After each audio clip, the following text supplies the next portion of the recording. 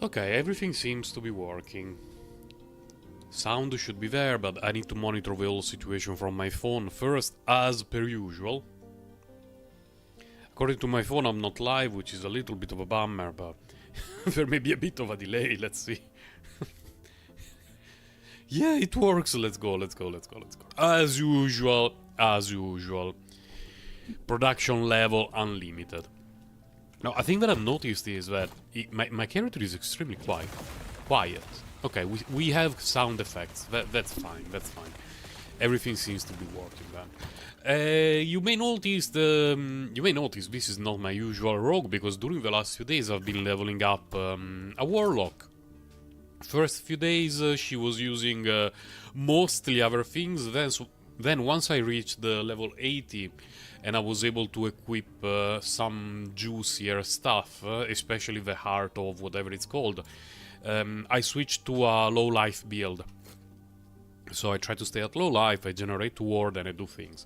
This is what I call the ethical Warlock build, because it doesn't abuse the bugged skills that are down here in conjunction with this stuff, which 11th Hour Games decided not to nerf / fix, which is something that I definitely do not agree with, because it completely breaks the game. It does nothing for my game. I don't really mind it, mainly because I play offline, single player, so, you know, it doesn't really impact how I play the game, but I can definitely tell that for people who care about things like, I don't know, leaderboard or trade system and things like those, it can be a little bit annoying. And yeah, they should definitely fix it. They should definitely look into it. Because it completely breaks the game. It's not just, yeah, it's a bit OP, but maybe you can... No, it's completely broken. Absolutely completely broken. This kind of relic would be very nice for my character, but it would require so much rearranging. And I wonder, at what point am I supposed to, like, completely give up the hit points? We will find out, we will find out. This character is still pretty young. She's only level 84, it will take me a little bit to make it to 100, especially now that they changed the double drops from this thing. Because there is one of the bonuses is double drops here. And up until yesterday, the double rewards even worked for the XP tomes. And when it happens at high levels, it's amazing, because you get a ton of XP when instead of 3 XP books, you get 6. Because there are some echoes that take like 30 seconds to clear, and you don't kill almost any mobs in it, so you don't get much XP. But when the reward for the echo are XP books and they get doubled, it's amazing. But it can no longer happen. They removed this from the game, but they did not remove the bugged interaction. Not really bugged interaction, but poorly balanced interaction between Bone Prison and this bloody thing, Profane Veil. So it is what it is, unfortunately. They decided to follow a strategy that I definitely do not agree with, but people have been complaining a lot about it. There have been a few patch notes during the last few days. They change how much gold we get from selling keys. They changed a few things here and there, mostly minor stuff, to be fair. But the fact that they didn't touch that interaction between two skills is absolutely bonkers. Completely ruins the league for people who play online. I don't care about it because I've never used it. It just feels completely dumb and a bit janky to use, so not particularly concerned about it. It's a good skill. Like Profane Veil, even without the bugged interaction, is a very neat skill, and I want to explore a few shenanigans that can be done with the Warlock. Shade of Ouroboros. I really like the fact that you can tank so much damage with the Warlock. Should be dead. Why are you not dead? There you go. Oh no! I don't have a loot filter here. Bloody thing. Gameplay, loot filter. Oh, it's so annoying. It is so annoying that it's the only thing that does not get saved in the cloud. Burgerina. Burgerina is the name of my acolyte here. Let's use this icon. Hide, rarity, normal magic rare. Update. Then we want hide, class requirement, 1, 2, 3. Acolyte and rogue can be okay. Then hide, item type, one-handed axe, mace, scepter. Okay, all the two-handed weapons. I don't want to see quivers, I don't want to see shields. Armor, all fine, idols, all fine, okay. Then what else do I want to hide? Item type, rarity, level, class requirement, flicks, oh, whatever. Then I want to show affix experimental. So regardless of rarity, we can see all the experimental stuff that drops. And also show rarity unique, so that no matter what kind of unique we drop, even if it's for another class, it will still show up. She's named Burgerina, by the way, because all the characters that I have in the Last Epoch are named after the food that I have right before creating them. The night that I created this Warlock, I had a burger for dinner with my family, but burger doesn't sound like a female name, it sounds more like a male name, and you cannot change the gender of your character, so she's a female. And so I decided to call her Burgerina. Her equip right now is not amazing, but it's not even bad, because this stuff, the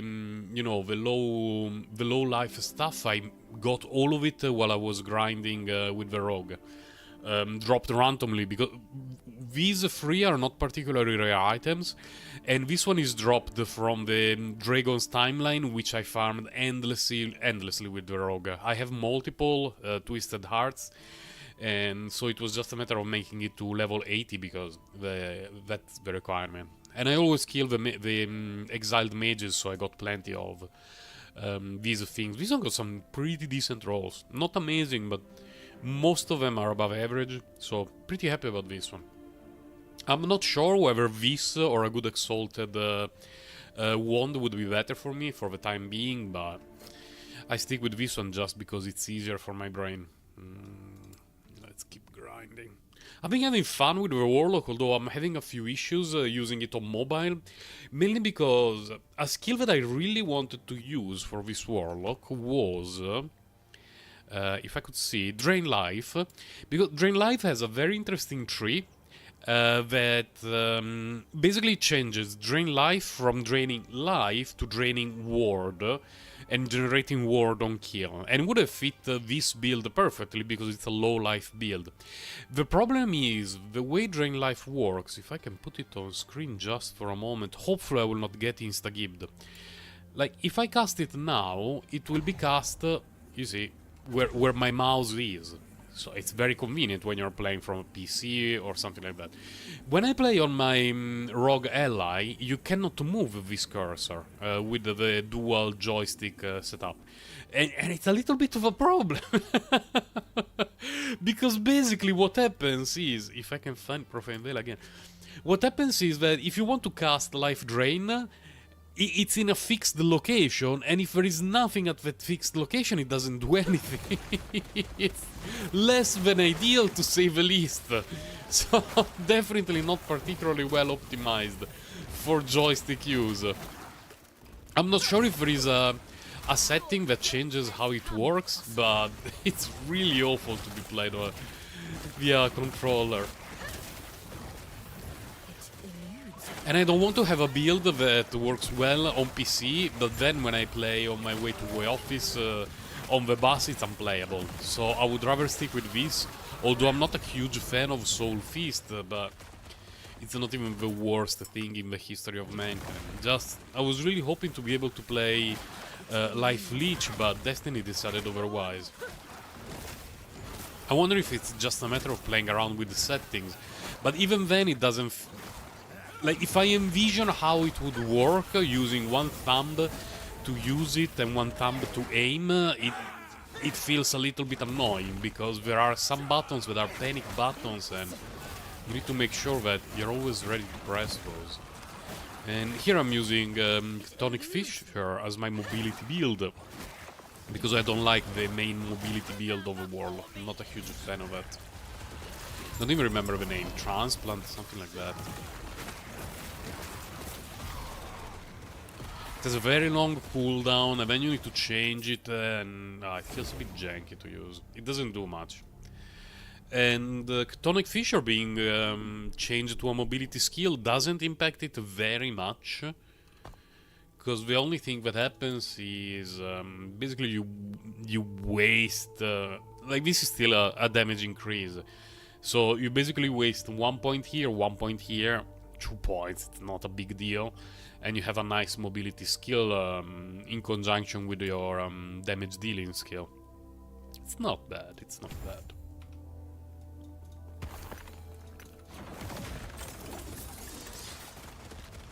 Nothing feels bad, man. Let's double check. Okay. Because when setting up a new loot filter, it's always better to double check that it's actually working fine, that it's hiding the thing that it's supposed to hide, and show the things that it's supposed to show.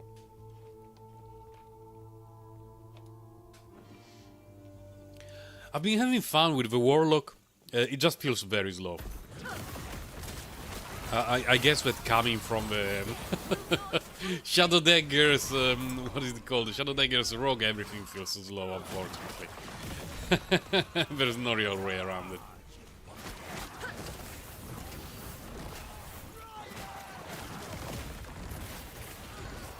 Oh, Bone Spires, so we cannot stop too much to check loot. I died multiple times while I was playing on my ally on the way to work during the last few days, because the process of checking loot on a platform like the ally is not ideal. So, to say the least, and I'm being kind.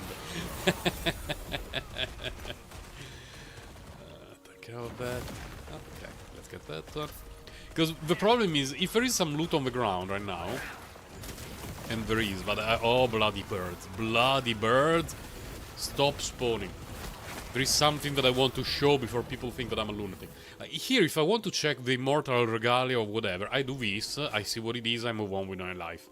If you're using joystick, it's not the same. You need to get close to it, and then it gets automatically highlighted after maybe a second. And if there are other things here in a stack, you actually need to press up and down on the D stick to highlight them one by one. It takes forever using a joystick, using a controller. And I died multiple times while playing on my ally. And it's a little bit embarrassing, but it's the only way. So we pick it up regardless. That one is garbage.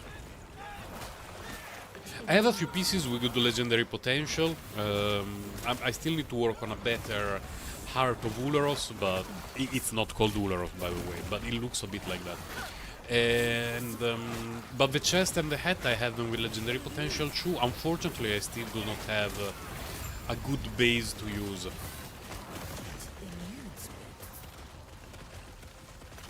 That's what we got. A helm of it's useless. That one is used. Wait. Increase damage over time while at low health. And minion chance to apply. Don't care about the other one, but 56% increase in damage over time is pretty neat.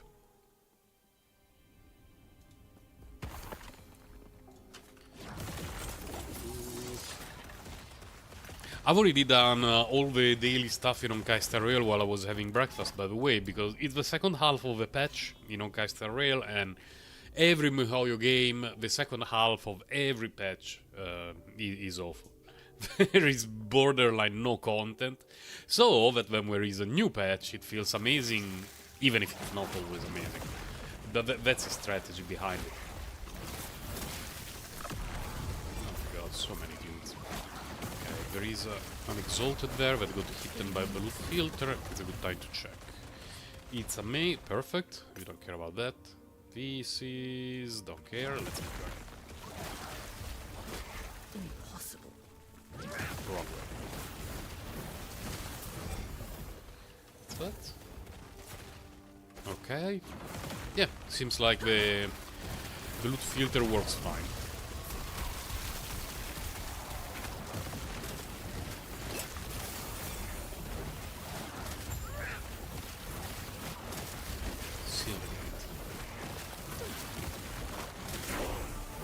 Yeah, we did it!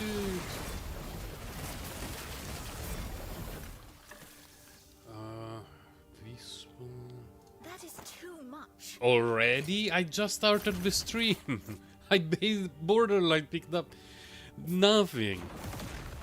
Let's go to seal the gate, then we worry about the nonsense.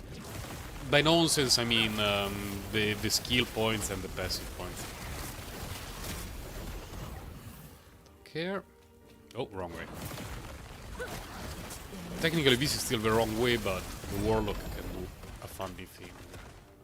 Don't care about that, don't care. Oh, wait, do I care about that? No, not really. Yoink. One of my favorite things. Saves time. Anything in a game that saves time, I love it.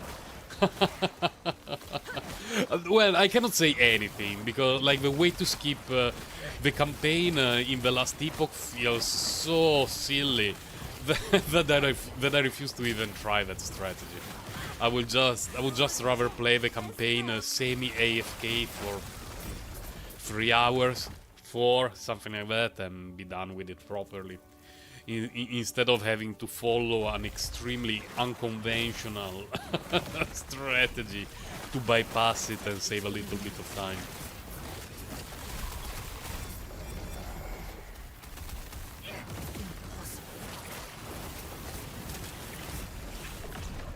Seems to me like the shield is surviving pretty well, but when there is this kind of fight, I always need to focus a little bit, because I would rather not die. Especially when there is a lot of loot on the ground to check. That had a lot of necrotic damage, this one is garbage. Don't care about that. Trash. Trash. Is it trash though? Let's pick it up. Let's pick a garbage. Okay, let's go.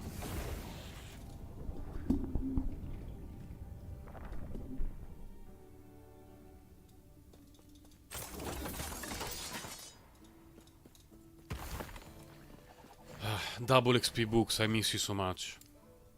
This probably means that it's going to take me at least... I don't know how much it's going to impact the XP process.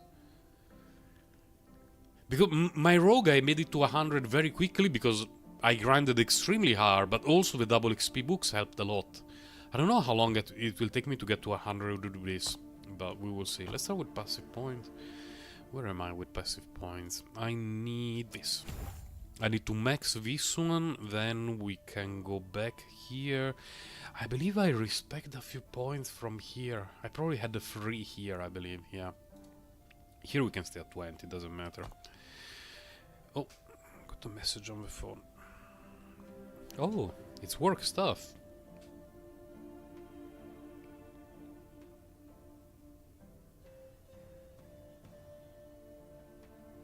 Okay. My team will survive even without me. Fear not. Fear not. Let's see here. Something that I would kinda like to try is use this as a mobility skill. But this one as a mobility skill is another issue that for me is very difficult to use with the... what is it called? Via the controller. Here, let's go... I don't know. Poison chance... Per intelligence. I really got everything that I really need from this.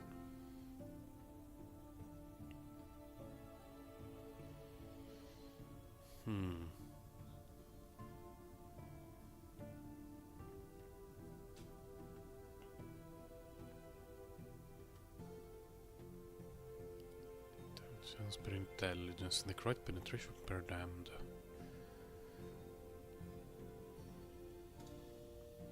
I wonder which one is more valuable. Because I have 2 points.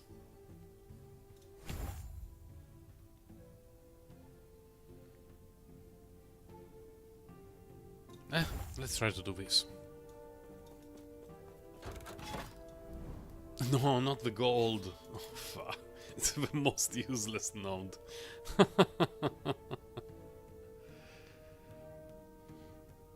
Wait a moment, now that I think about it, I must have a ton of points here. Oh my god, I didn't...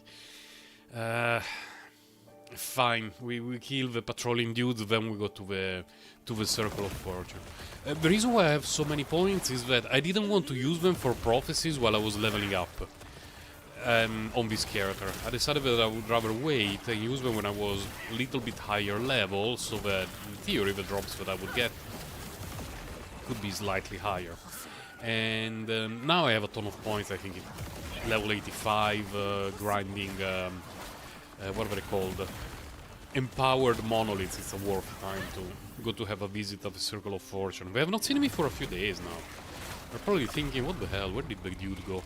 Dude, it's not a dude.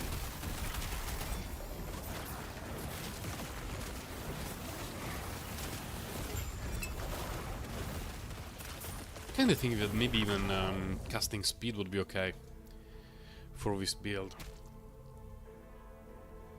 Because when there are a few curses around, spamming beast as quickly as possible is the best way to deal a ton of AoE damage and generate ward even from stuff that appears to be out of screen. But let's go to the observatory. What do I want on this build? In terms of armor, I want heads and chests.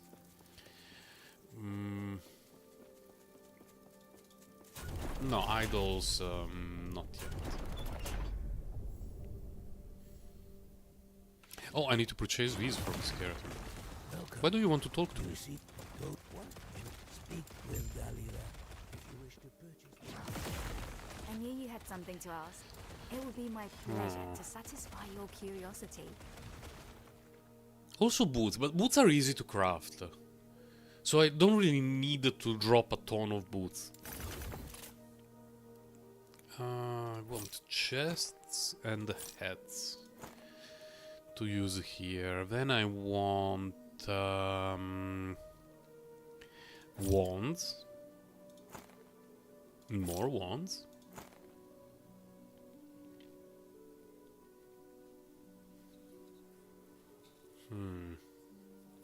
I don't think I would use any unique ring on this build.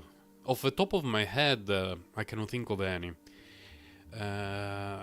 Eventually, I could want to try the build low life self-ignite with the self-bleed, but it takes a unique pair of gloves, which I do not have, and a unique belt, which I do not have, and I do not have to plan. I do not have plans to farm the place where I could get that belt, so that build for me is currently something that I consider a no-go. I could probably get more rings. This one has a dead stat, which is stun avoidance. This one is very good for my build. Very, very good. And... oh, a relic! Relic, sure. Because eventually I will get a heart with legendary potential, and I will use a relic. I will need a relic to do relic shenanigans. Okay. Let's start here. Accessories. Give me sweet, juicy stuff. Blood, frost, and death. Nah. No. I didn't want to close it completely. I always avoid the quests that lead me to dungeons. The last ruin at 310. Okay, no condition. Death of a boss, free unique jewelry. Fine, I guess. Here. Reign of Dragons, yes. Eventually we are going to grind Reign of Dragons.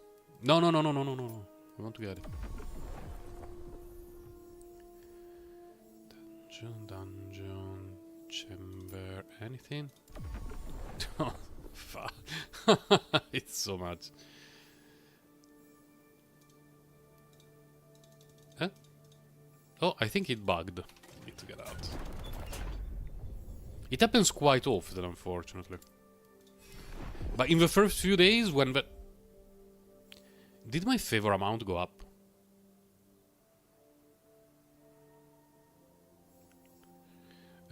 Age of Winter... Okay.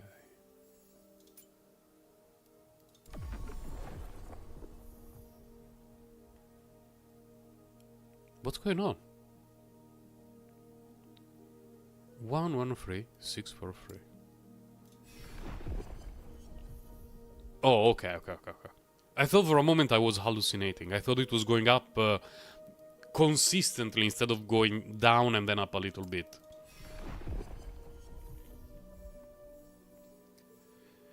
Don't really care about any of these.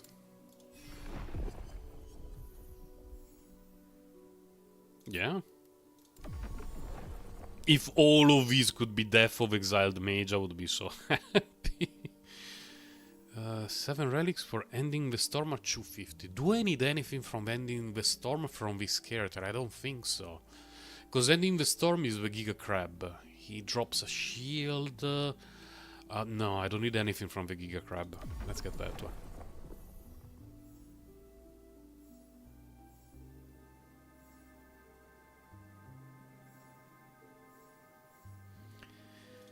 Fine, let's get 6 unique relics.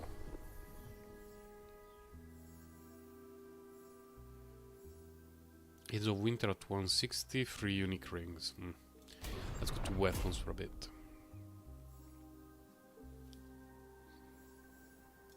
Oh, wait. Yoink. Yoink. Bugged.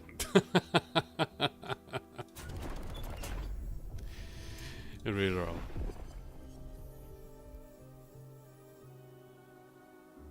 One unique wand. Fine. 3 wands. No. Oh, come on.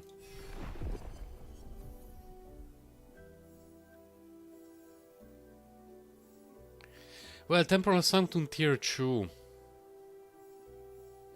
It's not even that bad. I will probably not complete it for a while, but I'm definitely going to the Sanctum tier 2.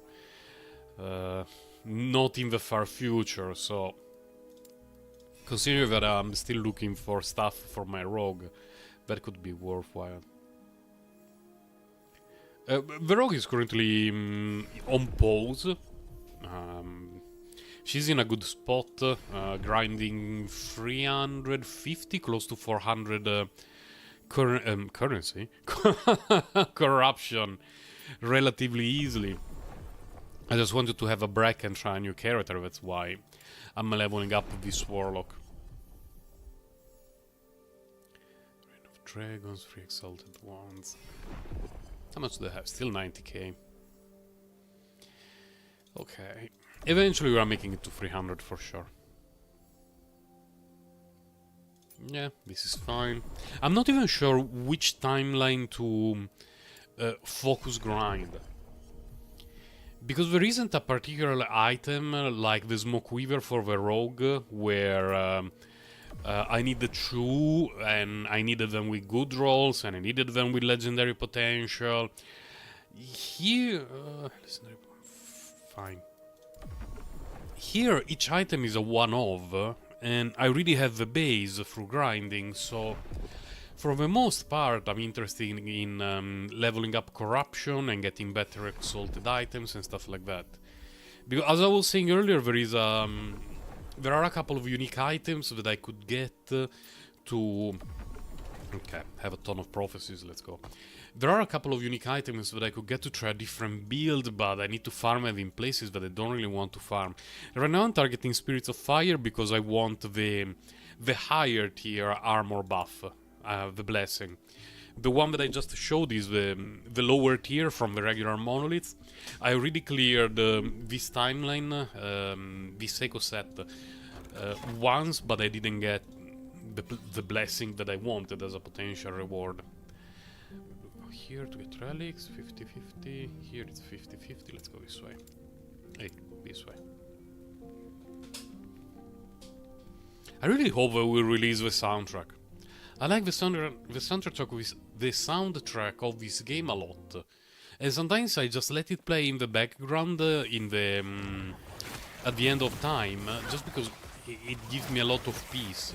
And so when I'm grinding and I'm taking a break, I would just, leave the game open while I'm cooking or while I'm having let's say a chocolate cake toilet break, and so that I can hear the music playing in the background.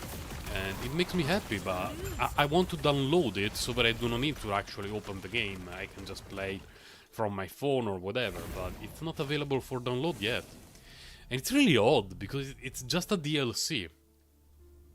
In any game for which I purchased the soundtrack, it was even including the installation of the game, or it was a DLC that you click on it and you can download it. And in the Last Epoch, not yet. It's not available. It's a bit annoying. I know they're working on some stuff, server stability, all those shenanigans, but it doesn't feel like adding the the soundtrack to the game installation would have been particularly taxing for the developer team. But I can wait. Got there. Sigh of Wounds.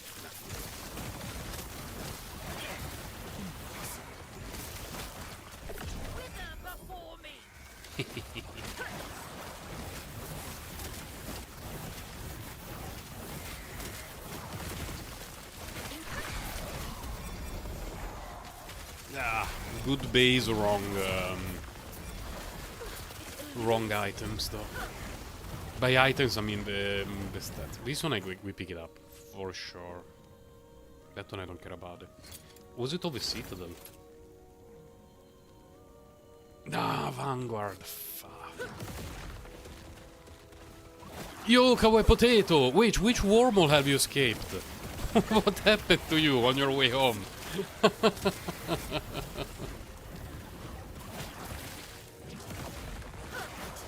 When I'm playing the Last Epoch, by the way, it always takes me a little bit longer to check the chat and reply, because I cannot have the Last Epoch open on a smaller window. Or OBS and my computer are not particularly happy. Oh wait, it's an ambush. Oh, yeah. Oh, okay. That was the ambush.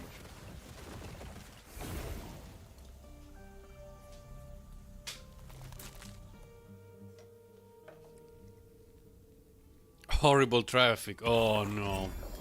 I had a similar experience a couple of days ago. Because suddenly in Taipei it started to rain, and people forget how to drive when it rains. Like, even people who have been driving for decades, they completely forget how to do it.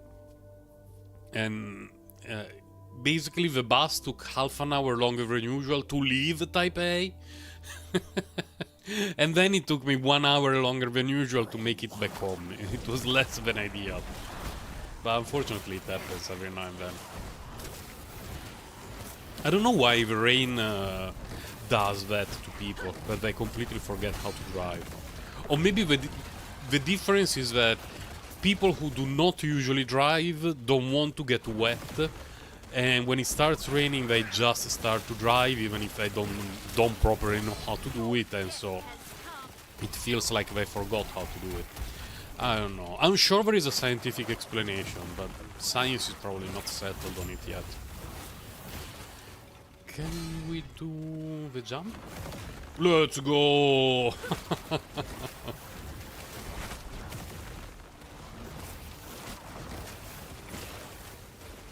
This one I know it works. Yoink. No, there is a unique there! There is a unique! Oh, fuck! Let's go to see what it is. Is it a piece of garbage? It's actually not a piece of garbage. It's not for my build, but it's a very usable unique.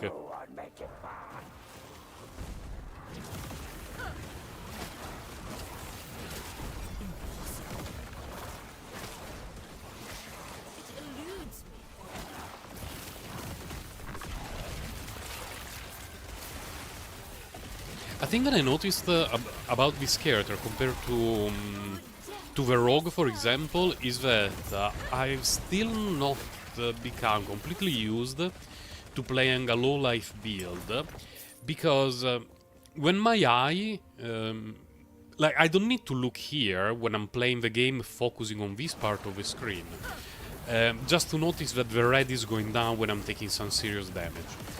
And the problem with the ward is that this is the only indicator of the ward going down, and it's much smaller than the whole red ball going down. So it's a bit harder for me to keep track of how much ward I have left compared to the amount of hit points that I have left. Whatever.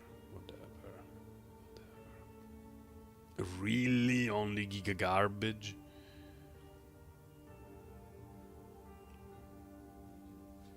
What are the rolls on this one?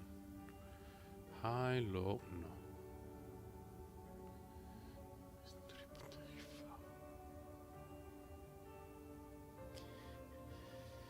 no. I was hoping there would be something juicier between all those unique thingies, but... Burial plate? Rings, give me rings. I have not seen an exiled mage yet. Yeah.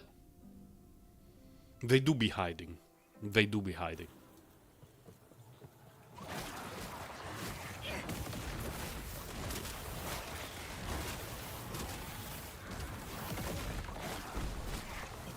Slain the patrolling watcher. 1, singular.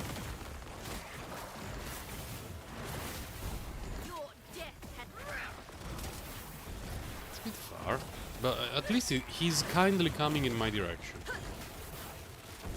XP shrine? No. A brave and standing shrine. Impossible. I've died so many times when I created this character and I started to play Monolith, because I was playing it like the rogue. First in terms of, you know, muscle memory, like I was pressing the wrong buttons, but also because I was just walking forward, expecting everything to die behind me. That's not exactly the same. So very often I kept going and going and going until, you know, the river of enemies catched up on me at the wrong time and I got insta-gibbed. Ever played Dark Angel on PS2?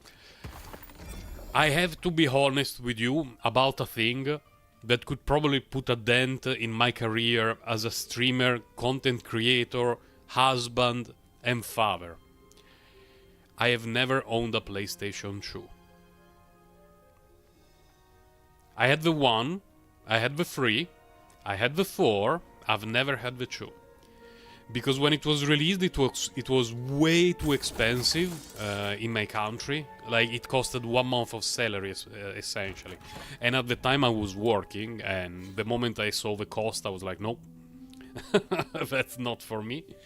And later on, when the price of a PlayStation 2 dropped significantly, I was in my PC MMO phase, and I had no time for console games. So the PlayStation 2 will forever be a dent in my career as a human being.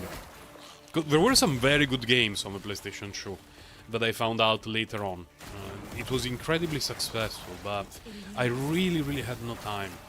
I was grinding so hard in Dark Age of Camelot at that time.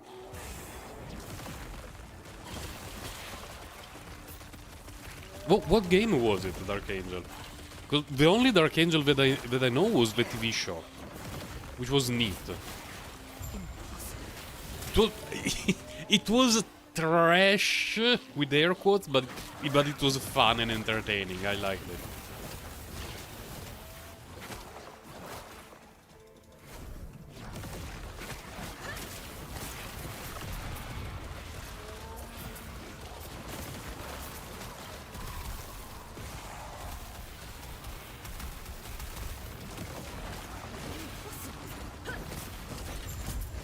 Are we done? Yes.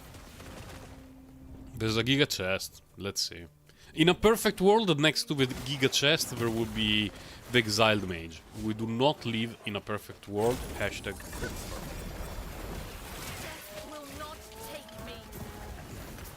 Death will not take me. I don't know, Burgerina. You got insta-gibbed so many times yesterday. Spell critical strike chance, spell damage.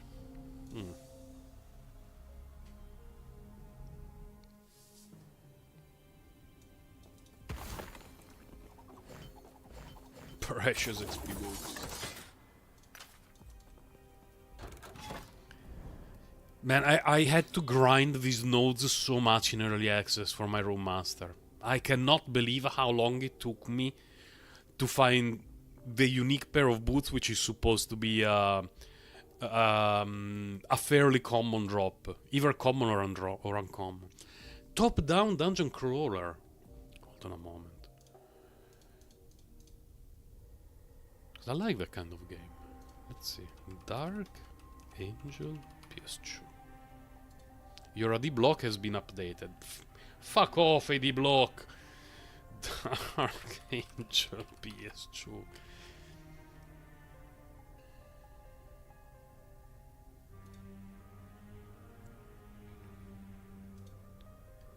Wait, so it is based on the TV show? It's not just the name! A dungeon crawler based on the TV show! That's glorious!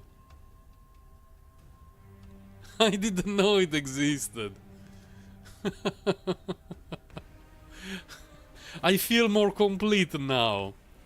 Because when I said that I liked the TV show, I was exactly talking about that one. But I thought that it was just a similar name.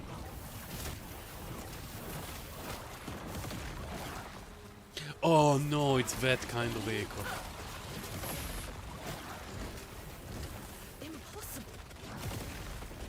Nothing is impossible if you believe hard enough, Burgerina.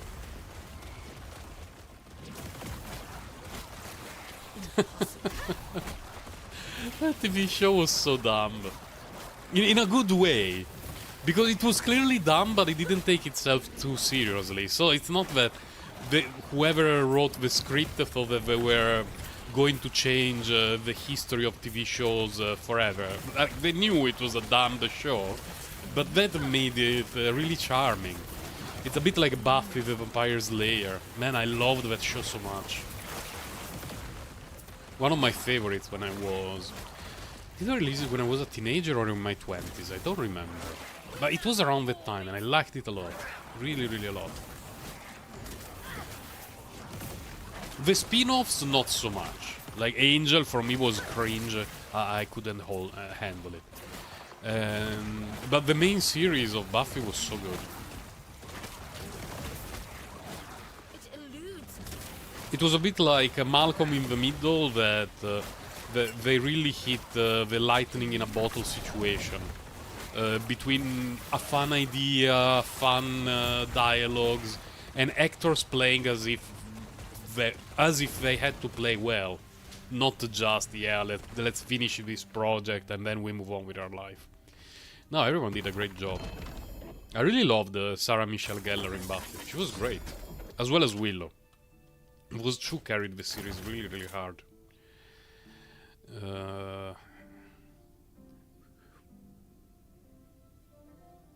Why are you here?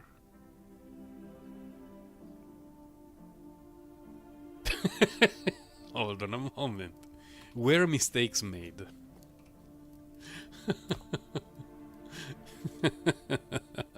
mistakes might have been made. Let me check what happened here. Why? Idle, okay. Armor. Yeah, mistakes had been made.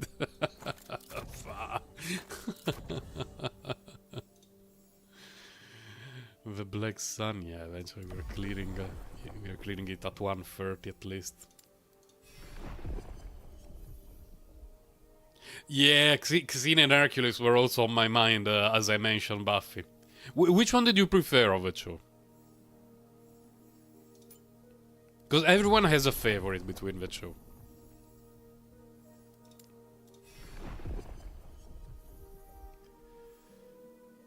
Monolith at 140, Reign of Dragons at 110. Well, this one is much better value. 6 chests, my god.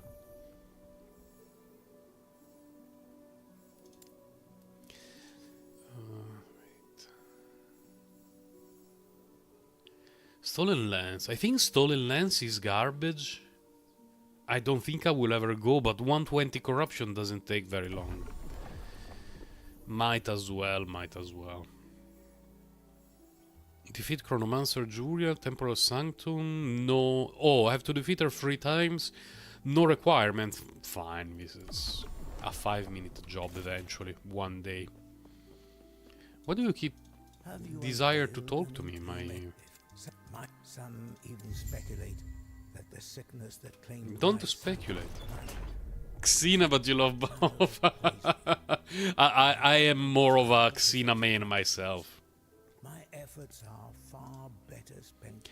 Mainly because I found Lucy Lawless. The combination of Lucy Lawless and Gabrielle, well, Xena and Gabrielle, to be a better fit compared to Hercules and I don't remember the name of his sidekick. But the two of them fit each other so well, both in terms of characters and actresses and how they were on the stage. It just worked so well. The side characters were great. I really loved Xena. And I have a full copy, a backup copy of a legally owned TV show here on my NAS at home. It's one of a few TV shows that I have in full. That one, Doctor House, not much else. Of course, legally backup copies of legally owned content, yada yada, I have DVDs and so on and so forth.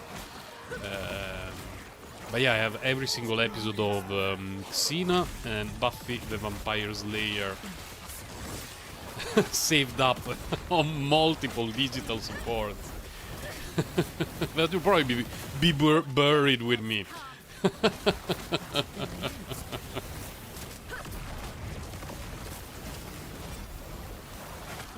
don't remember if I fixed my void resistance, but I believe if I'm not at 70 I should be pretty close to 70, because I remember it must be cold resistance that I have that is a bit low, but all the others should be pretty okay. Probably better to double check after I finish this monolith thingy.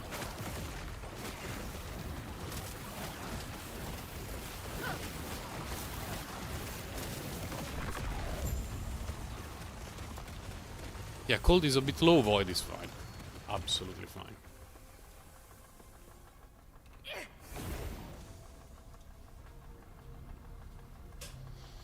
I've also recently started to watch Power Rangers with my daughter. The original series. The one from the... Really? Like this? Wait, is it better than the one I have?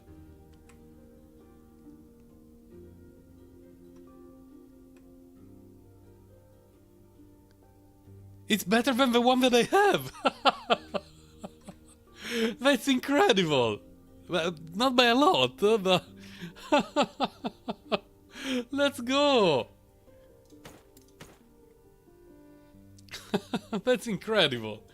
Like, dropping it from here, randomly, at legendary potential is absolutely phenomenal. Yeah, the Mighty Morphin Power Rangers. It all started because my daughter has a random toy that she won as a night market. You know, a little plastic figure, which is the Green Power Ranger. And she played with it for more than a couple of years now. And a few days ago, she came to me and she said, "Look, Daddy, green Superman." To which point, I had to tell her, "Look, daughter, we need to talk about this because you cannot go around and spread fake news like this. This is a Power Ranger." And she was just shocked because she has never heard of the Power Rangers. And so I told her that, you know, there are a group of heroes who defend the Earth from an evil witch and monsters, and they have dinosaurs, and there is a pink Power Ranger. And right when I mentioned the pink Power Ranger, my daughter's eyes, you know, went wide open because at 4.5 years old, pink is her favorite color. And so she started to jump in excitement, and I told her, "Would you like to watch the Power Rangers together after dinner today?" And she started to be like, "Yeah, let's do it." And then, you know, there is the song, the Go-Go Power Rangers, and then in the first episode that we watched from the first season, they summoned all the dinosaurs to fight the enemies, and my daughter went crazy. And now every day she wants to watch the Power Rangers with me, which I'm absolutely fine with, because another TV show that she likes to watch is Paw Patrol, which is very popular among the kids, and I think it's a fairly... We can pick this up. It's a fairly okay TV show for little kids, but the problem is that all the dogs in Paw Patrol, half of the time they're doing a very loud "ow, ow" non-stop, and my daughter picked that up. So sometimes when she's playing in the living room, she makes a very loud "ow, ow," and multiple times, and it's so loud. We have to tell her to be quiet, but you know, she's playing. We don't want to do it. But when she watches the Power Rangers, she doesn't recreate any particularly obnoxious sound. The worst that she can do is sing the Go-Go Power Rangers song, which I'm absolutely fine with. It's pretty great. So, if I could make a transition between Paw Patrol and Power Rangers, I'll be very, very happy about it. For the well-being of us, the neighbors, and everyone else. What's the mission? Slay enemies to locate a dude and then kill the dude. Fine. There is a chest. I would like to point out that I got 25 million prophecies for exiled mages. I do not remember seeing a single exiled mage on the map. Like, not one.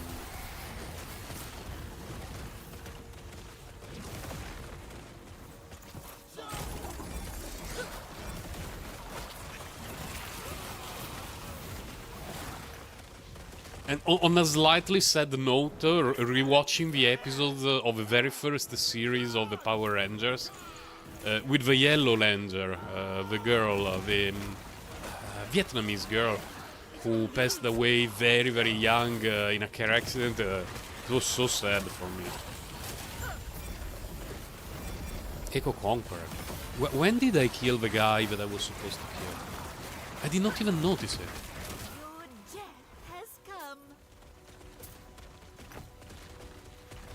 Care about that? Do I care about this? No, it's even a low roll for the rogue.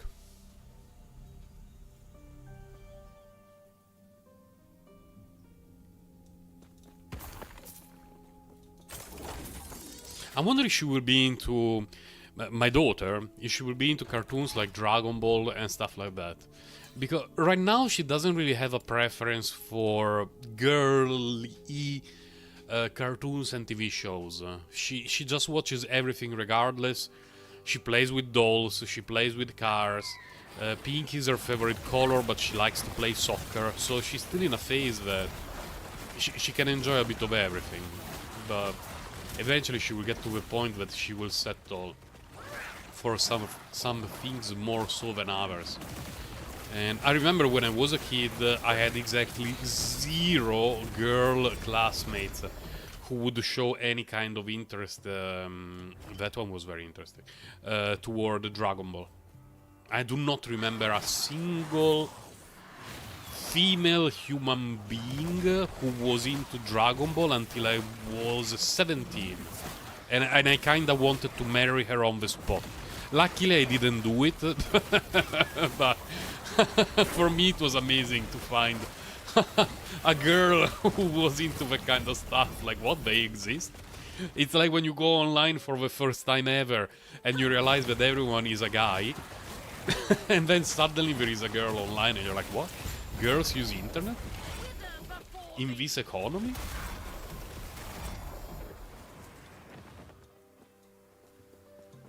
Yeah, the intro was great. And even the theme when they summon the dinosaurs to start to fight the enemy, it really slashes. Like, whoever wrote that knew what they were doing. Like, it hypes everyone up. Even my daughter, who is 4.5, gets all hyped up and she starts to shake on the couch when the metal riff starts. And, you know, I'm next to her jumping and screaming "Go Go Power Rangers," so that definitely has some impact on it, but she loves it so much. And only after, how long has it been? More than 30 years, do I realize how much actually recording time went into each episode. Because an episode of Power Ranger, you can find all of them on YouTube legally, because there is the official Power Ranger channel. Each episode is 20 minutes. There is about 1 minute of intro and 1 minute of ending. So we are looking at 18 minutes per episode. And every time that they cut to a different location, there is a little bit of an establishing shot. And over the course of the episode, I would say 1 minute is cut from via the use of establishing shot. So we're at 17 minutes of effective time. And then all the summoning of the dinosaurs and equipping weapons and the sort of stuff, it takes a couple of minutes at the very least. And if they do the full combo, that they combine the weapons, they summon the dinosaurs, and they summon the Gigazord, that's 3 minutes plus of pre-recorded stuff. So at the end of the day, a new episode of Power Rangers did not have more than, I would say, 15 minutes of actual content.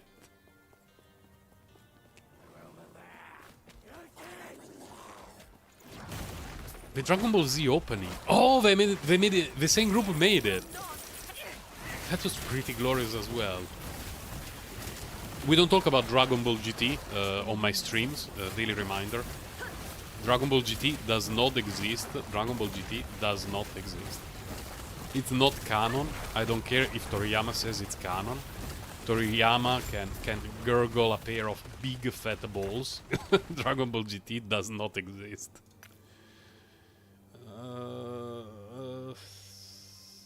Fine, I will pick that one up. This one is giga trash.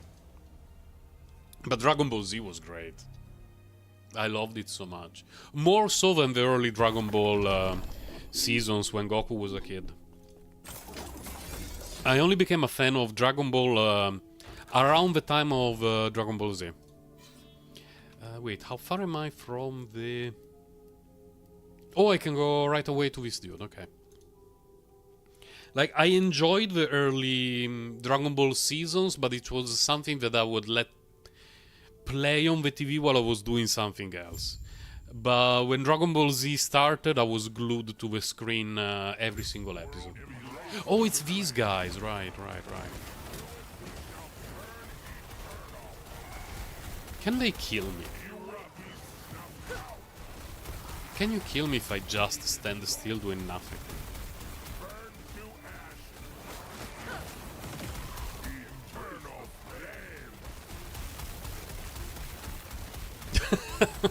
Goku time. I don't remember what it stood for, but it was so cursed.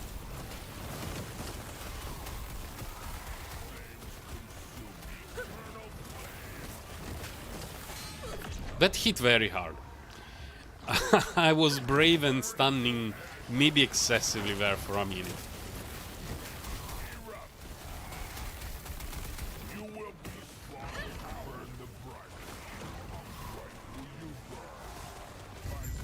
GG. Let's see what we got. You hated GT. I do not know anyone who liked the Dragon Ball GT.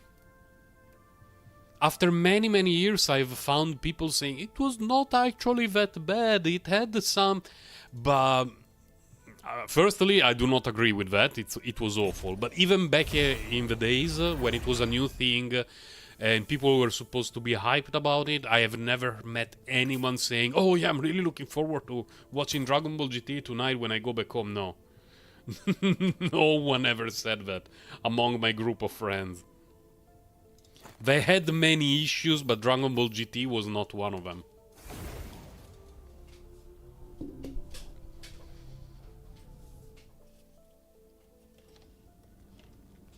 Outside of the new transformations, there was really no value in it.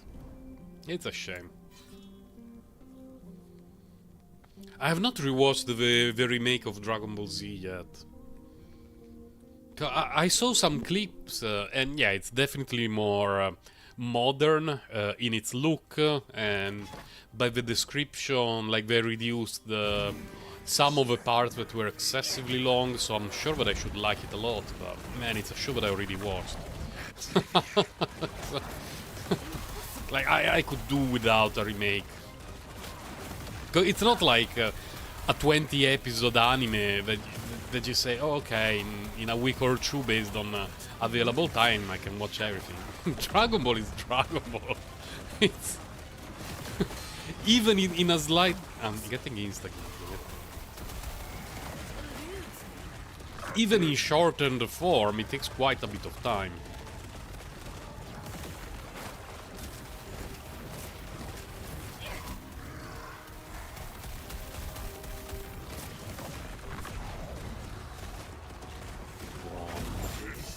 GG.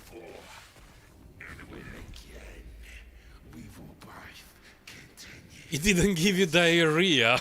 Oh, then you're one of the lucky ones. One of the few who didn't have that issue.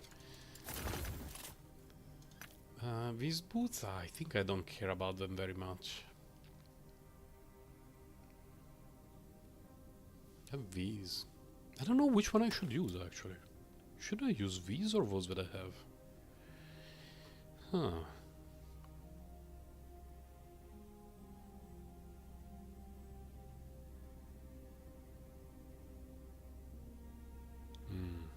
Because Word Decay Threshold is very good. But these also... Oh, you know what? I don't want to think. I refuse to. I remember getting something that looked very neat, and it was this one. I can definitely find some space for that. What are my resistances? Fire I have a lot, so this one can go. Cold I do not have a lot. That one cannot go. Could get rid of these two, I think. We do yoink, yoink, yoink. Lose a little bit of ward, but I also gain 64% increased damage over time, like 3, 4, 5, 8. 3, 2. Yeah. I was expecting it to be a much higher damage increase. Where is the chest? Oh, it's not here.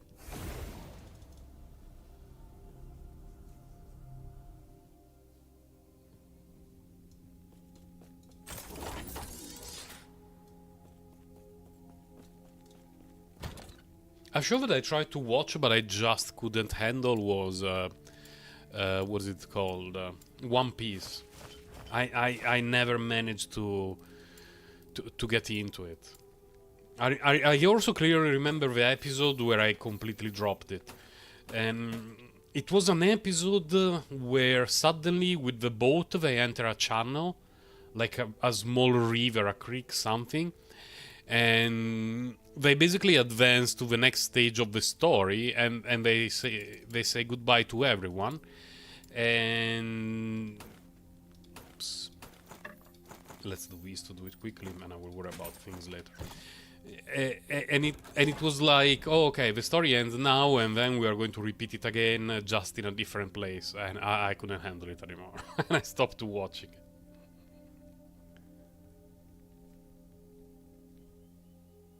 The crossover Xena Hercules. They had many. Like, not just crossovers, but even just episodes of Hercules show where Xena showed up, and vice versa. It was great. And I was always worried that they would have a romance between them. And I was like, don't touch Xena, Hercules, don't you touch her. Because Gabrielle was already cursed enough that the episode that she found the love of her life and she got married, he got killed instantly within the same episode. I was like, why? Why did you do her so dirty? There was no growth. No, I did not even have time to get to know her husband. He just got one shot. That episode always scarred me. I was a bit jealous of the dude, because when I was a kid I had a crush on Gabrielle more so than on Xena. And when he showed up and he was like, oh, this is my fiancée, we're getting married, I was like, okay, she's happy, she's a fictional character, I'm okay with this, I can handle it. And then he died! Instantly!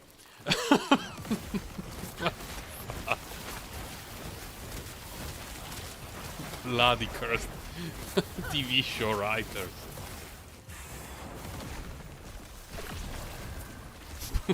Yeah, she had it very rough.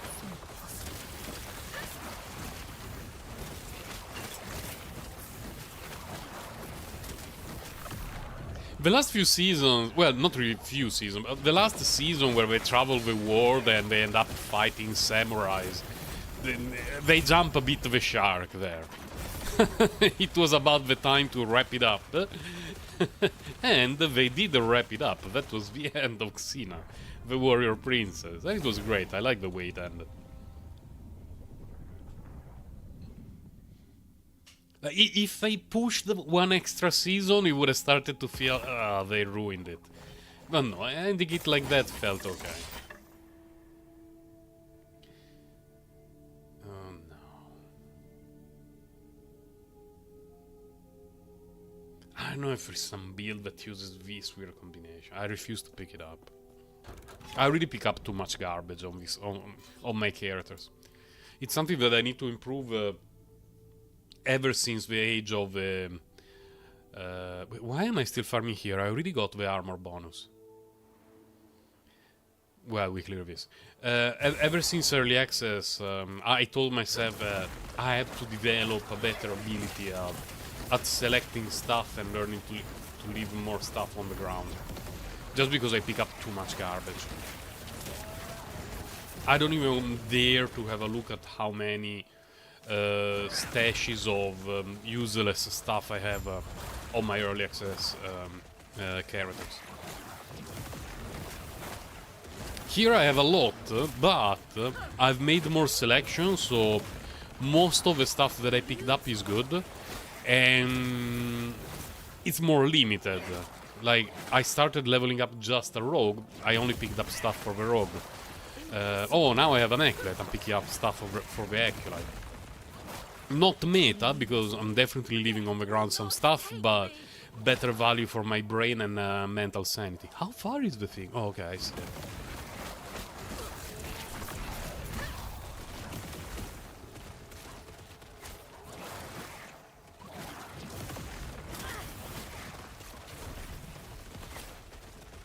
Is it on?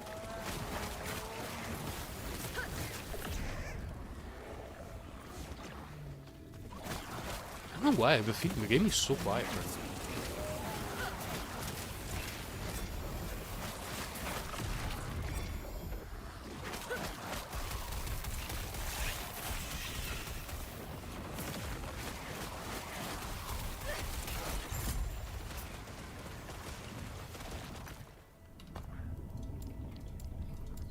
Did it turn off anything? Not really.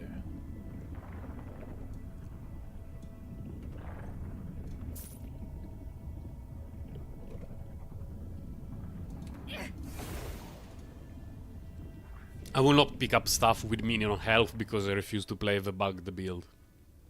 It's just the same.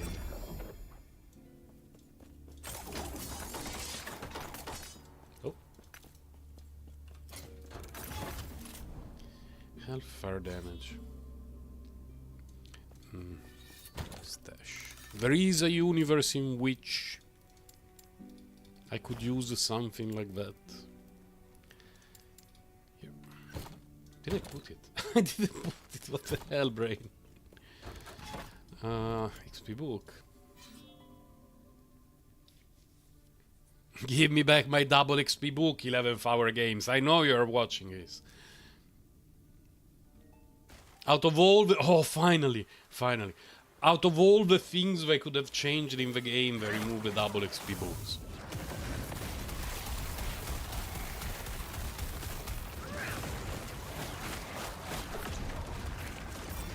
The loot explosion, let's go.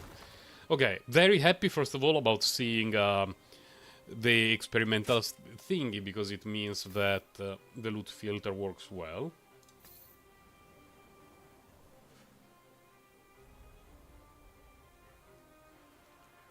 Let's check. Minion damage, I could consider taking it, but nah.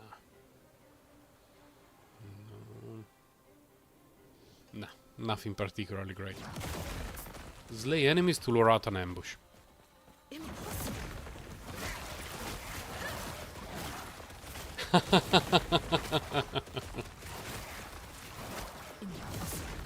I think Cena and Hercules really pulled a lot of people into the fantasy genre. I kinda believe that shows like Freerun in more recent times will do the same. Freerun is so beautiful. It's such a beautiful show. I've seen many people commenting that instead of endless isekai or, you know, random fighting animes, they would like to see things more, you know, fantasy, slow-paced, story-centric. And oh, it will make me so happy. I want to live in a world where more shows like Freerun are released.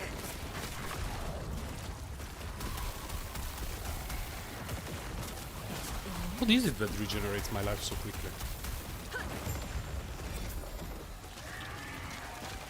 It wasn't like this, and who is sure? How dare you shooting at me, you absolute piece of shit. Okay, there you go. You need to teach them. You cannot have someone shoot at you while you're leaving. You don't shoot at a man who is turning the back to you. Not even to a woman.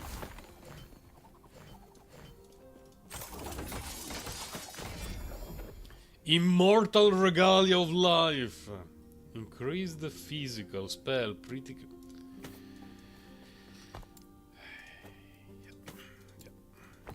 There you go. It could have been great, and instead he decided to be a piece of garbage. Pieces of garbage get recycled. Do I have anything that I need to craft? Let me check. Sometimes I equip things and I forget to craft them. Is this one finished? Yeah, this one is finished. 9 forging potential. Man, if this instead of Stein Avoidance got necrotic resistance, would have been so good for my build. This one is done. This one is done. This one is done. Yeah, we're good.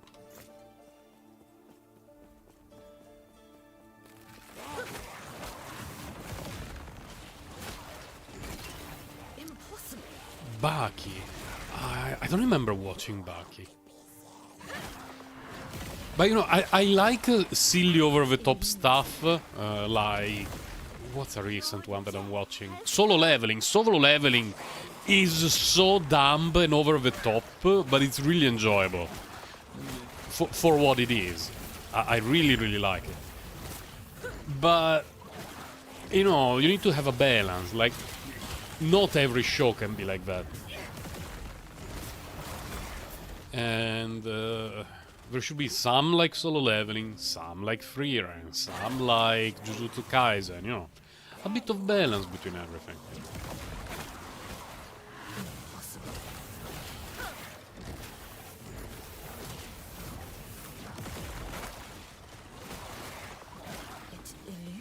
I really want to get the plush toy of Freerun getting eaten by a mimic. It's on pre-order now. It's like pre-order now to get it several months from now, which is not something that I like too much. I will wait until it's available at some shop, even if I have to probably pay some extra. The Mimic plush toy is so great. You keep giving me these boots. I don't even know if I should use them on my build.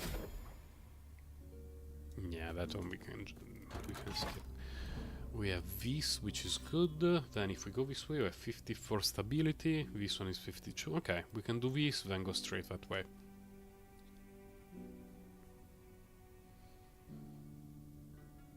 Wait, about 2 echoes ago, I told myself, why am I farming this timeline? I do not need to farm this timeline.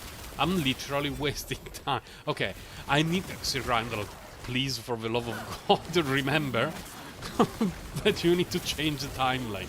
You need to think what you want to do. I don't even know what to farm after this. I will need to check.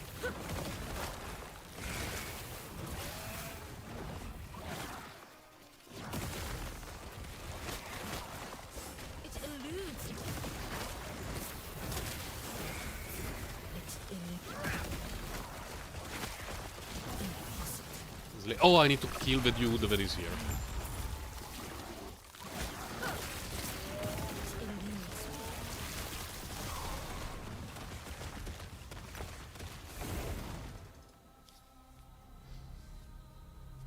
I could go to the bird timeline. Oh my god, so much stuff. Okay, I don't care. But tier 6 intelligence, right? Yeah. Not very valuable, but I'll pick it up. Probably end up recycling it. 58 should be tier 6 trial, yeah. Let's pick it up. None of it is very valuable. Unfortunate. Now, let's get out of this nonsense. This one is okay. This one is not very good, actually. Even Age of Winter is a timeline that I need to hit. This one is fine. There are a few good options here, but Necrotic Resistance is fine.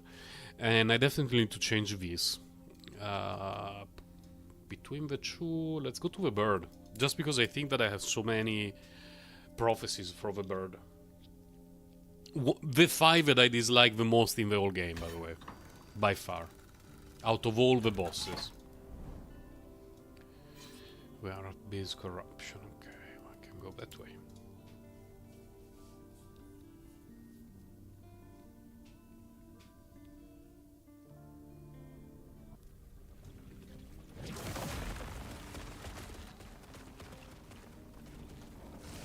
Slay the patrolling husk. 1.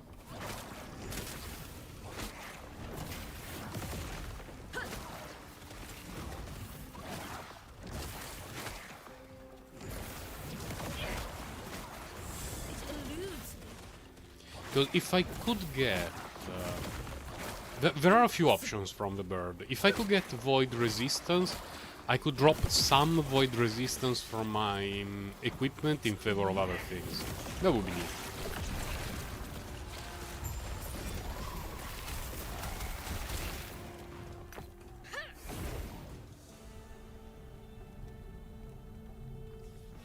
I don't even remember the empowered options for the blessings. I remember void resistance, void damage. There are a few good good options here from the bird timeline. Let's see what we get. Because the problem is that until Corruption 200 we only get to roll 4 blessings each time. Past 200 we can roll 5. But making it to 200 takes a little bit of time. Right now my focus is just grinding levels, getting better gear, and getting better blessings along the way.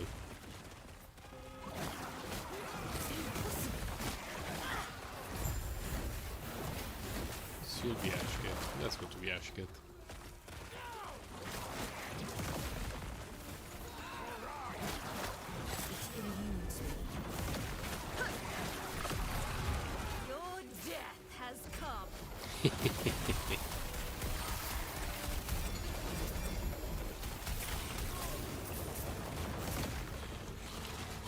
Oh my god, I have no mana.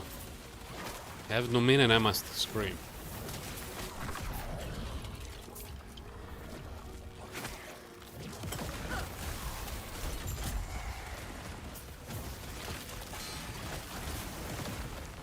Are we done? Okay. Sometimes the screen gets a little bit crowded with graphic effects, mobs dying and resurrecting, explosions and stuff like that, and I cannot tell exactly what is going on.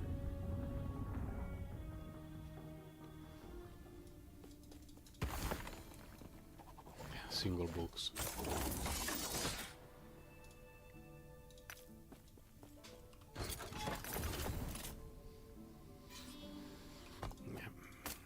Recycle. I don't know, critical strike avoidance. There is a universe in which putting critical strike avoidance on the head can be very good. Because in the build that I'm using right now, I have plenty of exalted slots, so it's not difficult to find critical strike avoidance. I'm currently at the cap. But if one of these days I want to do a switcheroonie and use more unique pieces here, I need critical strike avoidance somewhere. And maybe saving a few pieces like this can actually be a good long-term option.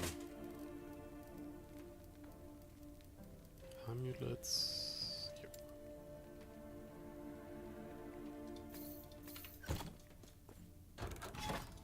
I want a unique.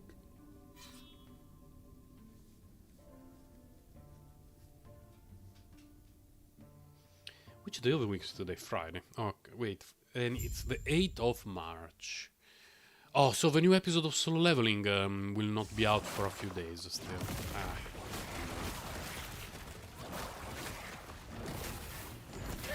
Because after episode 7, the voice actor for the main character in Solo Leveling decided that it would have been a good idea to get COVID. He's a few years late to the trend. And so they had to suspend, you know, the voice recording of the episode. And instead of a new episode, they released essentially a clip show of the first 7 episodes. And the reception was not particularly good. Because, you know,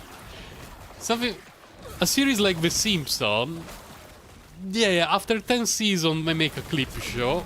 Okay, fine. It's dumb, but I can understand it. But after 7 episodes, a clip show to recap what happened during the first 7 episodes, in case you forgot what has been going on. What a bad idea. I have a million of these. They should have just not released anything. We're sorry, guys. He's sick. Send thoughts and prayers. See you in a week or two. Would have been better than a clip show. Everything is bad in terms of rewards, and I want to go up anyway. 44, 48. Might as well go with 48. That one is 48 as well.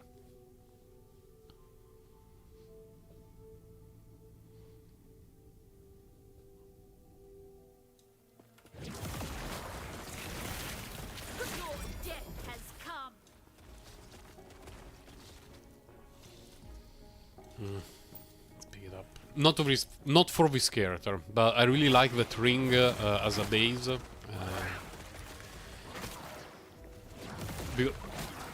It increases all stats and reduces cooldown. I really like it. Probably not Omega Meta. I should not have pressed that button. Probably not Omega Meta, but I really like it. On the rogue, it's the goat. The more you reduce the cooldown on shift on the goat, the happier you are. On this character, no particular cooldown issues. A 20 Weaver's Wheel, nice.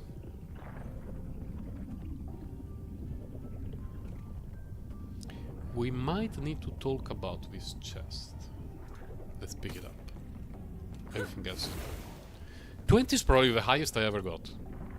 I don't remember ever making it past 20. Unfortunately, it's in a slot that I cannot replace. Unfortunately. But if I decide to level up another Acolyte, this is going to be extremely useful. Because not all Acolyte builds are going to be low life builds. Meaning that not all builds will use the heart of whatever it's called. I'm very bad with names, even after seeing them on the screen just within the last 5 seconds. Like, I just don't remember them. Patrolling husks, okay.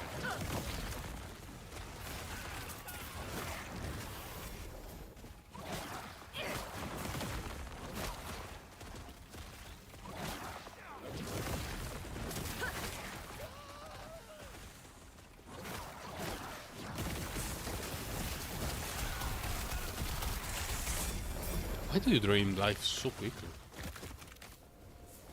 Did I pick a node that makes Ghost Flame drain life? I don't even remember. I mean, I definitely did, because every time that I cast it, I go full hit points, which is actually actively and actually bad for my build. Did I pick up a drain life node by mistake? Ghost Flame. It's with Screech.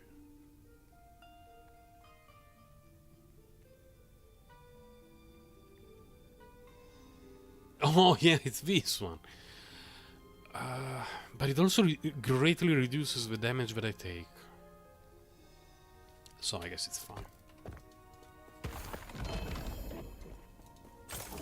Because the main purpose of that node is reduce incoming damage. Oh. No, medium cooldown. So yeah, the fact that I leech life, not ideal, but... we go that way. Not ideal, but it drains so quickly after that, so it's not a big deal. Oh no, I need to reduce the brightness of my phone.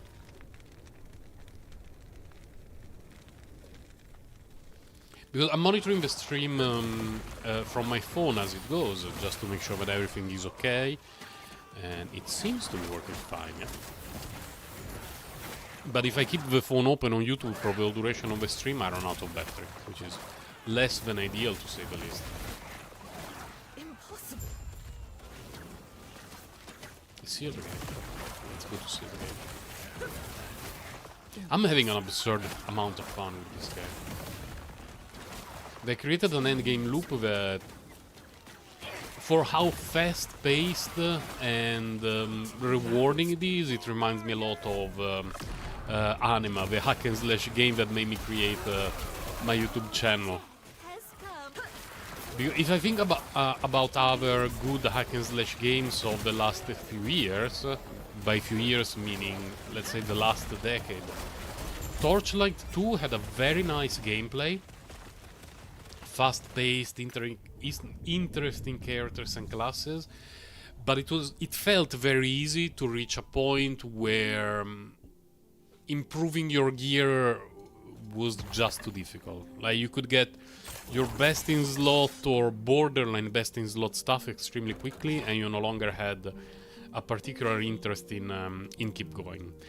And Path of Exile, I don't like the map system too much. I like the characters and the customization, although it's definitely not the most easily approachable game out there. But the map system didn't like it too much. And here, on the other hand, it's just very close to how I would have designed a hack and slash game in modern times. Hello, Gigafrag.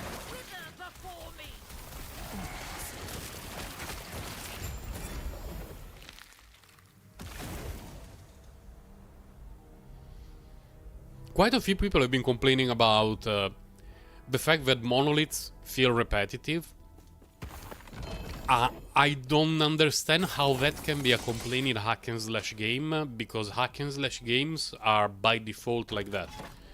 Like you repeat the same content over and over to make your character stronger, drop more stuff, better stuff. And eventually when you yourself are happy with your character in a way that is not imposed by the game, but in a way that you impose yourself, you can either stop playing the game or create a new character and do it again. And the repetition is part of the game in this kind of game. So I really don't get the complaint. It feels like the kind of complaint that someone who likes more action-oriented games would make. Games like, I don't know, Elden Ring, Dark Souls, that sort of stuff. Who is shooting at me? Where is it coming from? You piece of garbage out of screen.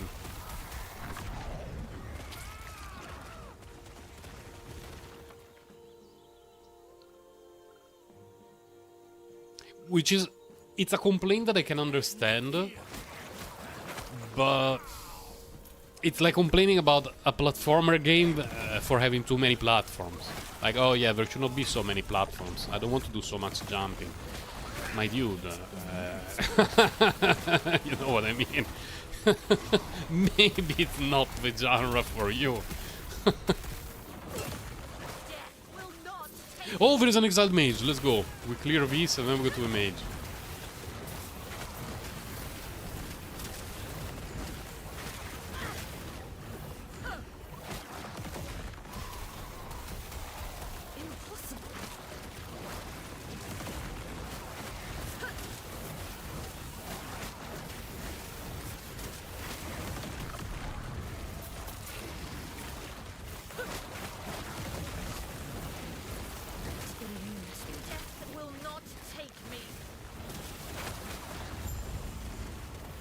Okay, nothing on the ground. Let's go to our friend.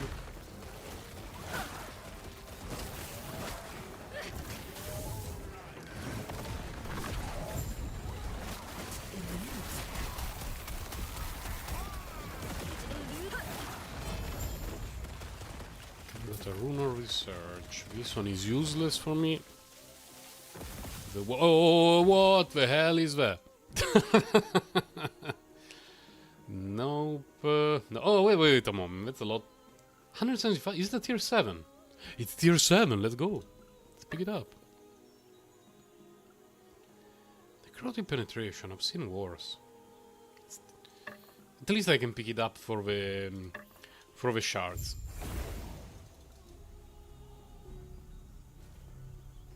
Yeah, they're therapeutic. Exactly.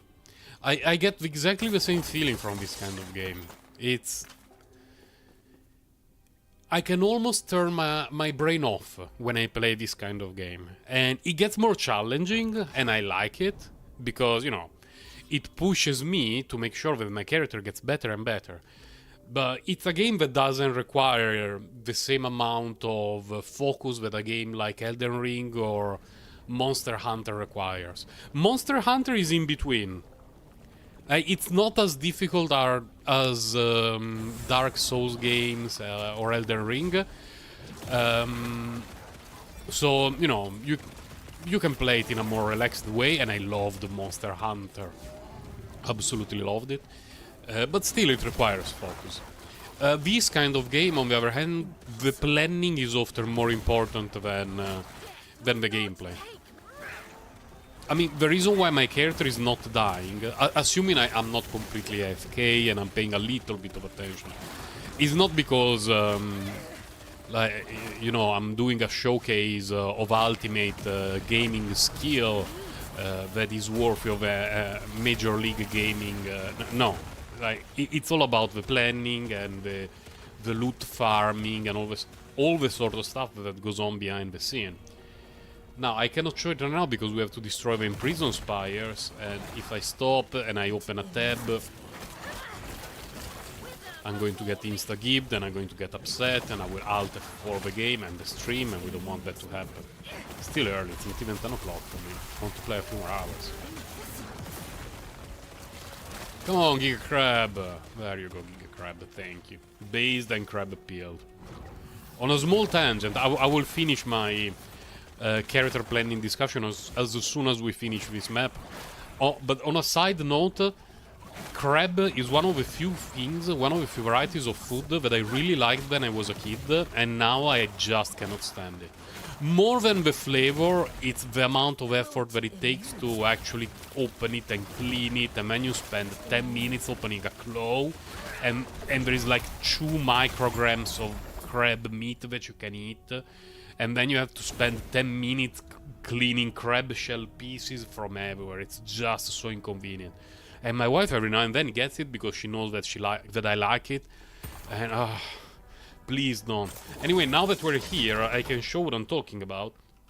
Like, the reason why my character is not dying is not because of my elite skills, but it's because of the combination of items that I have. Which means that I can play in a very relaxed way. And when I'm playing the rogue, it's a little bit similar. Like, most of the defensive layers of my rogue are from the equipment and from the skills combination, so the planning is there. And the gameplay requires a little bit of focus, but not a lot. This guy has 7. You're liking it more than 6. Man, this guy, if it was a game that was released when I was a kid, I would have dumped so many hours in those games. They're really beautiful games. Beautiful designed in terms of how they look and the characters, and the gameplay is great. I've not played all of them. I only played those that were released on the PlayStation Portables. First the original one, the PSP, and then the Vita. I will never forgive Sony for stopping the support for their portable system. I thought they were great. Absolutely great. There were so many good games. And I think the problem is that there were many great games, but there was also a ton of shovelware that no one would buy. It's always a problem that no matter what portable console you develop, it's not going to sell as much as Nintendo, because anyone who has a Nintendo console will buy every game with the words Mario, Zelda, Pokemon in them. Like every single game. And for the PlayStation system, there isn't nothing like that. Like, I would not have bought every... I don't know, back in the Sega days, when Sega was its own thing, I would not have bought every Sonic game. I would have wanted to make sure that it was a game that I would enjoy. And the same for Sony games. I would not have played every, I don't know, Luminis game that were released. But the first Luminis was amazing. The Vita was great. It was so good as a handheld. Good size, great controls. There was on the Vita there was no Monster Hunter, because at that time the game that was released was a Nintendo exclusive. I believe so, yeah. Okay, excuse me? A dude wandering in the center. The PSP had Monster Hunter. I played an embarrassing amount of hours of that game. I should not have sold the PS Vita. I regret it dearly. But it was a time that the PS Vita was difficult to find because it was not selling particularly well. So a lot of stores were not even selling it new. And you could only find it second hand, basically at prices close to the new. And, you know, I took that opportunity to sell it. I slightly regret doing it, but it was the right thing to do, unfortunately.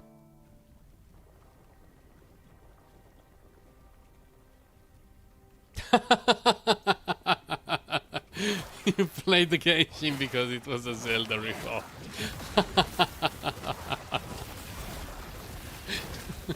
People were expecting to keep people away from Genshin Impact, but it worked the other way. You know your favorite game ever? This is very similar to that. Stay away from it. I wonder why it didn't work. Can I go through this wall? Whoa!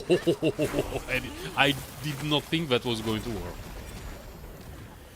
I honestly didn't think it was going to work.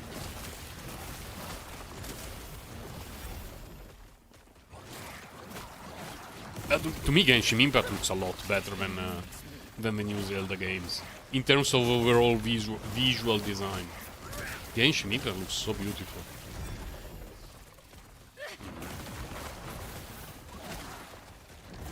I'm still on a pause because I've not recovered yet from what they did to Cloud Retainer's kit. I will probably pick it up again in a patch or two. Take those sweet returning player rewards and go full free to play, by the way. I was free to play, by the way, in Honkai Star Rail for 24 hours because I forgot to renew the what is it called, the Jade Pass. I was like, yeah, I will do it later. Yeah, I will do it later. I forgot to do it, and so for one day I was free to play, by the way. I should have made all my showcases on that day, and I could have put the hashtag free to play on all of them. What a moment, Sir Rango. How come you have multiple Eidolons on every character? Just lucky, I guess. Apart from an Abyss banner, man, she destroyed me so hard.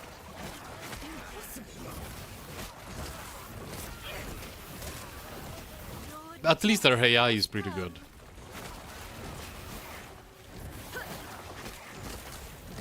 What do we need? Slay the Emperor's remains. Let's go to the Emperor's remains.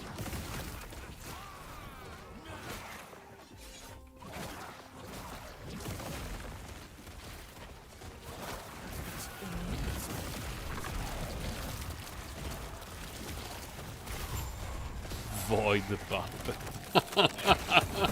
Imagine having the title Void Puppet after being an emperor.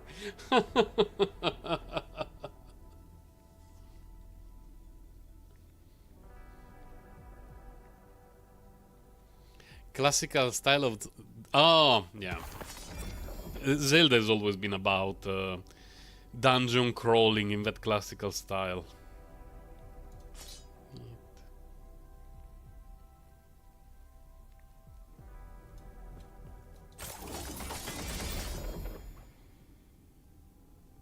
This one is okay.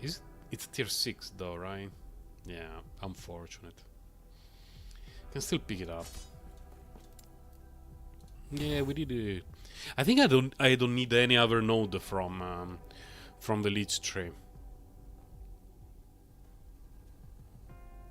12% per single point is okay, but I really get so much necrotic damage multipliers everywhere. Don't care about that. Maybe care about this if I change build. Don't care. Wait, increase damage over time? No. Vitality? No.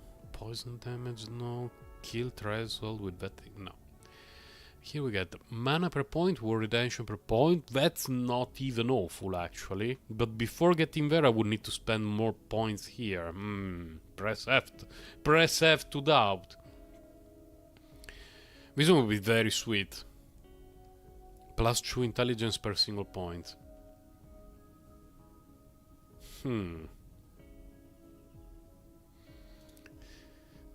Here I need probably 3 points here.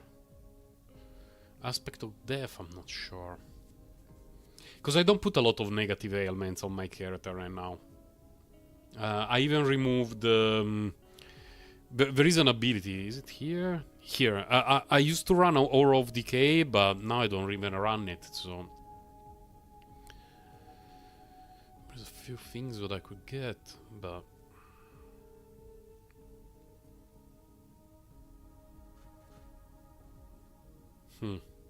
This one should be pretty good. At least 5 points here should be good. I'm level 80 what? 87. So if I put 5 points here, that keeps me busy until level 92.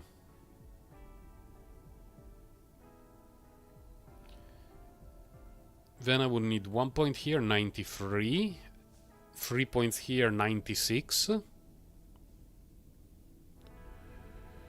And the last 4 points, I don't know.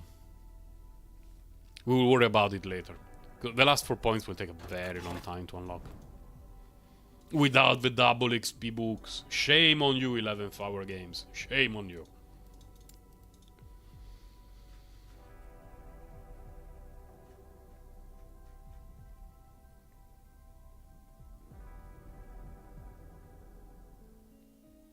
Need more restrictions. It's a very good point, actually. Because in games where you can do anything you want all the time without major restrictions, you don't really know what to do. And the reason why games are fun is because they give us restrictions and we need to, you know, make our way through the game while navigating through those restrictions. And without tight restrictions, games don't feel that interesting. Like, I've never been into the games that sell themselves on the basis of, oh, you can do anything you want. That's an instant turn off for me. I want the game to have tight restrictions that make it difficult and challenging, so that when I overcome them, I completed something. And it's probably one of the reasons why I've never been into Minecraft. Maybe like, oh, you can build what you want.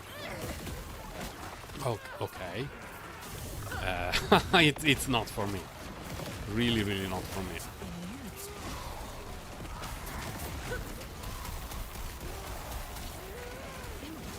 Where the hell?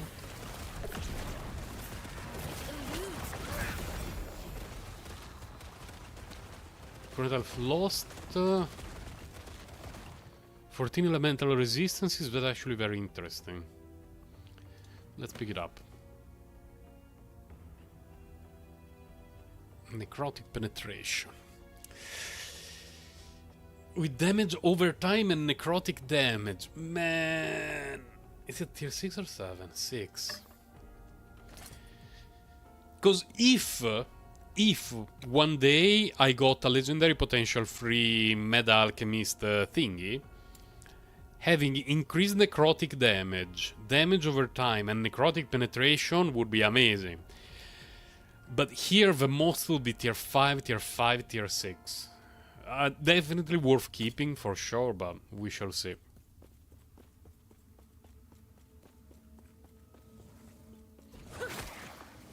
Yeah, it's true.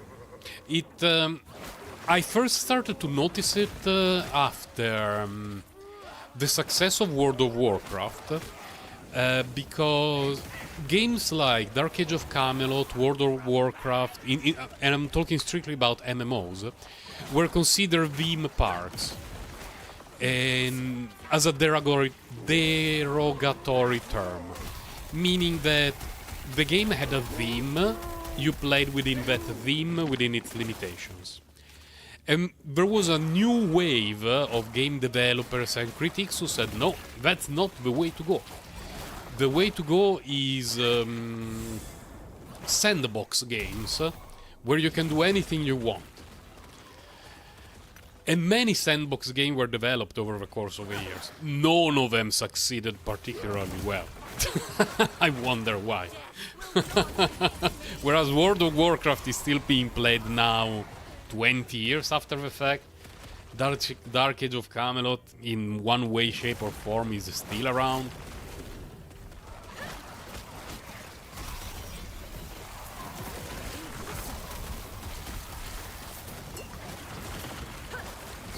Concerned about these. The world is very stable. Very, very stable.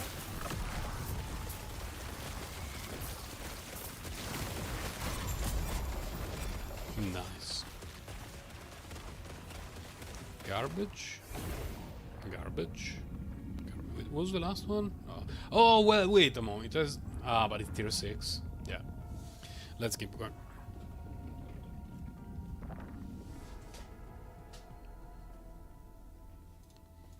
Speaking of Dark Age of Camelot, there was an update from the dude that made Camelot Unchained this week. I think I've seen a few YouTube thumbnails about it, but I've not watched any video about it just because it's... I cannot believe what they're doing. they basically rebranded their company from City State Entertainment to Unchained something. I don't exactly remember if it's Unchained Entertainment or whatever it is. And they're saying, no! After 10 years more, 10 years plus, that we got your money, we're going to focus exclusively / mostly on Camelot Unchained. Fuck you, Mark Jacobs. Really, from the bottom of my heart. One of the best things I've ever did in my life was to ask for a refund and push it publicly on the forums to make sure that I got it. And I got all my money back. There are people after years who still have not seen their money back.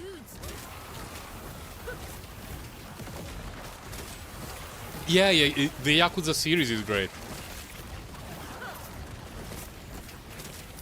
I'm a little bit low on mana and I'm not sure why. I want to blame Mark Jacobs for that. It's the easiest.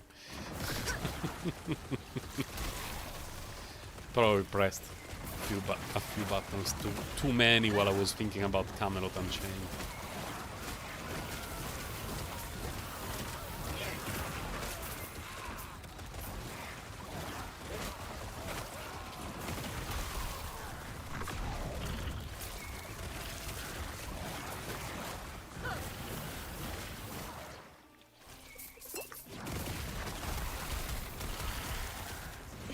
I need to log in Dark Age of Camelot. This week or next week. Want to check where my characters are. Every month or two I just like to open Dark Age of Camelot and grab my characters, visit my favorite areas, kill a monster or two, and then log out on a mostly empty server, but that has to be expected. I'm talking about the official servers, because there are unofficial servers that are, I wouldn't say packed, but they tend to have a few hundreds of players. The official players, the official servers, I don't remember seeing more than 100, more than 50 players, actually. Even at peak hours, unless there was a special event or they were giving the special subscription for free and stuff like that. But even then, I really enjoy logging back in the world that gave me so much happiness over the course of my estimation is around 35,000 hours, but it's an estimation. Could be a bit more, could be a bit less, but it's not going to be too far from that.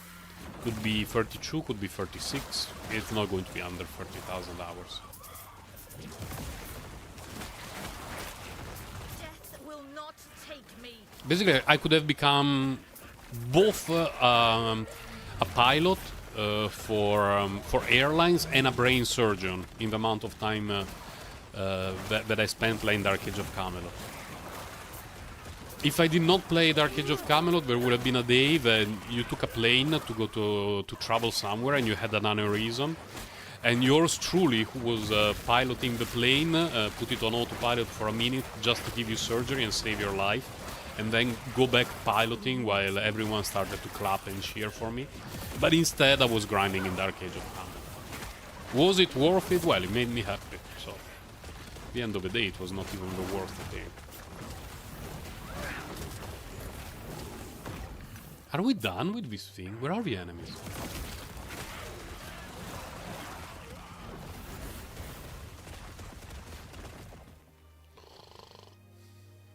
Oh my god, the slow moving husks. That's why.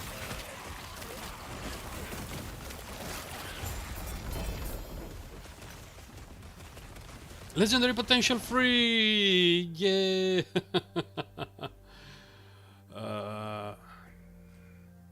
Tier 6 or 7? 6 feels bad. Legendary potential free, we pick it up. I don't think I will ever use it. But legendary potential. What's the minimum level for this? Minimum level. Nothing? That's pretty good. Because I have a level 4 or 5 druid that I'm leveling up. That one can be a great weapon for him. Or, you know, any character that I create and I level up, they now have a giga-busted weapon. We shall see. No.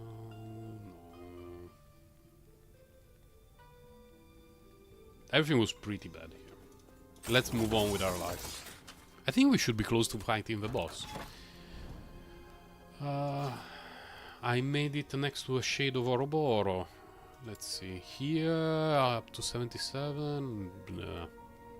Well, if we need the 2, we do this one and the idol. Let's see.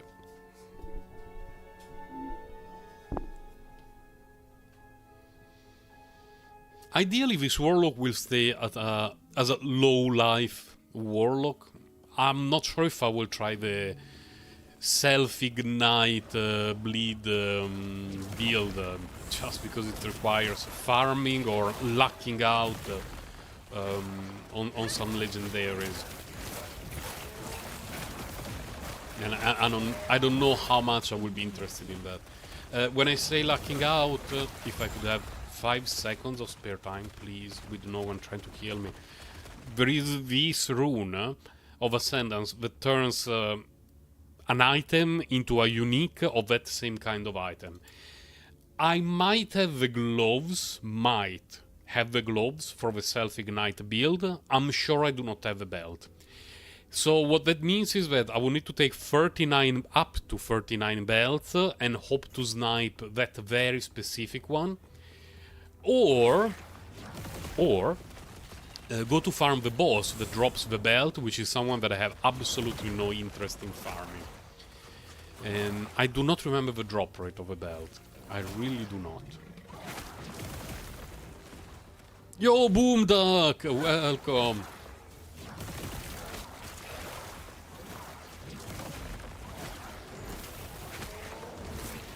A mage. Let... I really don't like when I get stuck in enemies. Especially because when it happens with the rogue, I tend to die. Instantly. With the Warlock, not so much. But with the rogue, it's basically a death sentence. That's a lot of necrotic damage. Oh, this way. Your wish finger was itching. Yeah. Every time your wish finger is itching, have a look at your Argenti and Ramei and think about how much you play them.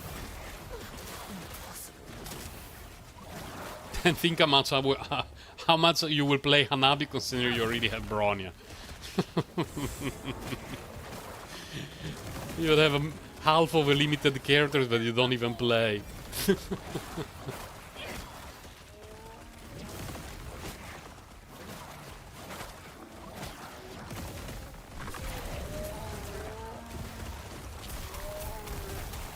I don't know why the dying bears sound a lot like cows that are enjoying themselves a little bit too much.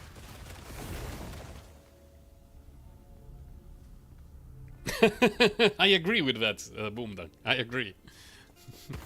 The world would be a better place. Oh, Sharion. Do I have this already? I don't think so.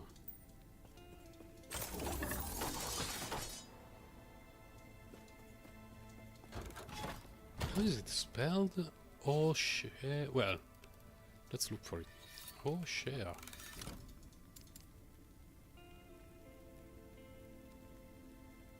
Why is this one highlighted? Oh, share. Yeah, I don't have it. It's the first one that I drop.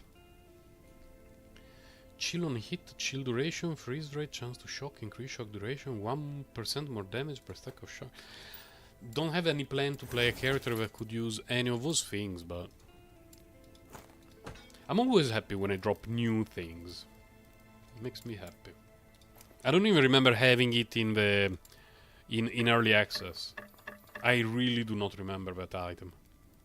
Maybe I have 25, but since I never used it, I forgot. Gerinos. Let's go. But with zest. It sounds a bit weird. Oh, I hate this fight so much. I need to have a sip of tea.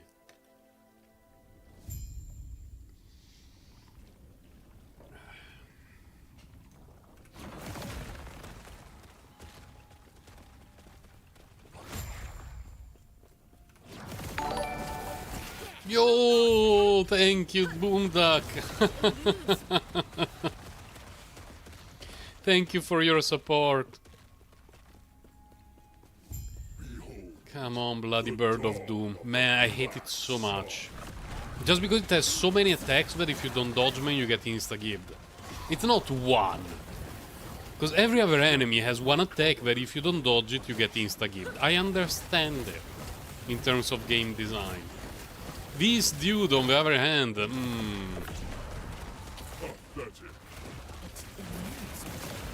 No! That was one. I would actually be curious to see if I get one shot. But oh, no. Okay. That one doesn't one shot, which is good. I approve of that. This hates, this despair, oblivion. Bloody bird. I don't know if I ever told you guys, but my best friend is scared of birds, particularly pigeons. Thank you, Boomduck. I appreciate it. Oh.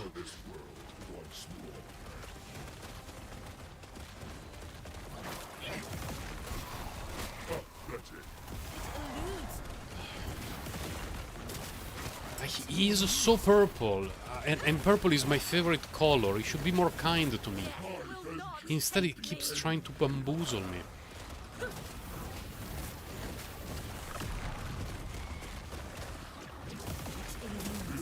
Right after I finish killing it, I will tell you the story of my best friend and his fear of pigeons. Oh, thank God. Changes anything. This world is already dead. You can't sub? Is it because of your card or oh, with resistance we can get it, or a problem with YouTube? But don't worry. Thank you for your support. And subbing basically only gives you the opportunity of using the special emojis. Let me see if I can. The true pay to win experience. You know, these. Which else do we have? Where are my emojis here? Then there is this, and we have the confused dog. Wait, we're missing one. Which one is missing? Hold on a moment. Oh, of course. That's what you want.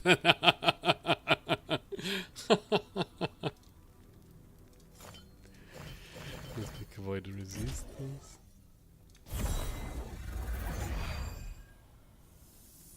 Oh, okay. Then I will definitely use your support to get some special cheese from my daughter. She will be very happy about it, by the way. If I told her, my friend the Boomduck gave me some money to get cheese for you, she will start talking about you for days. Really, really for days. That's how much she values cheese.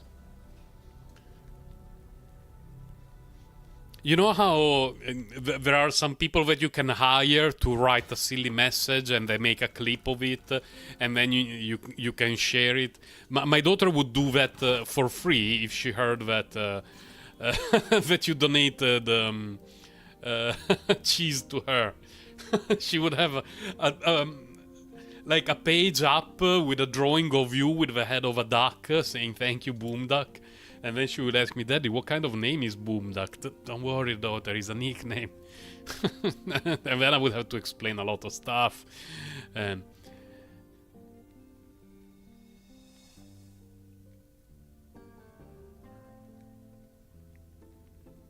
Didn't I just kill the shade? Oh, no. Oh, I need to tell you what happened to my brain, because I was really like staring at the monitor in disbelief at what just happened. So, to reset this whole thing, you know, all of this, you need to kill this dude, the Shade of Ouroboros. It's not called Ouroboros, but I will never remember that, so it's called Ouroboros. And it's a fight against a dude that is mostly black and purple. The bird of this timeline is black and purple. My brain thought that I had just defeated this guy, and the timeline did not reset. And I was going through a blue screen of death as I was staring at my monitor. Like, wait, what? Now I remember. I was fighting against the black bird of doom, and now I need to find the purple dude of doom. Speaking of my best friend, let's go back to the main topic of the discussion, though. My best friend, who is my age, which means in his 40s, and I've known him since he was 5 or 6. I don't remember if the first day of elementary school in first grade he was already 6 or 5, because his birthday is in September, and our elementary school started in September. But regardless of that, we have known each other for almost 40 years. Ever since he was a kid, he has been scared to death of birds. To the point that as an adult, in his 20s and 30s, you would see a guy who was walking on the road, you know, just minding his own business, going to the supermarket, screaming and running to the other side of the road, because he saw a pigeon a few meters ahead of him. And if that pigeon was starting to walk in his direction, but I don't know, think about the anime or, you know, cartoon trope of a lady who jumps on top of a table screaming because she saw a roach or a rat. That was my best friend.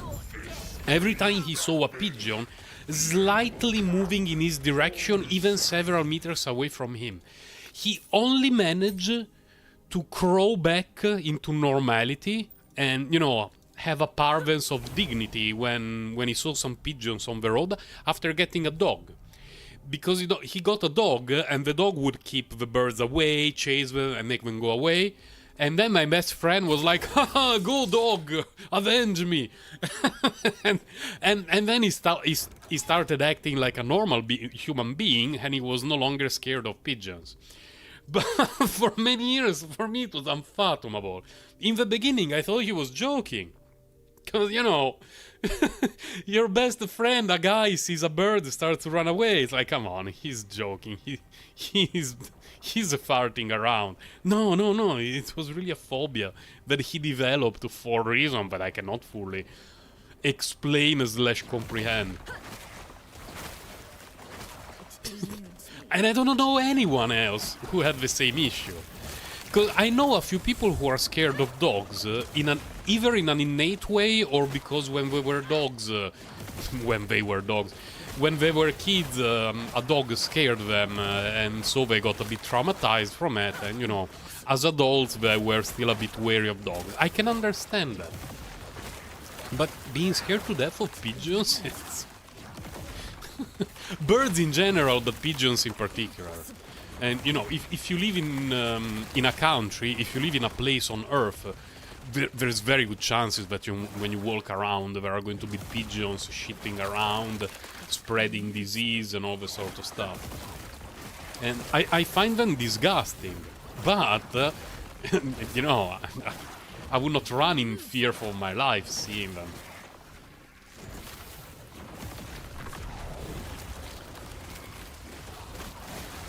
Flying rats, yeah, those are flying rats for sure. Trash. I don't think this is any good for me, but let's pick it up. What's all this purple? Man.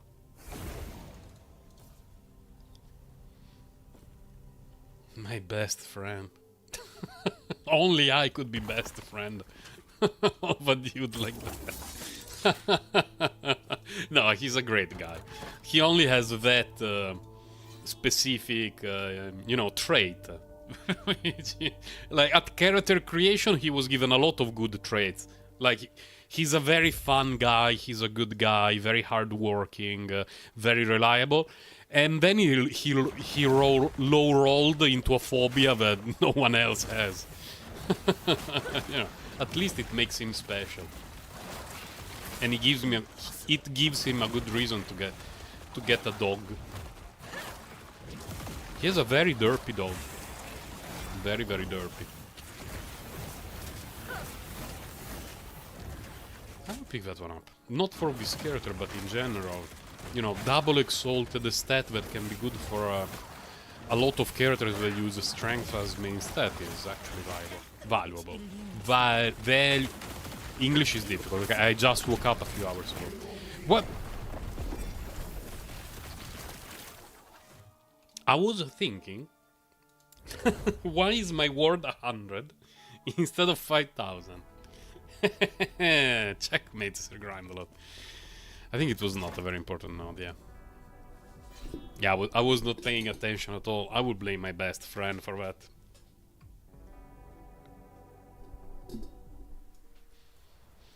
Slave-free houses, okay. I have no clue what happened, by the way. Like, if you ask me, Sir Granolo, how did you die? I don't know. I was not paying attention at all. I was too busy mocking my best friend, who I have known for 40 plus years. He does the same to me, by the way. We mock each other all the time, whether we are present or not. But at least I'm not scared of birds.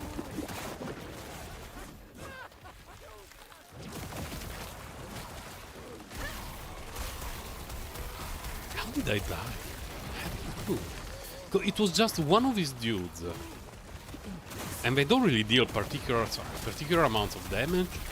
And I'm immune to crit damage, unless I made mistake. Yeah, I have exactly 100% critical strike avoidance. I don't know. I really don't know how I died. Should have paid more attention. Sometimes deaths in games are a good learning experience. Like, oh wait, my build is missing that thing that can be useful. I need to work on it. Tier 6.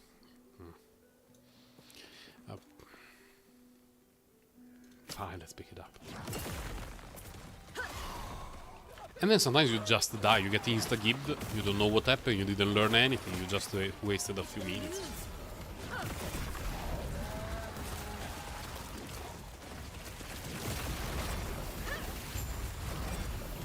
Here I try to pay a little bit of attention and everything. Wait, 214? That's basically at the cap tier 7. That's amazing. Sacrifice. Oh, what happened?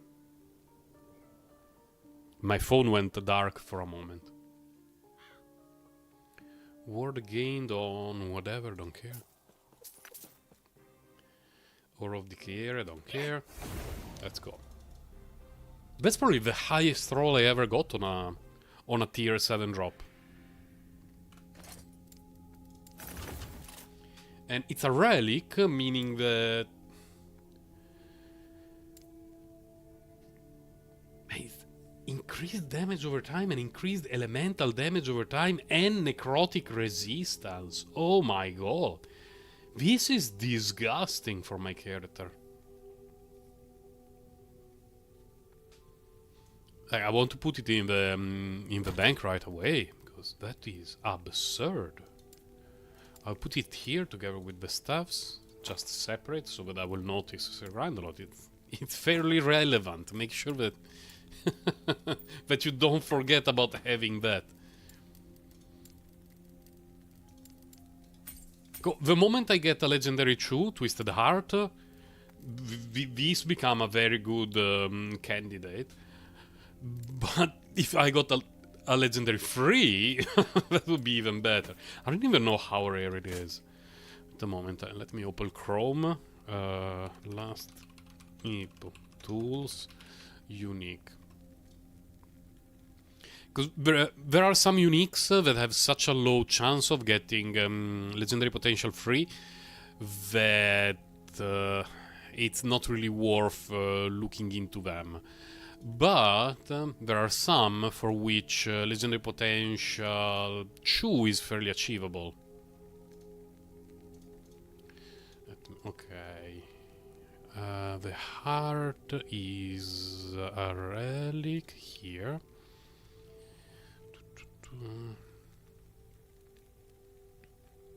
I do not have Chrome on screen, so you cannot read it, but I'm not hallucinating. Let's see. Uncommon, 15%. Very rare, 0.6. No, the chances of getting legendary free are basically non-existent.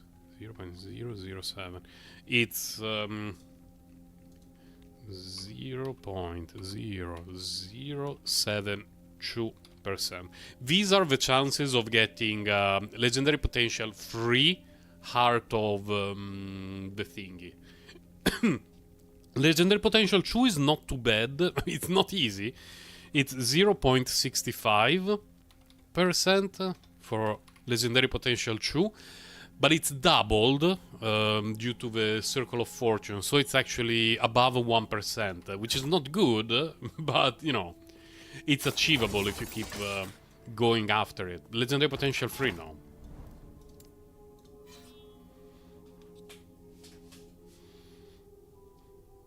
And it's important to keep in mind because, for example, the relic that I just got has 2 really good affixes. So they have free stats, whatever, I don't really care about them. Because I don't need to plan. I mean, I still need to plan accordingly because there is no way to make sure that when doing the crafting I will actually manage to transfer the 2 that I want. So it's better to have other stats that are desirable.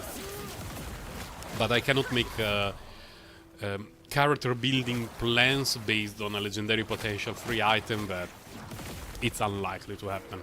Really unlikely.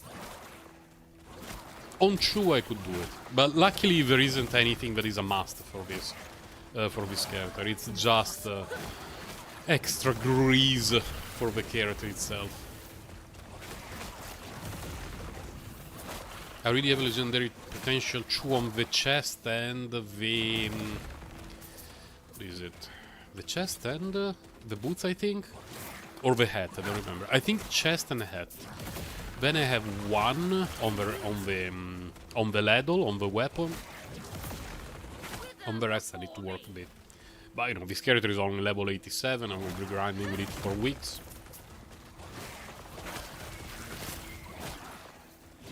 And in my brain, on the rogue I have hundreds of hours, even if it's not like that. Because it was the last character that I played in early access, and the first character that I played at the release.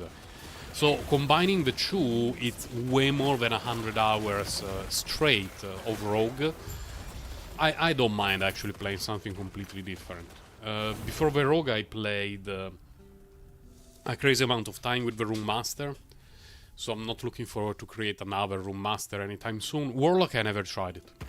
Never ever tried it. So for me it's a new experience, it feels very refreshing. Any skills level up? No. That one is Exalted Staves, which is not particularly interesting for us. And it also has low stability, so yeah, we will go in direction of a key.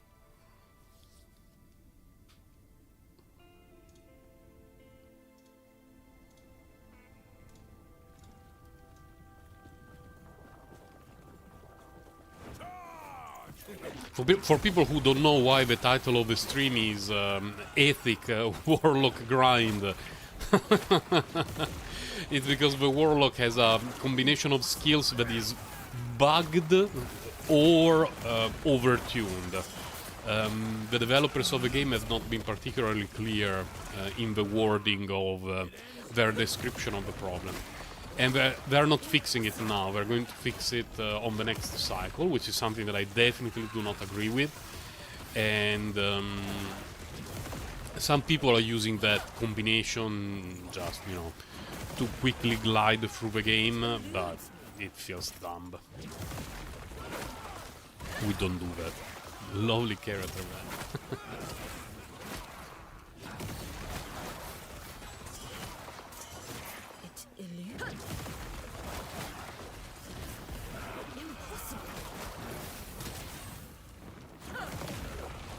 even without abusing that thing, the Warlock is still a very good character. Very, very good. Really, really tanky, can abuse Ward, which is a very strong ability in the game. The damage output is good, it doesn't feel as amazing as other characters. But, you know, you lower your damage compared to other characters while being much tankier. It's a trade-off that works well. Especially because Warlock is centered, for the most part, around damage over time, so...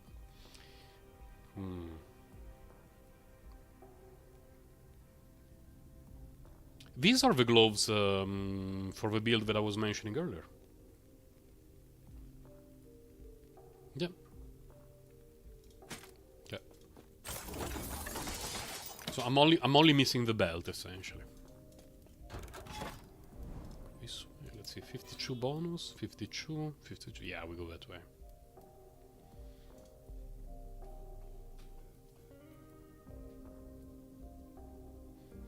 The only thing that bothers me a bit about the Warlock is the speed, the slow speed of the character.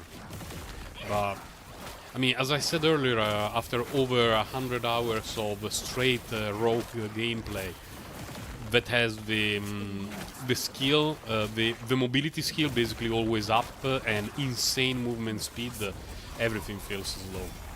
Like yesterday, before going to bed, I created a druid.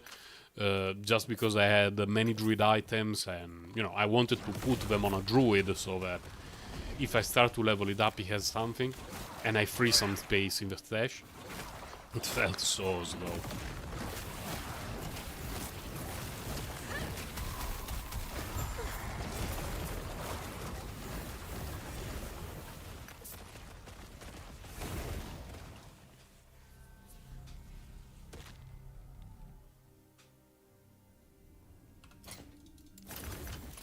The idea of the build is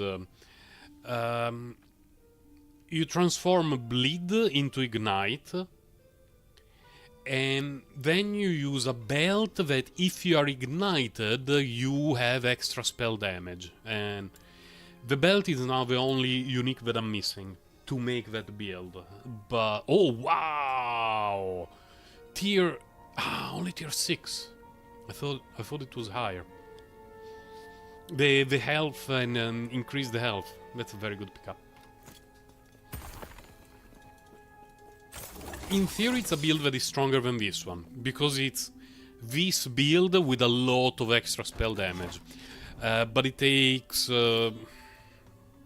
one unique that I have no plans of farming, so unless we luck out with the Rune of Ascension, there is not going to be any way to build that build. My knowledge of English language is unmatched. I know like 20 words. I repeat them over and over. Oh, mage.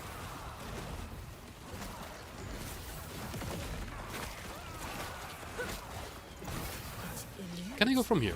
Based. Based. Best class in the game. Easily. Easily.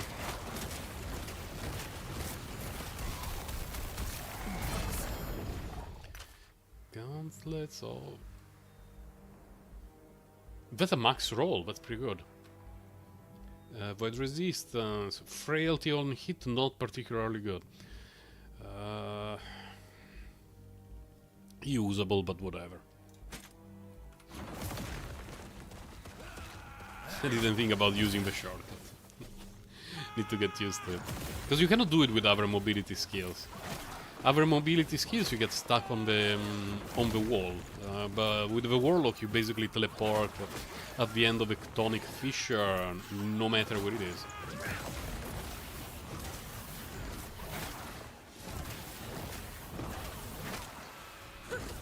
What do we need to do? Oh, slay the prophet. Okay.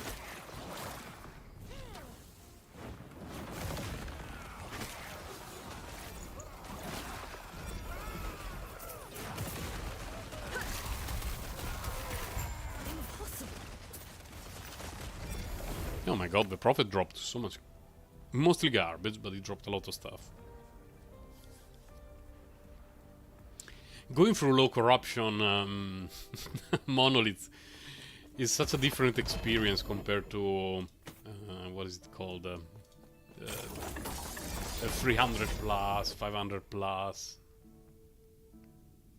Can pick up that. But it picks up in difficulty fairly quickly. Oh no.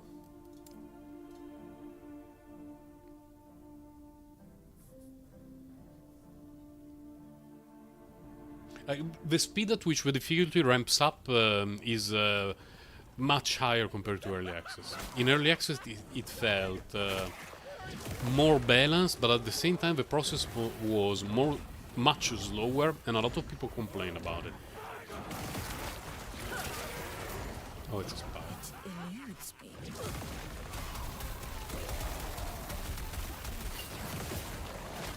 No, mistakes. Here.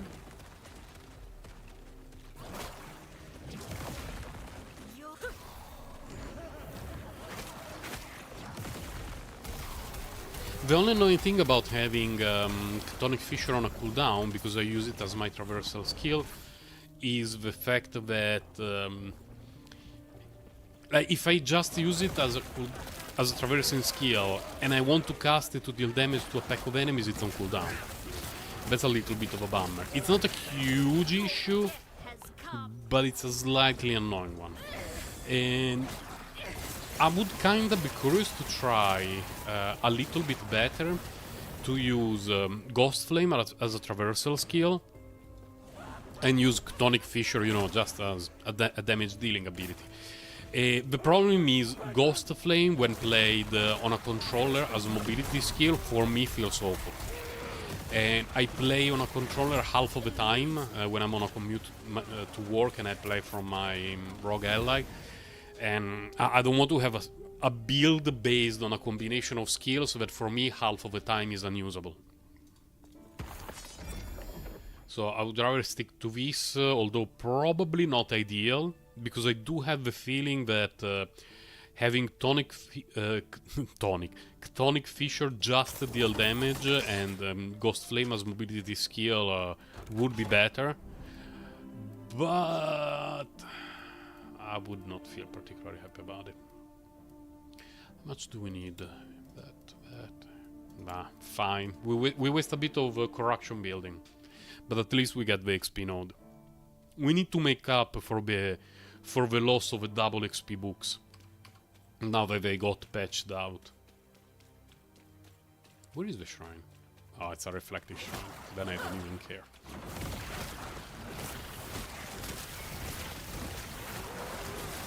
Death will not take me.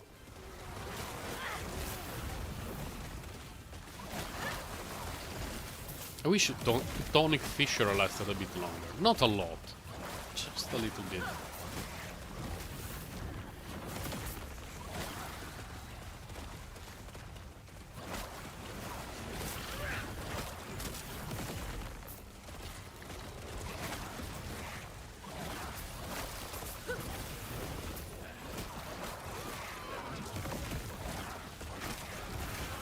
I know there is a way to have two Chthonic Fissures castable at the same time, but the combination of nodes required seems very suboptimal for me.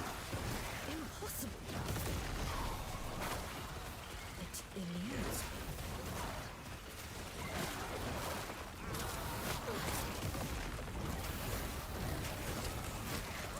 Should be almost there. It eludes me.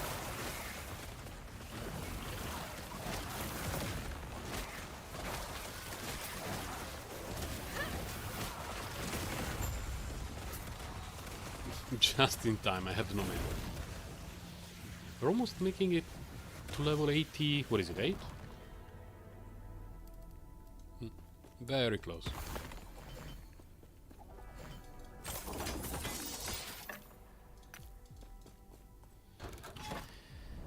Okay, we got a unique ring. Well, a unique here, a unique here. It's going to be here, then here. We probably need 4 more echoes, then we can fight the bird again. Speaking of a bird, I want to check. I think now my void resistance is insanely high. Yeah. Which items? I mean, what can I drop? Where is my void resistance actually? Excuse me. Oh well, I have a bit here. Okay. I have none here. What? Where am I getting all my void resistance? Oh, I think there are some passive nodes that give me void resistance. I might have one here with void resistance. Well, one of the small ones. Do I have nodes with void resistance? I might have. No, I was hallucinating. Then I'm not entirely sure where I'm getting so much.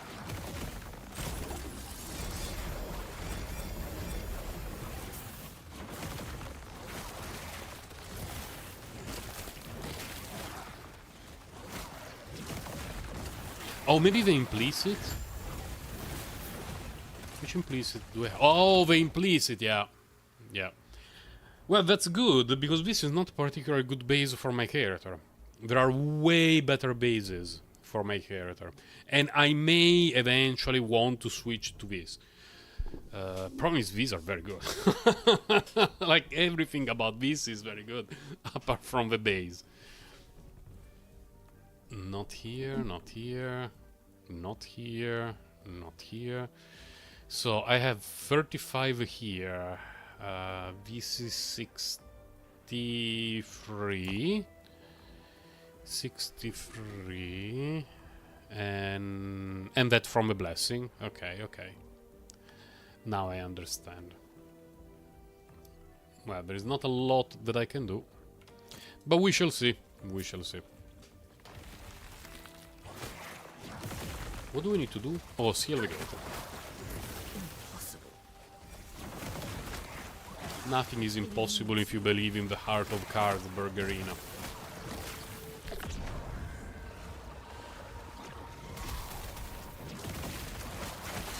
Will not take me.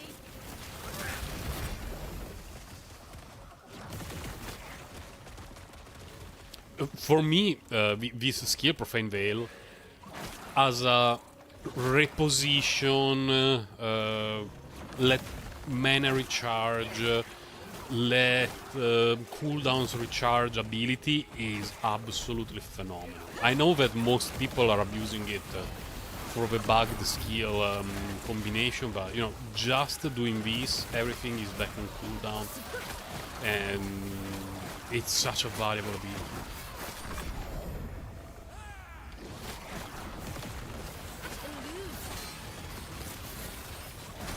Not every class has access to a panic button like that one.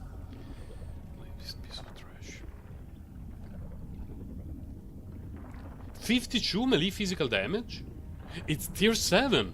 Let's go. For my rogue, not for the warlock. It's the first tier 7 flat melee physical damage that I drop.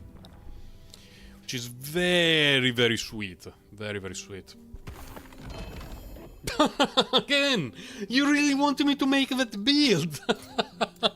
Come on! What are the rolls?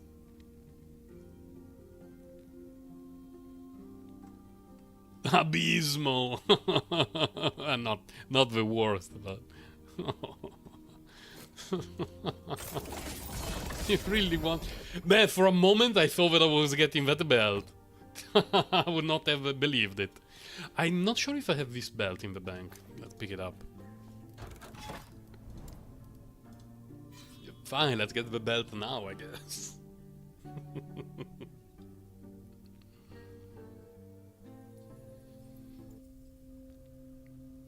This... Oh, Void Spires, oh my god. Okay, that one is really far, though. Man, what a huge map that you gave me, game. Wither before me.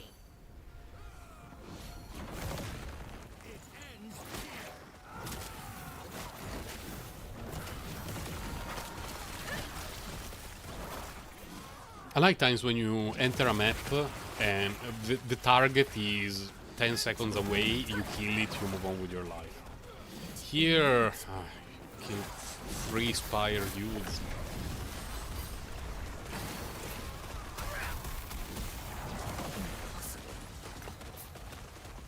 No loot. Let's go from here. I have the feeling there is going to be a mage. Death will not take me. Leveled up.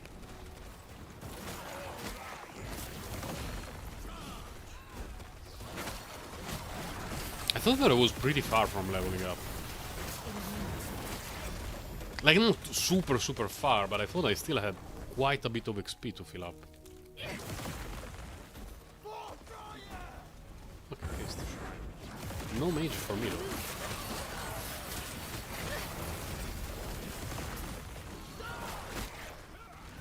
No! It's a dead end? No, it cannot be a dead end. No, there has to be a way. No, don't make me... Please be open. Lead me to the glory. Oh, yes, okay. Oh.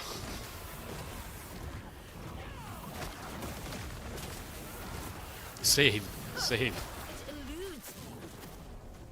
Man, backtracking bothers me a lot. The devs in this game, for the most part, did a pretty good job from that point of view, because maps are either very linear, so you just follow the path and you reach whenever you're going, or they're very circular and you don't need to do any backtracking. You just, can go anywhere easily. Oh. The moment before he died, he did the thing. 149 is tier 6, I believe. Yeah. Tier 6, we don't care about it.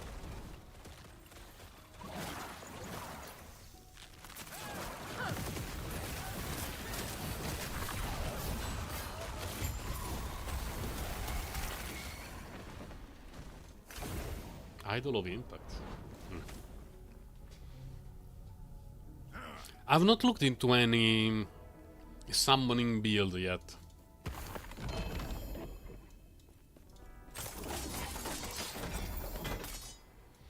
If I wanted to play a summoner character, I would probably look into the Abomination build. I would really like to have a Giga Abomination that goes around and obliterates stuff while I'm hiding behind it, just trying to stay alive. That would make me very happy. That one is stays fucking. What was that character from the Teenage Mutant Ninja Turtles that was a Giga buff body with a brain in the belly, and the brain was controlling it. It was a bit like the Master Blaster duo in Mad Max, and basically I would be Master and the Abomination would be the Blaster.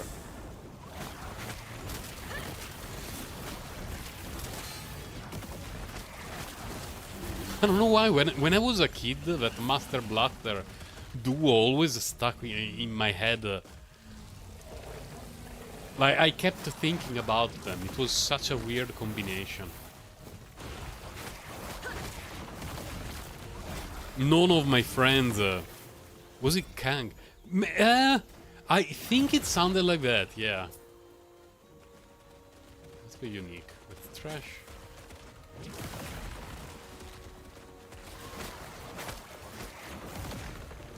It's currently annoying me because I can remember Shredder, of course. I remember Rocksteady Bebop. I cannot fully remember the name of the dude, but I think it was Kang, yeah.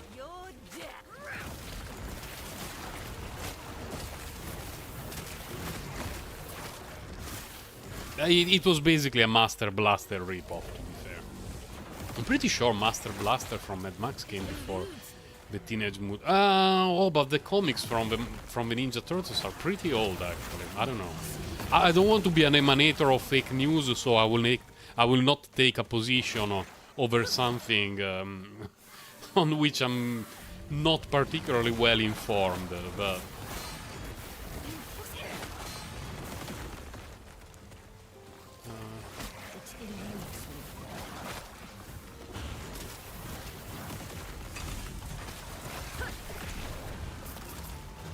I really like to be a ball that hovers around in basically immortal state.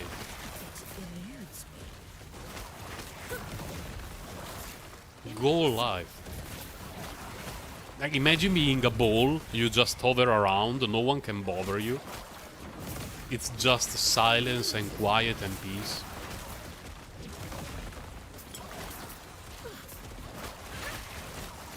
Sir Grandalo, there is something to finish in the office, ball. It'd be so good, man.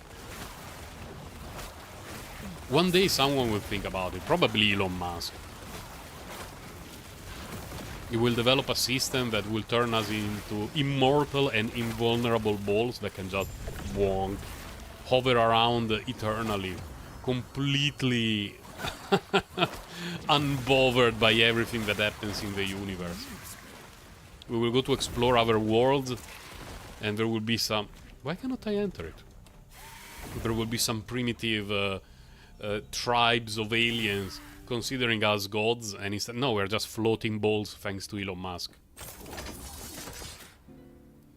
I have had these to train for like 10 minutes now. Here we're done. I do like this one. Get more word per second, take less damage.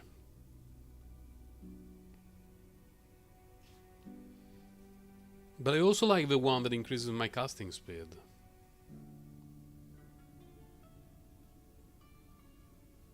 But I also like extra spell damage per curse.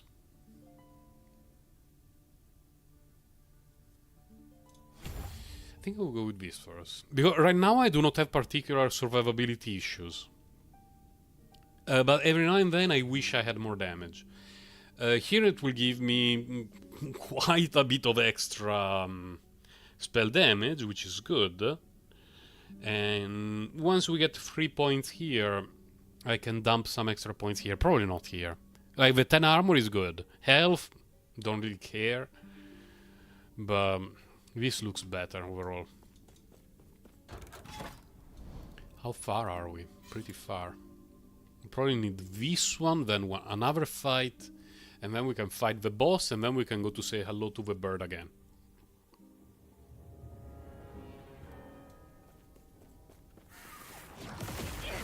Speaking of the bird, the first techno song that I've ever heard in my life was The Bird is the Word song, remixed in techno form.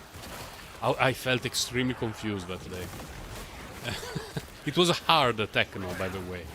Because, you know, there are many genres of techno music. That one was really, really hard techno, the kind of stuff that you could even consider dancing only if you were taking drugs, that only a horse would be able to survive without suffering major consequences.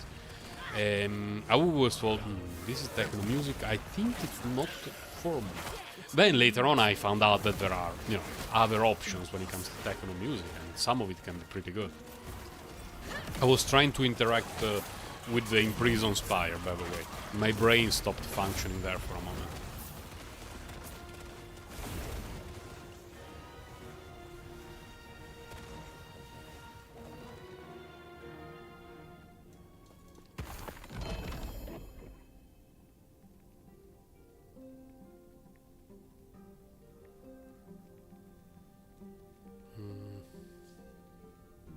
How are the rolls?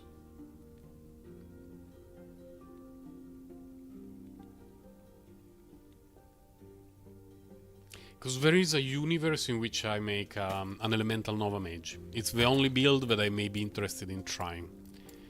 And I do need that. I will put these here. This here. I know it feels a bit random, but it has a logic. It's just that for most people it may look a little bit questionable and suspicious.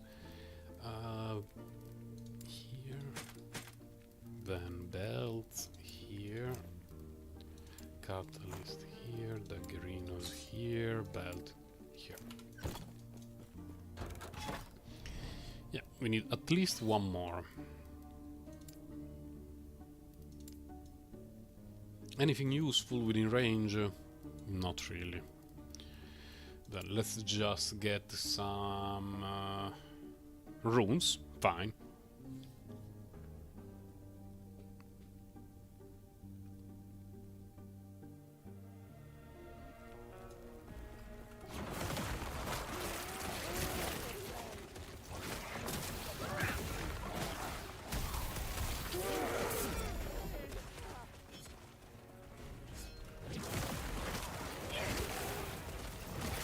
What do we need to do? Oh, slay enemies to locate the thing, then seal the thing.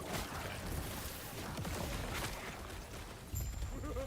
It eludes me.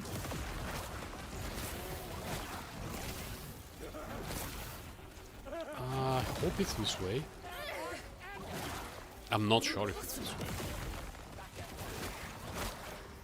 Impossible. Should be this way. Your death has.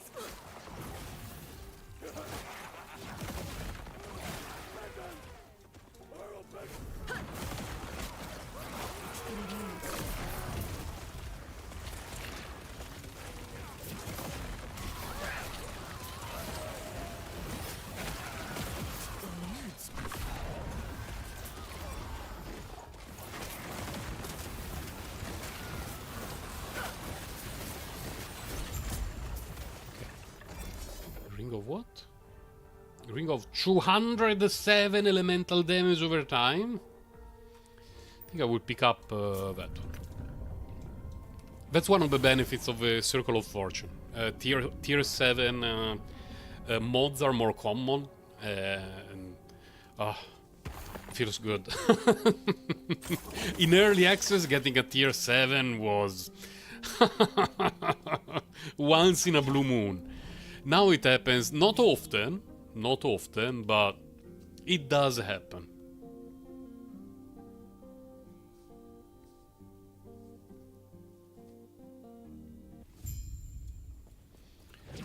Third.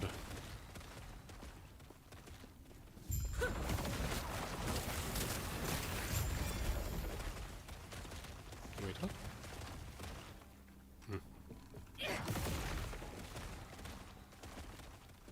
Behold, the dawn of the black sun. Impossible. My shadow will cover this world once more. Can I tank it? Oh! That didn't look too bad, actually. Maybe we try to be brave and stunning and tank everything? My vengeance will be paid in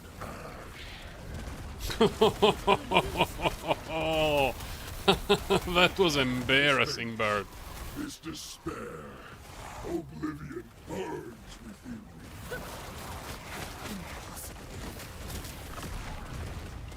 This world earned its ruin. Do you deny it? Tank it? Ooh! Tanked it well, actually. My shadow will cover this world once more. Just with damage output is a bit low. For 100 something corruption, I would expect to clear it faster than this. My vengeance will be paid.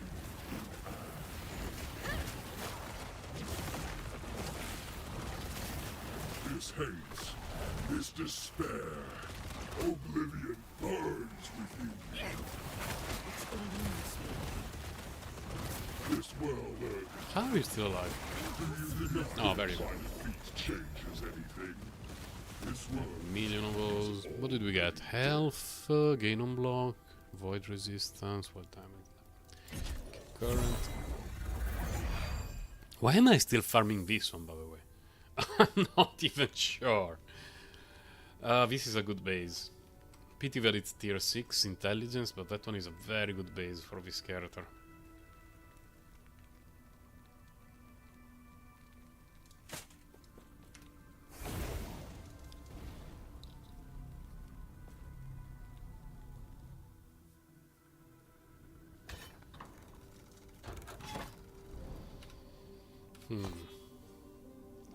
But we got our void resistance there.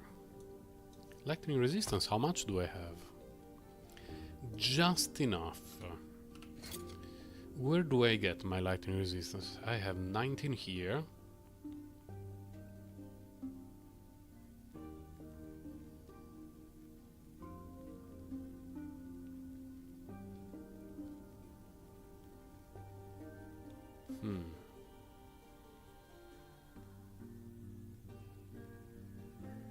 Is it all? 7, so we're at 26.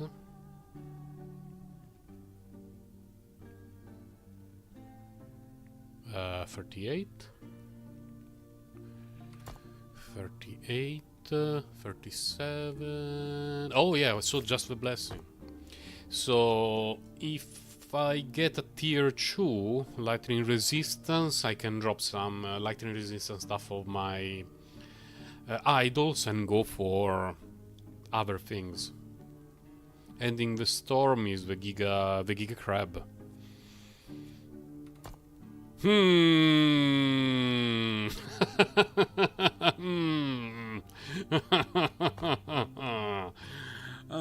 Giga Crab.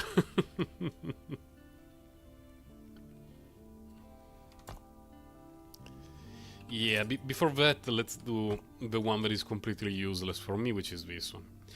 Here, ideally, I want... well, I wanted armor here, and I got it, and the roll is decent. The max is 320, we got 293, so pretty good. Here, there is quite a few blessings that are useful, including armor percentage. Physical resistance for me is completely wasted, because I already have a ton of physical resistance. So, let's try to get a better blessing. Getting blessings during the level up process is very good because you don't want to waste the time away from your endgame grind just to, you know, get some blessings along the way. Like once your character is set, you want to farm, to target farm proper stuff. Do I want to go that way? To the Shade of Ouroboros, or do we do XP? XP unique, and then we probably find a shade around there. Yeah, let's do that.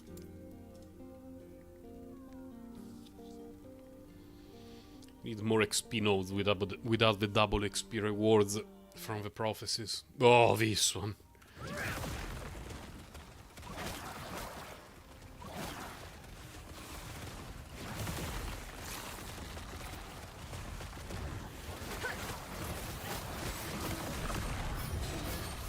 Imagine taking damage. Usually when I say something like that, I die instantly.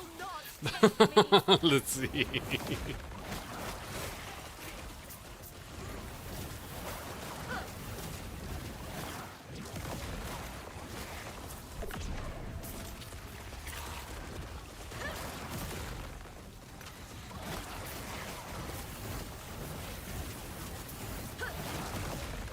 Oh, there is someone over the door. I'll be right back. I need maybe 10 seconds.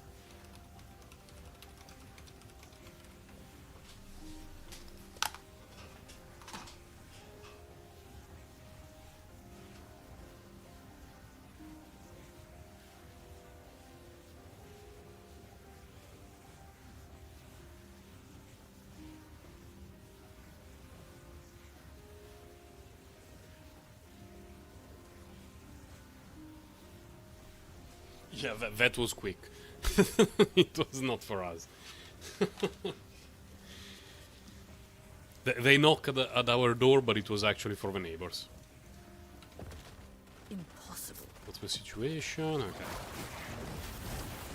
Wither before me. It eludes me.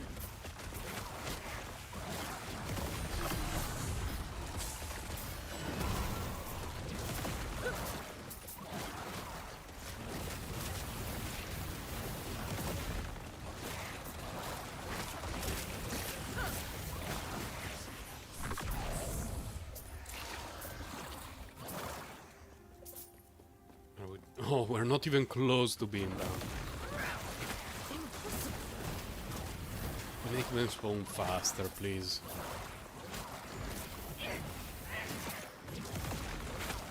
If there was a mod that made these maps spawn enemies faster, I would install it. Even if it was against terms of service and the developers would be like, oh no, Sir Grindalot is bad. I would not care, I would instantly install it. The waves spawn way too slowly, especially when some of the enemies spawn very far from us, because even the center of the arena is far from some spawn point, and some of them have slow movement speed. Okay, we go here, then we go to the unique item, and then we will see.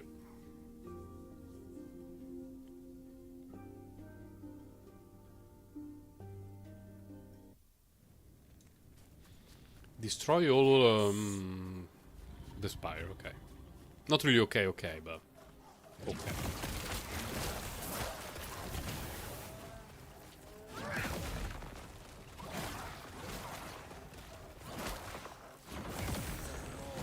Mage.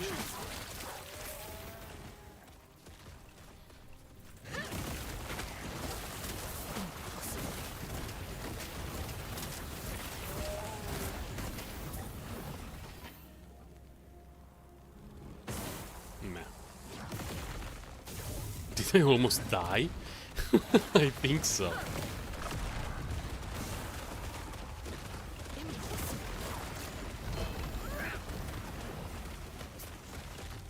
Nah. Oh, there is one here. I didn't even notice it.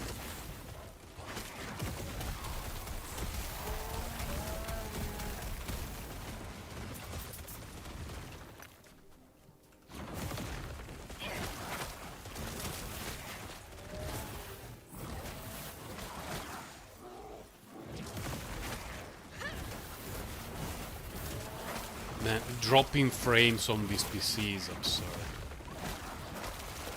They really need to improve the graphic performance on the game. There is no reason why my PC, even if I'm streaming and doing other things, should drop below 120 frames per second at any time. Absolutely no reason. This PC I have a Ryzen 7. I have 32 gigabytes of RAM, and the graphic card is the newer version of a 3060, which has 12 gigabytes of RAM. So it's not the top tier of gaming PCs, but it's a very good gaming PC with a very good CPU and 32 gigabytes of RAM, and you know, the graphic card is very competent. For a hack and slash game like this, there is absolutely no excuse for dropping below 120 frames per second at any time. And sometimes it goes under 40. It's clearly a matter of performance, of graphic performance and optimization. What was this? Oh, speed.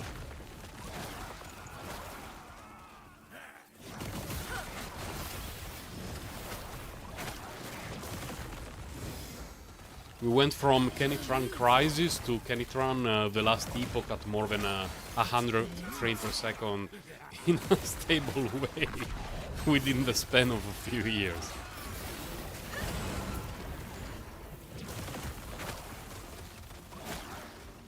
Impossible. Oh, now I understand, because there was someone going in the neighbor's apartment. They're doing some renovations. They're starting again. Yeah, curse the renovations. Let's go. But luckily, not, at least so far, not very loud renovations. There are times that when they renew things, they are drilling holes in the walls. Now it's not too bad. Okay, we can pick that one up. Trash, trash, trash. Where am I supposed to go? Oh, I have not located the King Gate or whatever it's called yet. Ambush!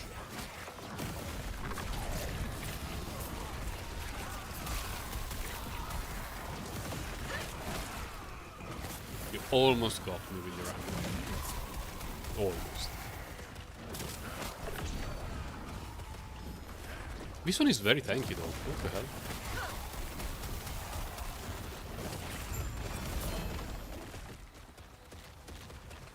What we got? Trash, trash. Stormbreaker? Yeah, already has Stormbreaker. I think there is a universe in which my alternate version of me has set up a better loot filter, so that I do not need to worry about all this sort of stuff. I need to remove the green stuff. But the green stuff is like once in a blue moon, so whatever. Hello, Ouroboros dude. We found one. Problem is we are still very far from full corruption. From full influence. Probably, yeah, whatever. I'm going to fight the this map. I'm going to fight the Ouroboros dude, we reset, we restart. A thing that I noticed is that ranged enemies like those are really dangerous now. By now I mean in early access. Because they synchronize the shots all at the same time. If you just so happen to be in their target and you're not moving, horrible things happen. Really, really horrible. And due to the fact that some of them can shoot basically off screen, I have been insta-gibbed a few times. You know, not paying too much attention, they appear from there, they aim at you. And you just get one shot from range. It happened to me with the rogue, and it was astonishing because it meant that I did not dodge a single hit. And if on my rogue I'm standing still, not doing anything, I'm above a 50% dodge rate. Meaning those shooty dudes against my rogue were very lucky.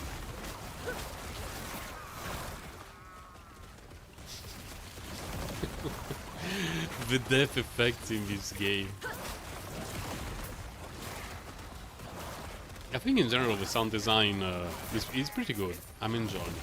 The only thing that becomes a bit annoying over time is the battle voice line of our characters become a bit repetitive. But I don't really think there is a way around it. We're going to do the same attacks and use the same skills for millions and millions of times. And there is no way to record enough lines to make it feel not repetitive. Giga trash. Worth mentioning that half of the time I play the game with no sound. Really, you do me dirty like that. I don't think there is anything interesting. Let's find a shade of Ouroboros.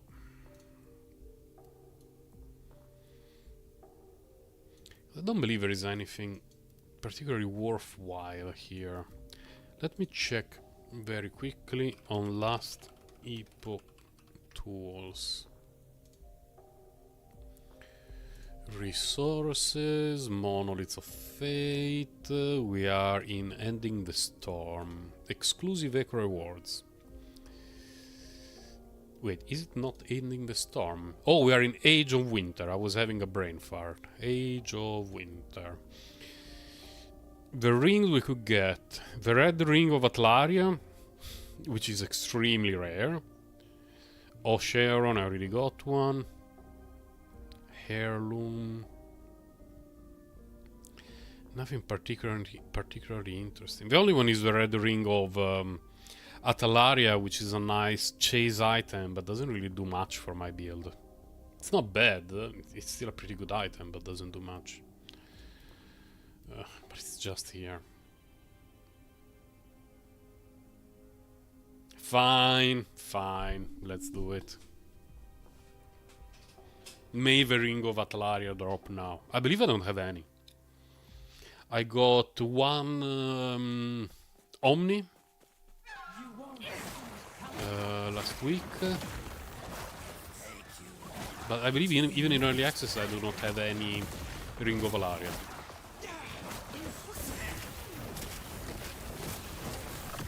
That looked like a lot of damage that was coming in my direction.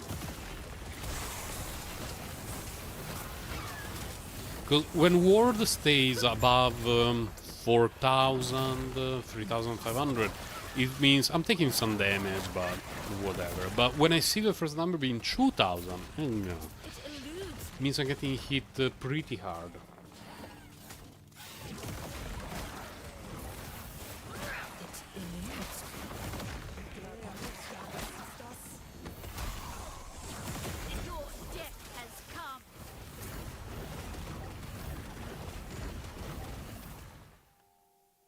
I don't believe I've ever seen physical penetration with bleed before. Impossible.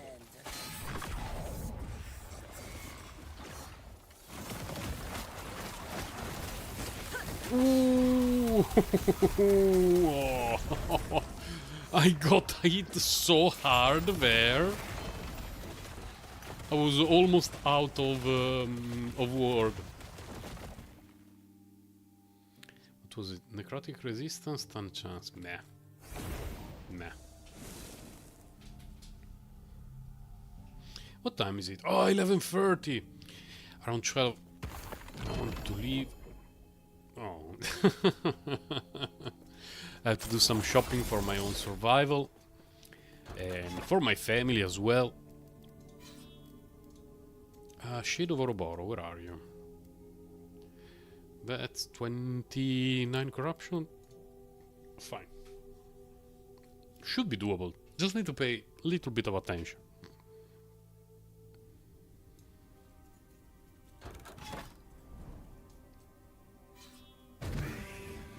An eternity of pain. Oh, this one?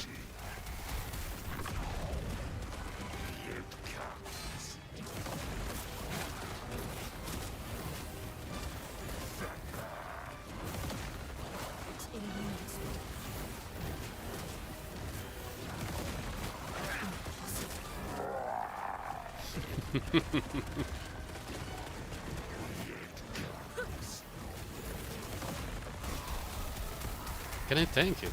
Yeah. Man, I'm sitting on it. Ooh, now it's going down.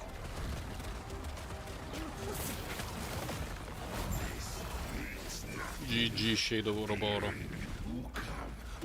165 is tier 6. High tier 6. Pity. Shame.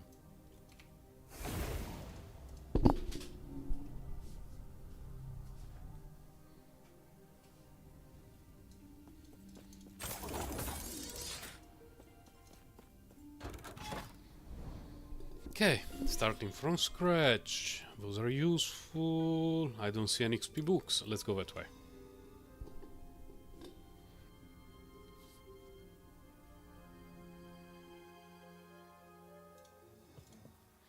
I need to close Chrome in the background because it probably uses 20 gigabytes of RAM.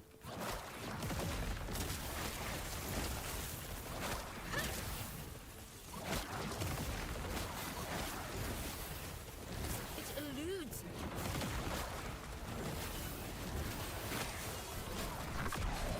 Oh my god, there are so many! What the hell? I don't remember ever seeing 4 of them in the same screen. Necrotic penetration.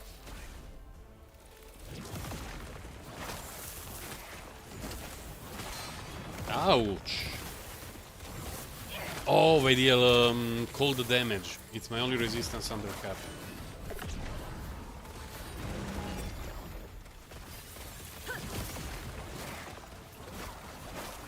Oh wait, it's an ambush.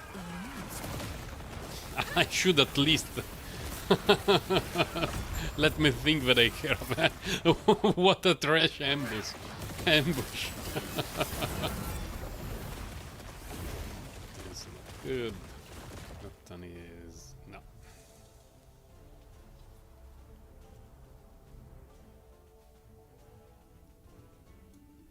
What should I have for lunch today? Because this is starting to be very relevant. Like, it's 11:30 in the morning for me, so in about half an hour I will have lunch. There's quite a few options. I have some awful leftovers in the fridge that have been there for days. I don't even know what they are. There is like some fried chicken. It should still be edible, I'm not sure. I might have some pizza from a few days ago. I don't know. But cold fried chicken for me is very good. I don't know why. It was something that I tried it when I was a kid. I clearly remember the first time that it happened. And my mom made... my mom made chicken drums at evening for dinner. Okay, fine. We had some leftover. And the following day, I saw my dad taking out one from the fridge and chomping on it while it was still cold. I was like, Dad, what are you doing? Are you insane? Are you out of your mind? Should I call the social services? And he was like, no. Call the chicken after it's cooked. It's good. And he let me try it. And it's a flavor of which I'm very fond. It keeps a very strong chicken flavor. And so ever since then, when we have some fried chicken or roasted chicken or whatever, I can heat it, but I can also have it cold, and it's still fine.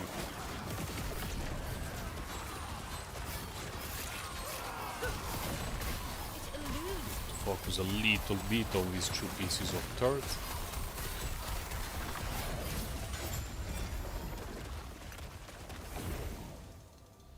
In particular, chicken nuggets. Man, if you have never tried them, next time that you go to McDonald's or Burger King or whatever, but we all know McDonald's chicken nuggets are better. Next time you have some chicken nuggets and you don't finish all of them for whatever reason and you put them in the fridge, the following day, give it a bite while they're cold. If you have never tried it, it's going to open a world for you.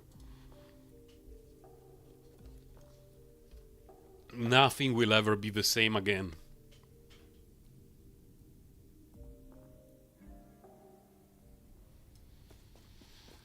Find the Covenant, slay the Covenant. Hello guys, don't mind me. Fave mind.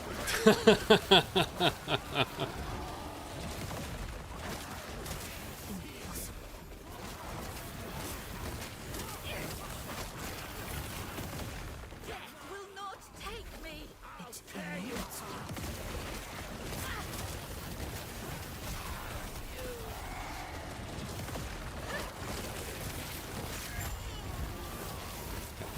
Covenant.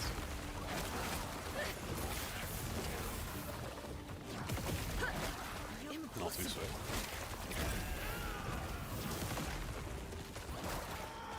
It eludes me. Impossible.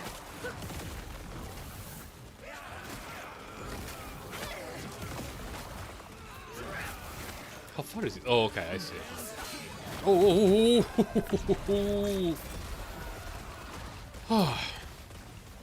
Gotta respect some of the elite enemies. they can really pack a punch.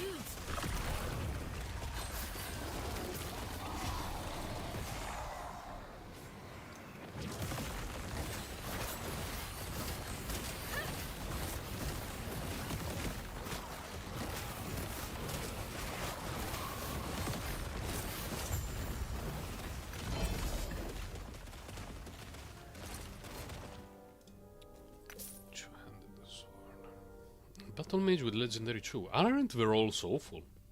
Yeah, all the rolls... Well, mini attack speed is good. Okay, I can pick it up.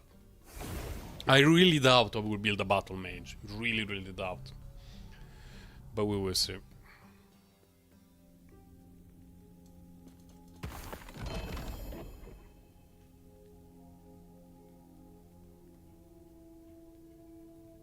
Do I have this one in the bank? I'm not sure, but whatever. It's a very low tier arm.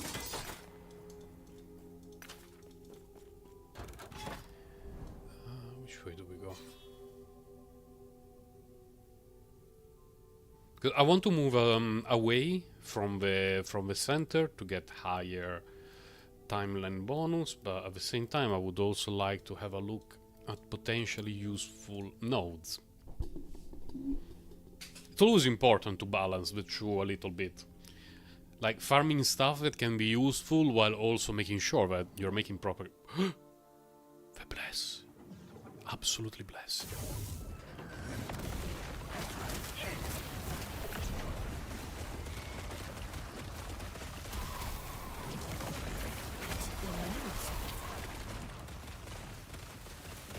Oh no.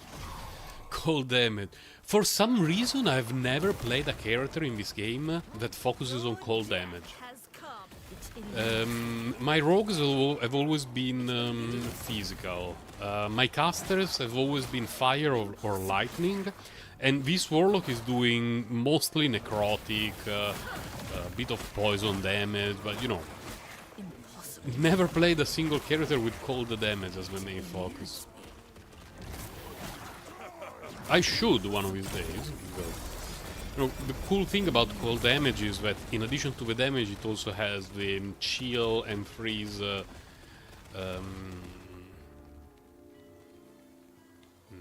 the chill and freeze mechanics, which are very, very strong defensive Will tools. not. It eludes. It's a critical shrine, right? It eludes me. How far is the thing? Oh, not too bad. Will not take. Impossible.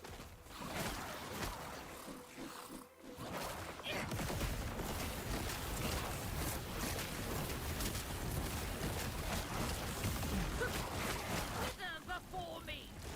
Ball time.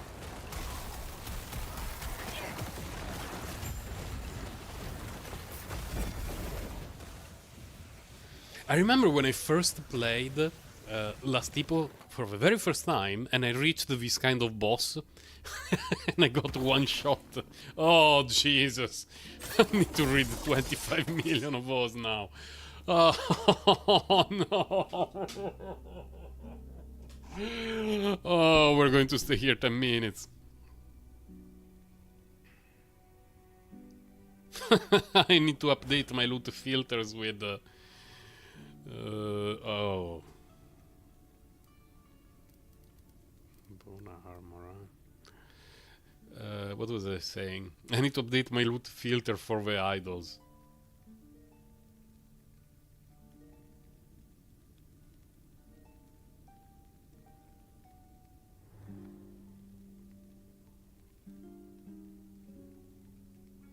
All of them looked pretty bad. Yeah.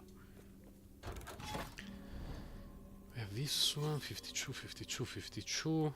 Okay, so no matter which way we're going, we're getting a decent amount of instability. I think I will try to fight the boss one more time, a shade if I can reach it in time. And then it will be lunch break time for me, followed by shopping time. Followed by a bit of work in the afternoon. I also need to do that every now and then, unfortunately.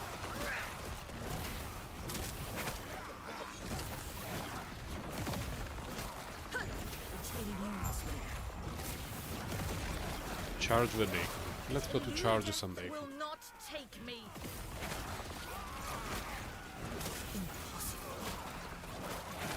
Man, I got a pack of bacon recently that was so...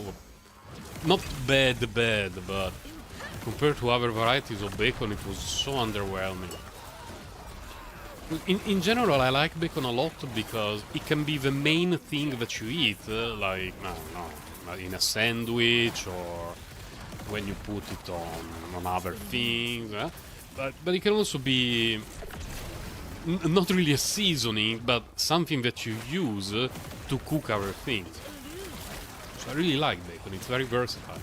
But I tend to prefer bacon that when you cook it becomes a little bit crunch, and that has more fat in it, so that it will lose all fat in the process of cooking, and then you can use that for cooking other things, and it gives more taste, and so on and so forth. But the last one that I got was so dry. It had so little fat. Man, I felt so scammed. And today I want to go to get a new pack of a different brand that I know is better. Bacon and eggs is the best thing. Can we make it to level 88 before the end of the stream? Press F to doubt. Wands and catalysts. We need to go in direction of wands and catalysts. Let's go.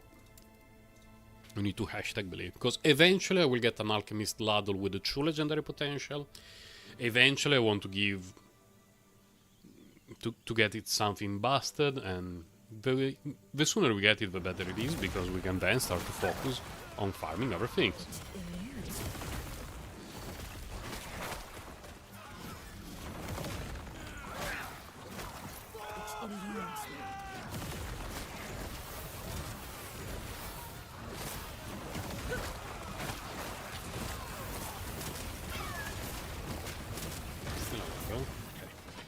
Yeah, we need to stay a bit far from that. I still remember the previous map where my lack of having kept the cold resistance really showed up.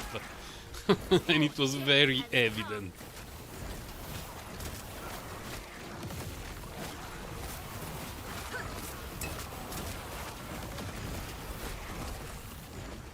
It eludes me.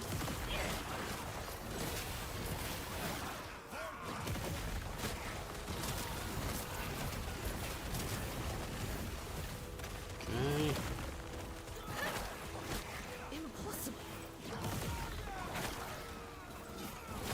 No mage, this bad, man.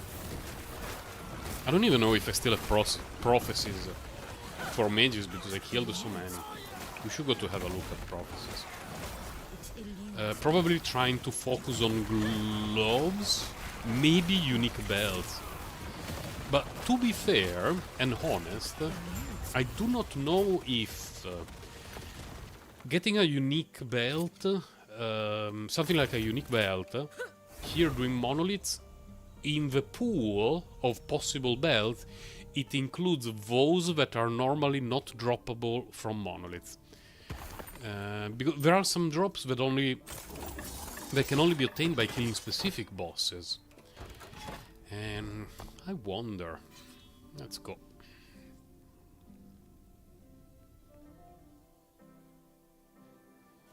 So at the lady we get the thingy to show up more bells, which is... does it even exist? Here, belt. Oh, so it's in the... it's here, together with this. Okay.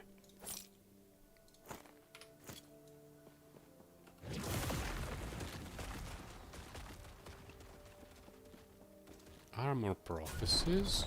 Okay. Let's see if we can get a bunch of weird belts. Mostly unique belts is what I care about. Condition Age of Winter 320? I don't think I will be farming Age of Winter up to 320. It's not going to be the one that I focus on the most.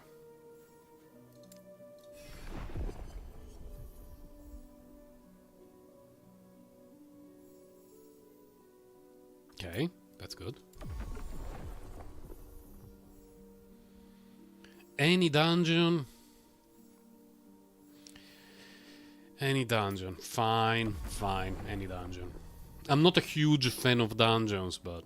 Stolen Lens at 280? I don't think so. I really don't think it's going to happen.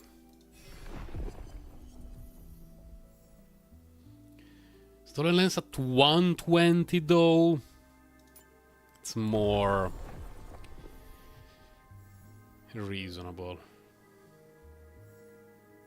Those two are now obtainable from the same in the same place at the same corruption requirement, so fine, it's also very cheap. 2 belts. Lightless Arbor Dungeon. Temporal Sanctum Tier 2. 4 belts, 4 belts. Eventually we're going to Jalra Tier 2, so might as well. No. Age of Winter at 160.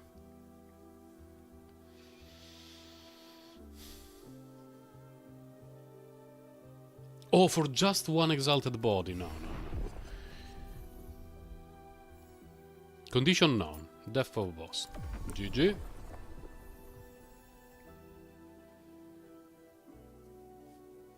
Any monolith at 150, eventually we're going to fulfill it. Okay. I think we could also... I knew you had something to ask. It would be my pleasure to satisfy your curiosity. Which idols do I want more for this kind of build, now that I think about it? Last Epoch tools. See the list of... what are they called? Of all of those.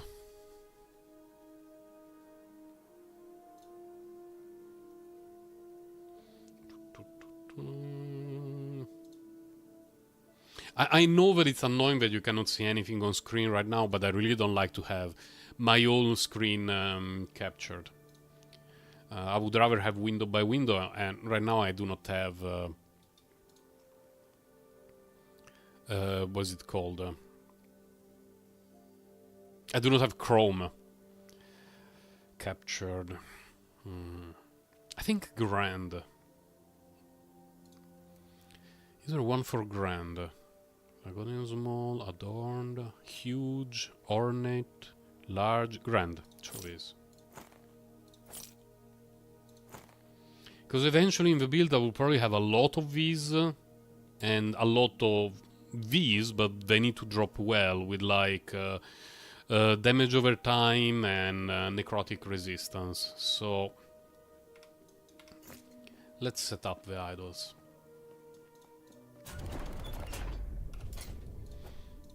Yoink, yoink.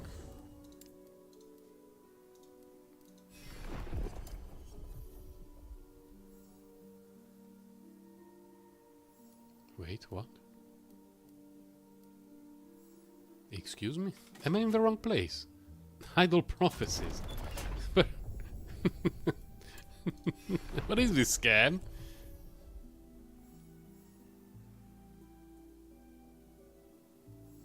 Runes of removal, rune glyph. Oh, there you go. Grand Eye, Reign of Dragons timeline 110, yeah. Yep.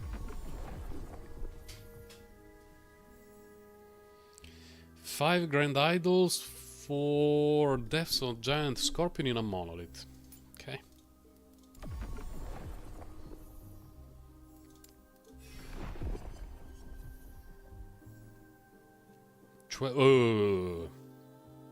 Unique idol. I wonder what it could be.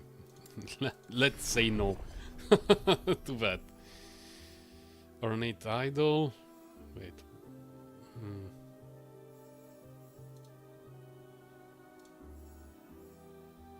Age of Winter 320 now. Oh, I'm almost tier 9. Humble is also pretty good, but dungeon at tier 3 it may take a very long time. 12 idols in arena, nope.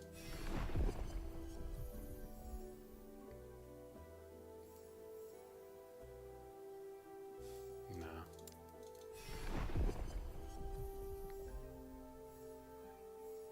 Grand idol for arena tier 4, what the hell.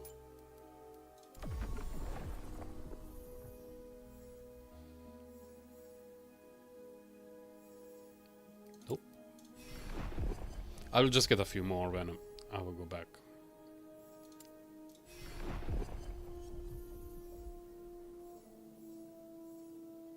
Wait, which one is the one that I want? It's the flat large one. Because this one I like it. They're called the Humble, I believe. The overlay doesn't work. Wait.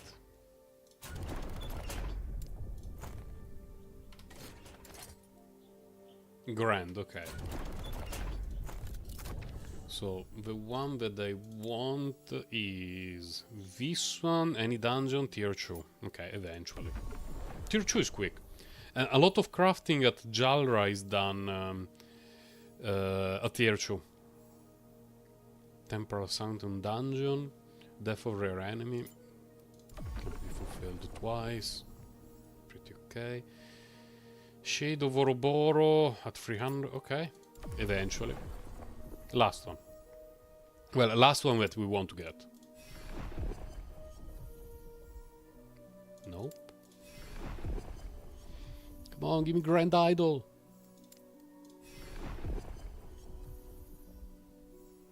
Adorned, small, large. Everything but the grand one. What the hell? How could you do me dirty like that? Wait, what's this? 12 idols? No. Grand, Stolen Lance. Grand, any dungeon tier 3.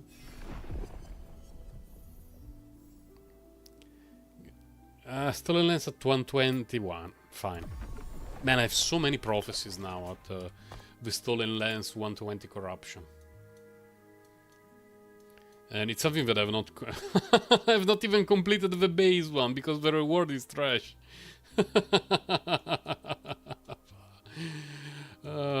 Let's go back here.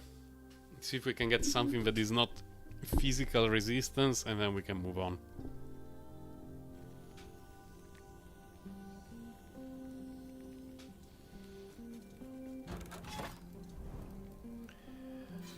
Yeah, we go there.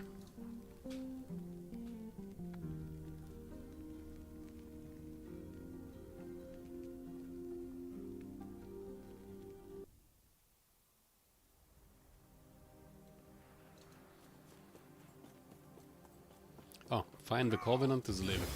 Okay.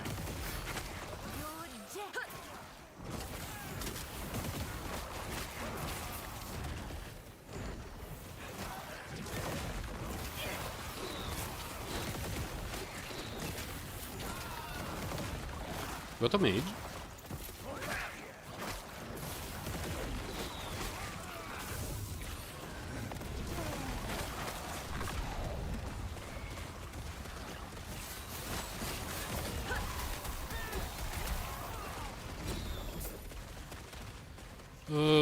Pretty bad.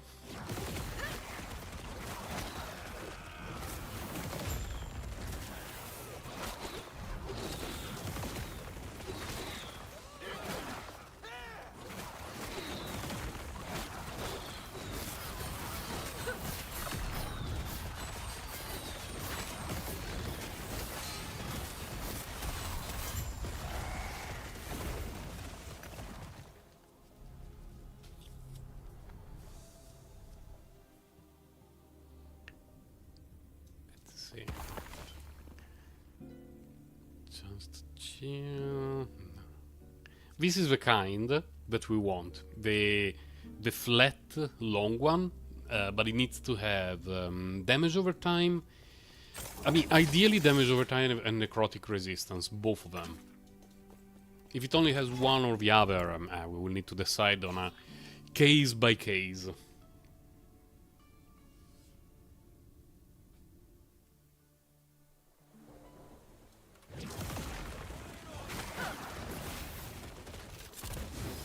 I have not seen a Shrine of XP for quite some time now. I feel like the game is actively sabotaging me.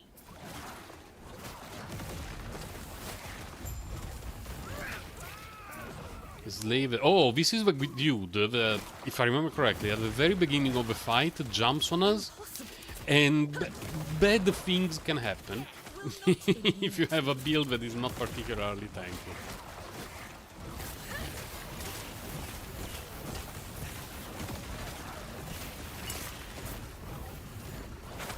So my inclinations, since I have no idea about the modifiers for this monolith, is get close to it, do this and this. Oh no, it's not the one who jumps. He is the one who stays there and shoots things. Then he's a third. Yeah.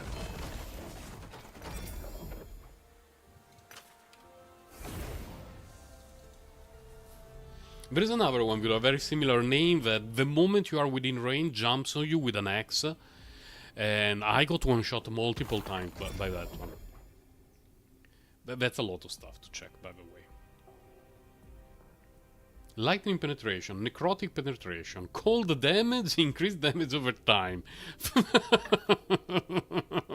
What a Frankenstein monster of a wand. Necrotic.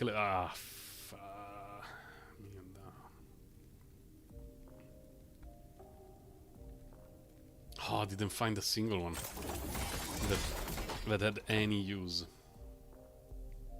18 elemental resistance, I will pick it up. Got this one that we want to check.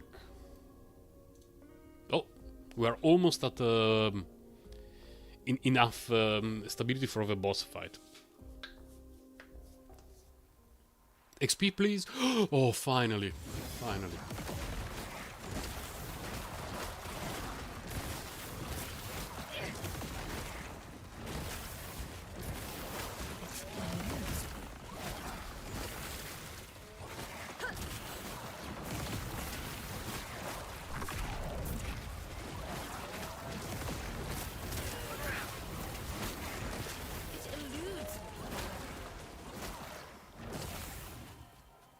Where are the enemies? Come on!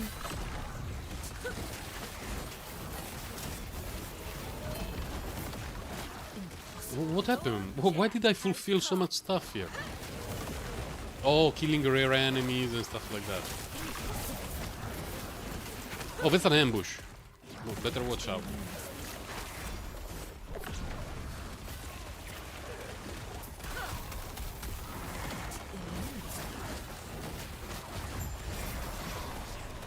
Okay, the double XP is over, so we can check the loot now. We got a bunch of belts. Damage over time, minion damage. No. Let's see.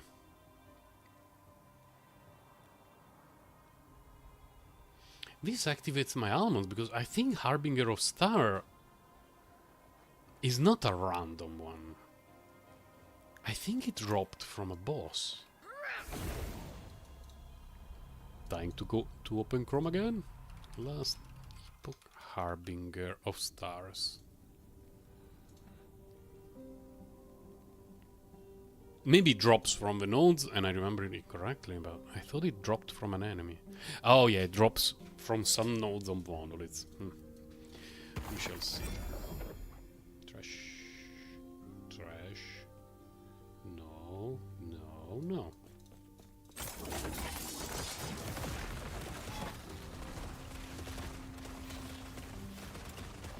Well, we go in this direction because I need to find a shade eventually, and this is the best shot at finding one quickly. I'm still fairly close to the center, so there may be 0 shades of Ouroboros in the proximity. Worst case, I fight the boss. The shade will happen at a later time because it's already 12 for me. Will not take me. And we just level up. Almost 89. The level up process until 90 is very smooth. You don't even notice that you're grinding. 90 to 95 slows up a little bit, but you know, with a bit of effort, you still make daily progress. 95 to 100. Ugh. GG.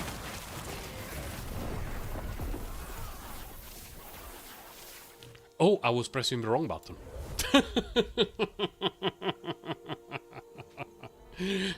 I just had a look at the keyboard.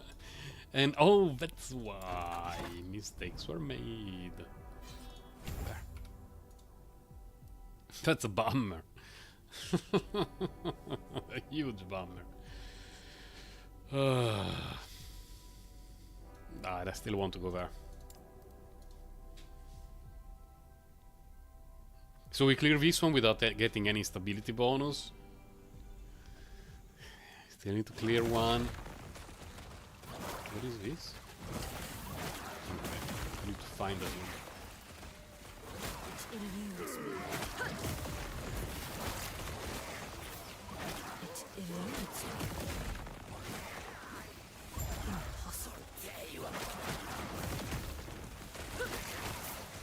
Impossible. Impossible.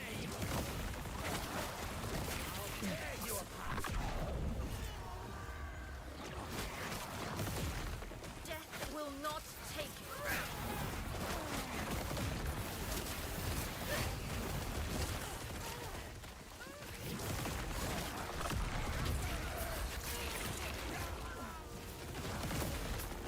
Death will not take me. The epoch is ours! Shut up! Aid me! Oh, where did that come from? Who is the moron who is shooting that poison stuff at me? Off screen. Look at this piece of garbage.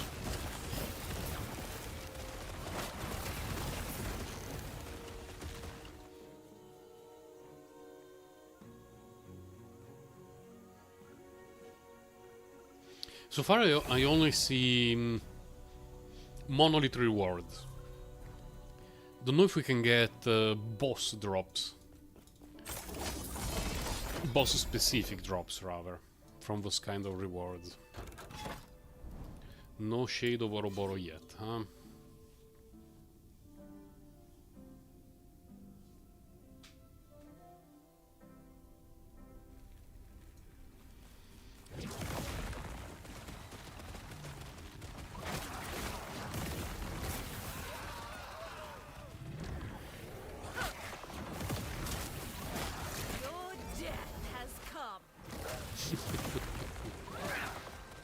I like the Warlock voice acting.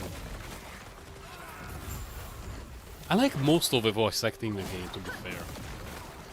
Apart from it being a bit repetitive, because, you know, the game is like that, I think they did a fairly good job. It eludes me.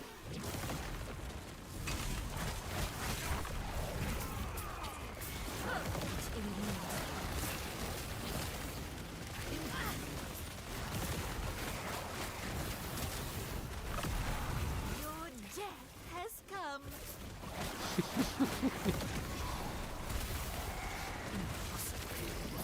I don't know why, she sounds like someone who could be voicing a character in Genshin Impact or on Star Rail. It eludes me.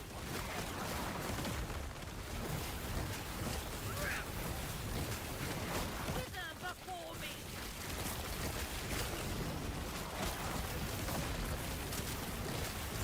Impossible.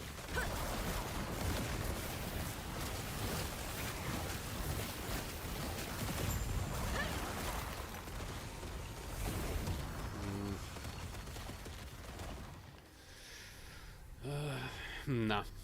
It looks like a very good belt, but especially in the end game there are some other mods that are valuable on belts. Especially for the build that don't use a unique.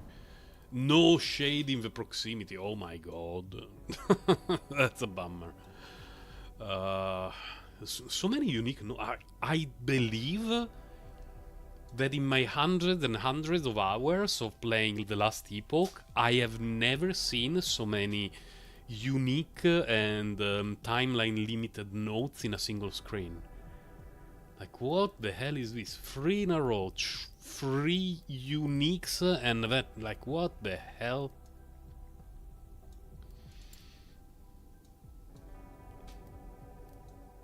I'm fine. Let's see if we get anything nice. Just very surprising. I didn't read any of the patch notes regarding changing, you know, that. So maybe it's just completely RNG. Destroy moon spires. Okay. It eludes me.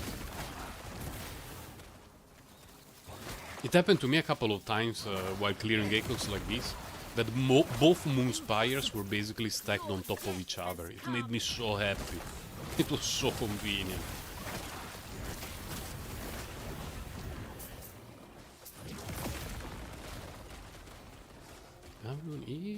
Okay.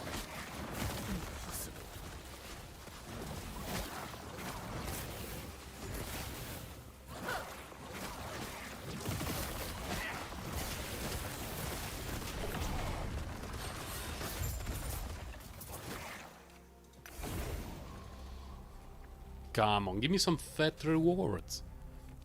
There isn't really any ring that I particularly want, but, you know, chase items. That's not a chase item. That I will not even hover on it. Scammed. Very heavily scammed. I wish they made something a bit more interesting with the set items. There's so few that are useful. So few. And most of the utility of sets is in the early game. It's a pity because the idea of sets is very interesting. Like, oh, I was randomly farming mobs and I got the boots of that specific set for my sorceress. And that would be amazing. Now I need to hunt the other piece.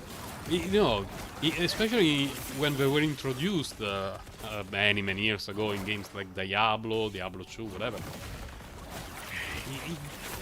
They felt great. Here in this game, I don't know why they decided to have set items that are so underwhelming. Like, they feel like filler.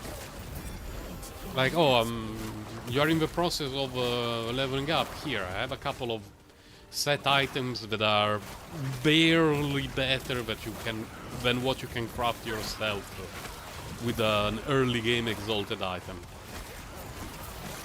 It's a pity. I wish set items were better. There's a good chance that in later cycles, new content and stuff like that are going to get crazy set items, weird stuff. Are we done? Yeah. 'Cause there is quite a lot of stuff to check. No, no.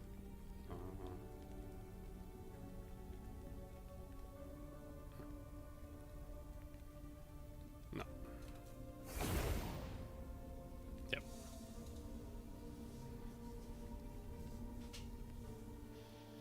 It's okay, we do it for the XP, not for the loot. That's what we need to repeat in our brain, so that we don't feel too ass blasted when everything that we get is just garbage.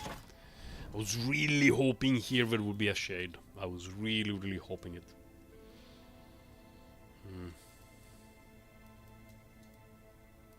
Let's see this way. What's the time?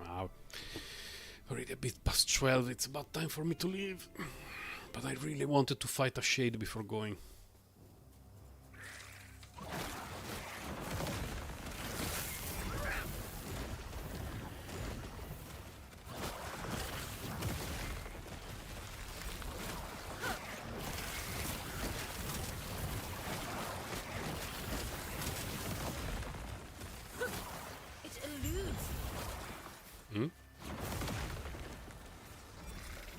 That way, really?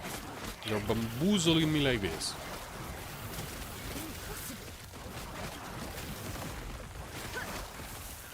Impossible.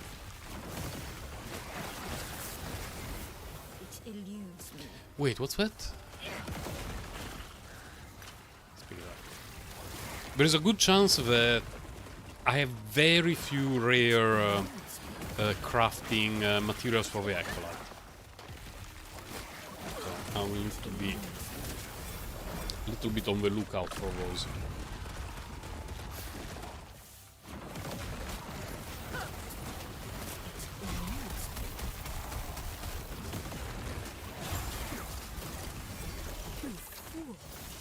Let's see what we got. Nothing useful. Nothing. He's trying Nothing. to protect everyone. I think the hardest time that I had with this character was when I started doing empowered monoliths, but I still did not have the low life setup. Because when I just started, I had a few hundreds ward, really in the low hundreds, and about 1,800 health. It was not enough. I got one shot or borderline one shot many times. And as soon as I started to switch my gear more in direction of ward, things have improved significantly. Really significantly.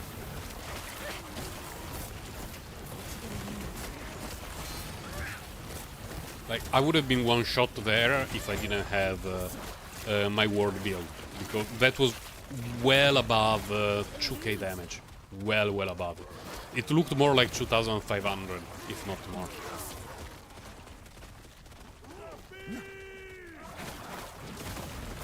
What do we need to do? Oh, seal the gate. Okay, let's go to seal the gate. Sometimes there is a huge difference in the echoes where the last thing to do is kill a boss or seal the gate. The difference being that sometimes the boss can attack you off screen and you get one shot if you approach it, you know, too lightheartedly. Whereas the gate, you go there, nothing is going on. Excuse me? Bad. The belt, we don't check it. I didn't see it right, but I'm almost 40% XP already. Well, no, more like 25. It looked fuller for me. No.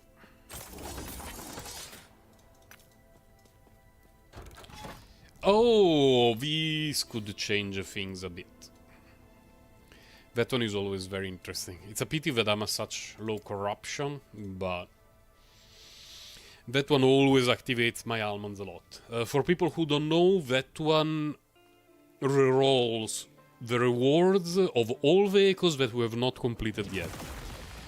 So the way it works is, as you go through the map, you get the rewards from a lot of echoes, but there are some that you skip, because there could be gold and you don't care about gold, or there could be rewards of some weapons, pieces of equipment you don't care about, and so you skip.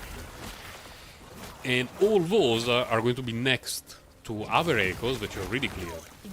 And clearing that red echo will reroll the rewards for all the echoes that you skipped.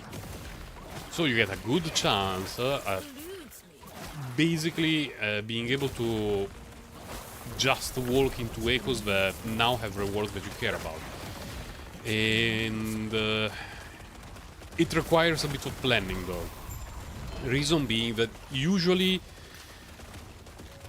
especially at low, what is it called? A low corruption, what you want to do is clear it as quickly as possible, increase corruption, you get better rewards. And that thing, on the other hand, is going to reroll everything. And we cannot do it before the shade, because the shade will remove this. It will reset everything. And we still have so many that we could get. I want to check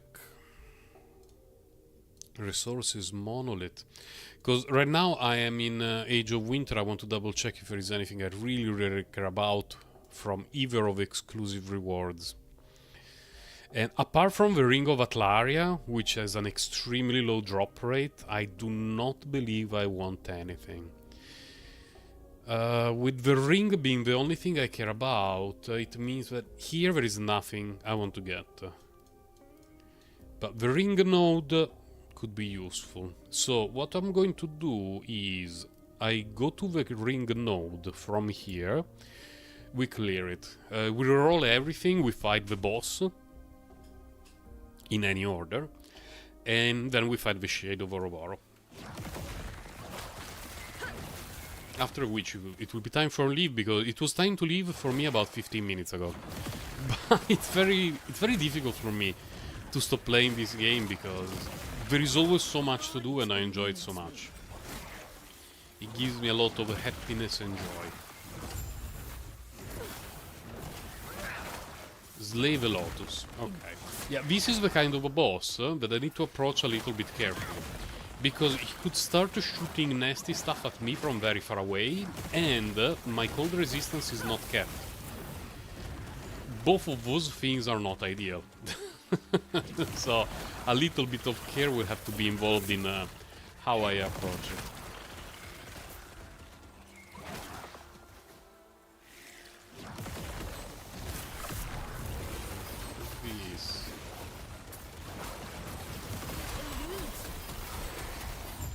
Okay. I'm not sure how it died so quickly.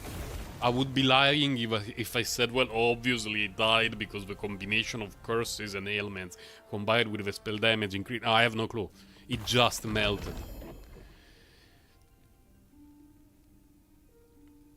Rule of this, Simon? I don't think I have one at Legendary 2.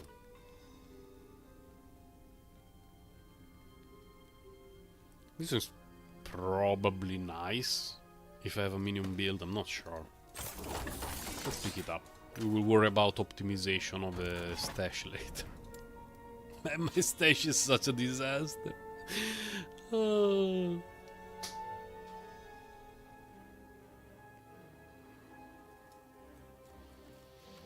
Find the dude, slay the dude. Let's go.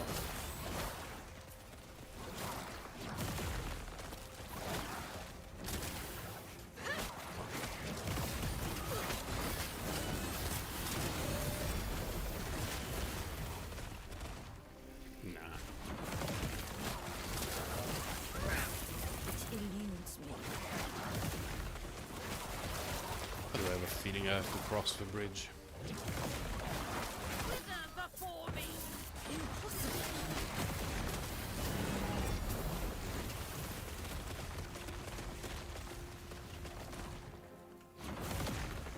Don't have it spawn on the left side of the map, please.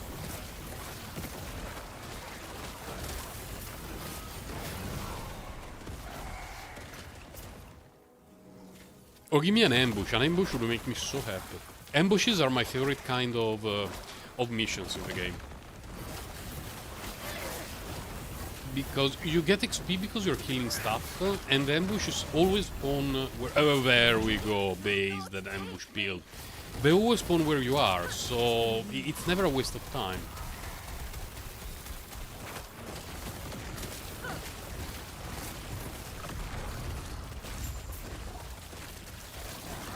So many grubs. Poison damage, spell damage, nah. I deal a bit of poison damage in this build, but not enough to warrant an insane amount of poison damage multipliers. Worthless. Anyway. It's a trip here. This should take so much space. Then we have a few uniques to dump here.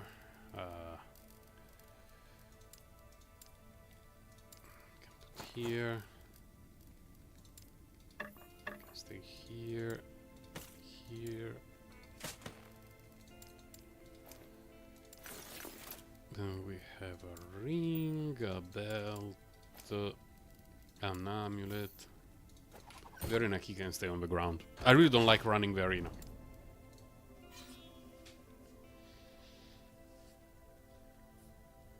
I was reading that some people were farming them for gold. I don't know. I've never found gold particularly valuable in this game. There is a very good way to dump it, which is the arbor. You can get a crazy amount of rewards in the arbor, but still.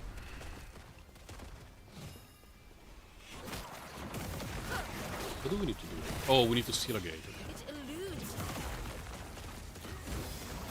Unless we get damaged. Oh no, we didn't get damaged.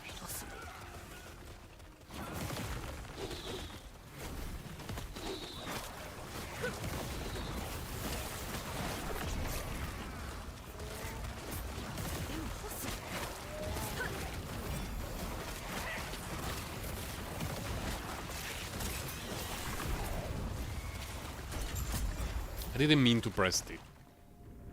No, no, no, no, no. Oh, no, I picked it up and I don't... No! Not the blue portal! Not the blue portal. Fuck. I clicked the wrong portal.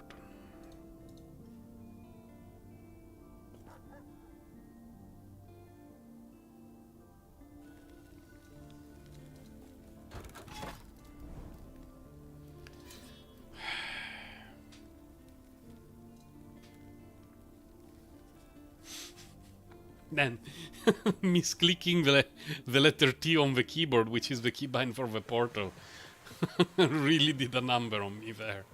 Wasted so much time.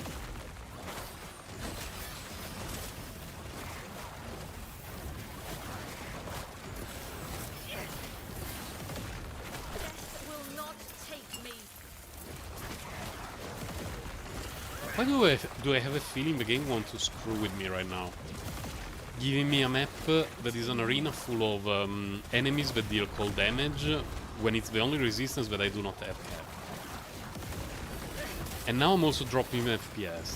Am I getting bamboozled by the game? Is this a planned death?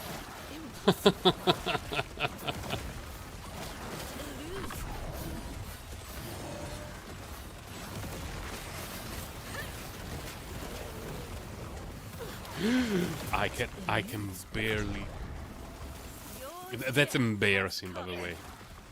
Again, 32 gigabytes of RAM on a Ryzen 7 and GTX 3060 12 gigabytes, dropping at what felt like 15 frames per second.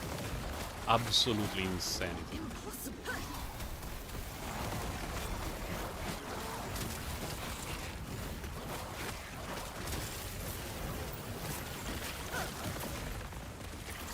Oh, no mana.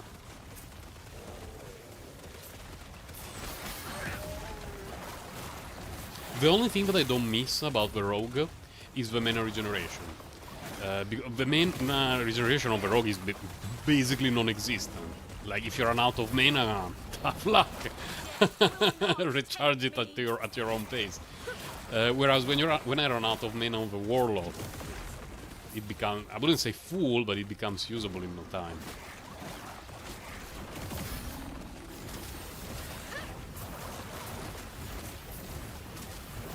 Are we done? Yeah, thank God.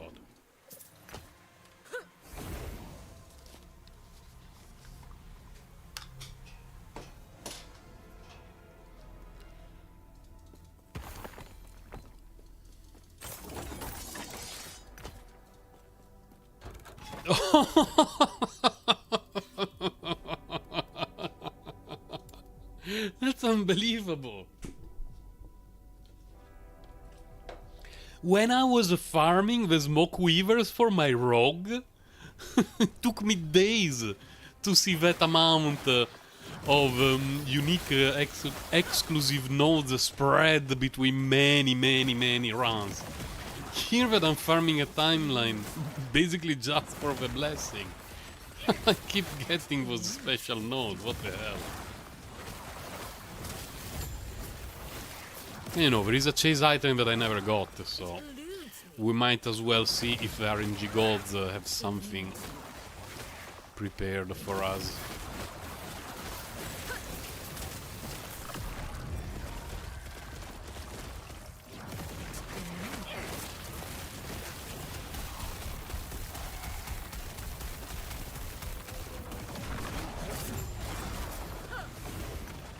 Oh no, my phone is on low battery.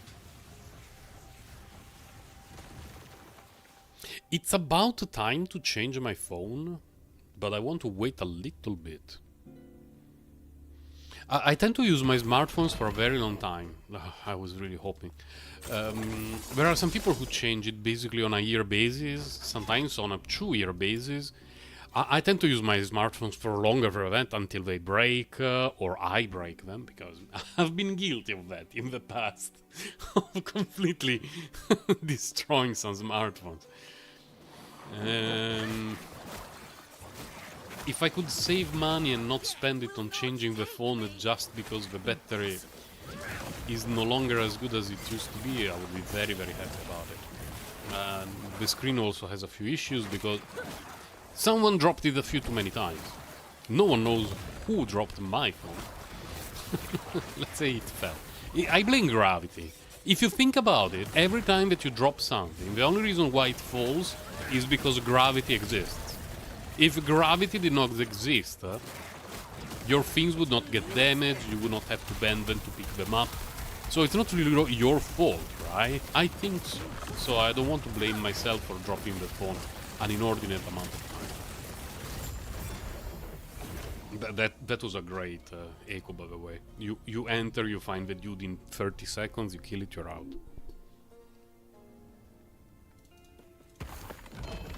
Double ring! I have a million of these, and it's trash. Fuck. Okay, now I think just out of curiosity, well, we do the boss because we don't want to overcap stability.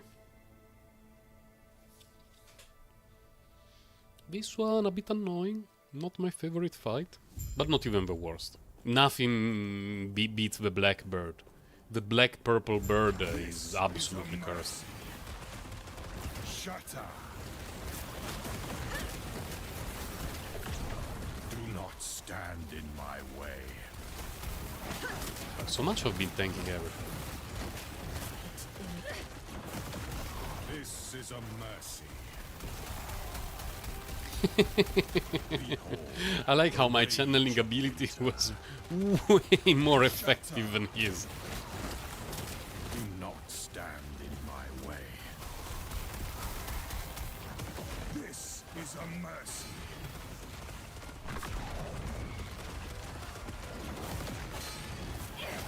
Shut up. Do not stand in my way. This is a mercy. Still thinking my damage output is a little bit low, but it's not too bad. It's not too bad. Shut up. Do not stand in my way. This is a mercy. Come, sons of Artor, aid me. Please tell me it was not an XP shrine. Okay. Missing out on XP shrine because before level 100 always triggers me. So I'm glad it was not the case.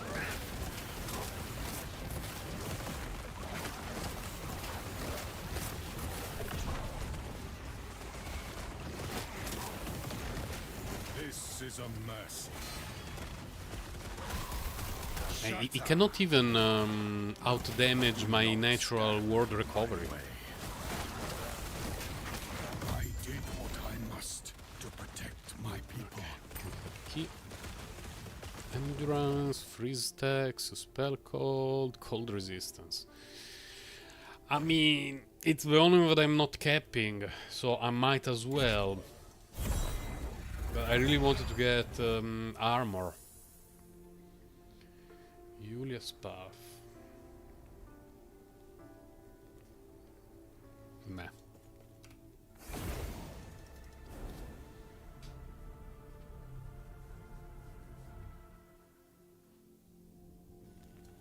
Now, we roll all the rewards. We check if there is any unique string.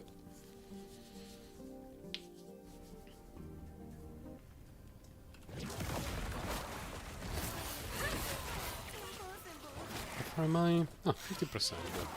So probably tonight after work, I'm 89. I have a few hours to grind tonight. I have quite a bit of time to play. So I think I should be able to make it to 91, maybe 92, maybe. I'm actually expecting 92 now that I think about it.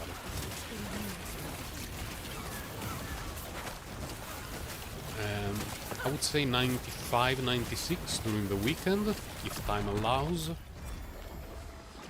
I don't know if I can make 100 the next week without the double XP books. We shall wait and see. Lot of health, damage over time, void resistance. It's pretty garbo. But no, I didn't want to pick it up or whatever. I wanted to click on the teleport. It sounded very weird to say, well, yeah, this is garbage. Yoink, picked it up. I didn't mean to do it.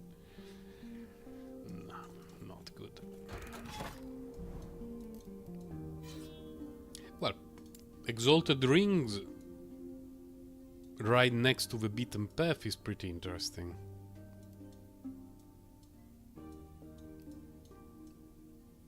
That's it? We rerolled everything and we only got Giga Trash.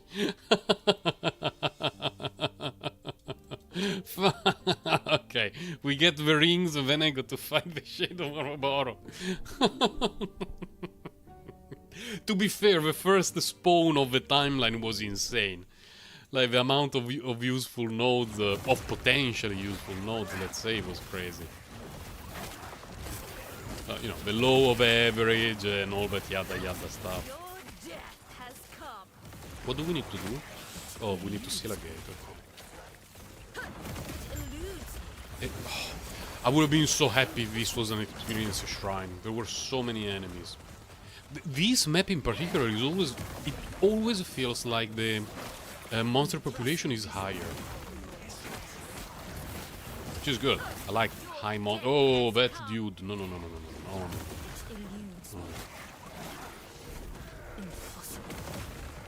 Peace. Curse. Dropping frames.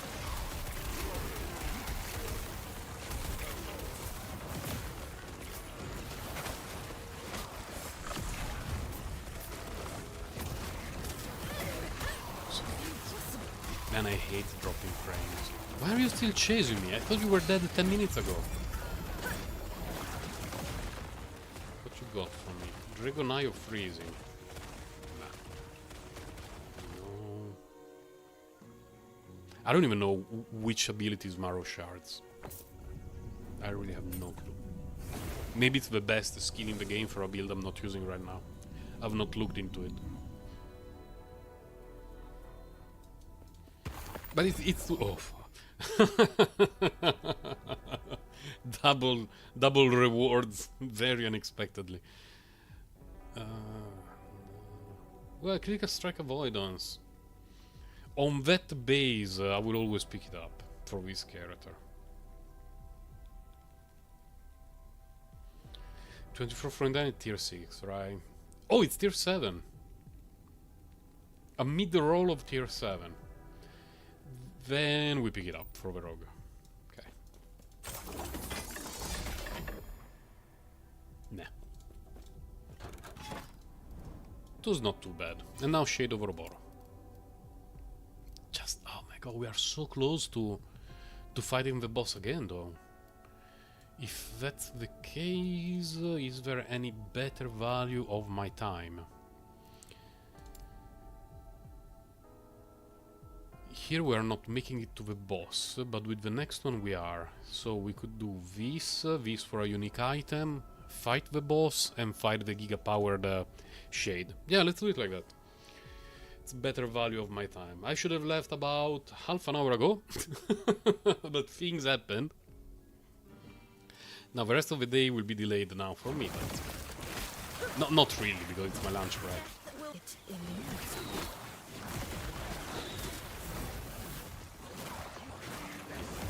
Prove the existence of a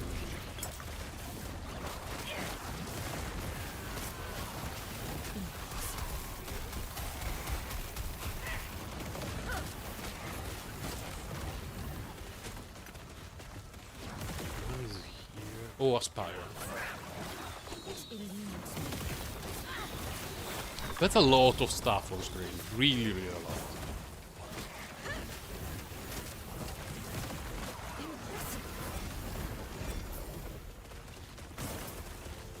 No.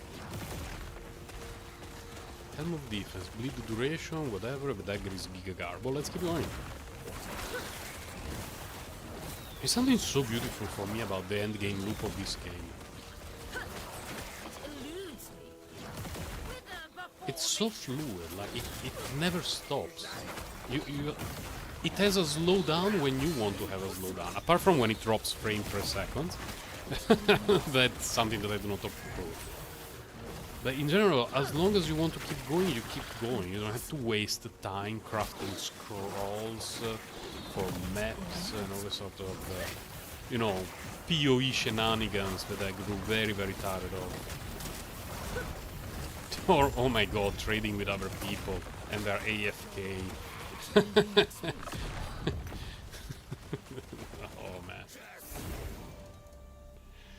Let's say my experience in PoE has been okay-ish over the course of the years.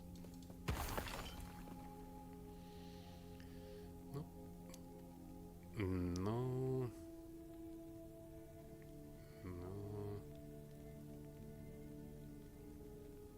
Wait, what was it? Cast a speed were cool. Nah.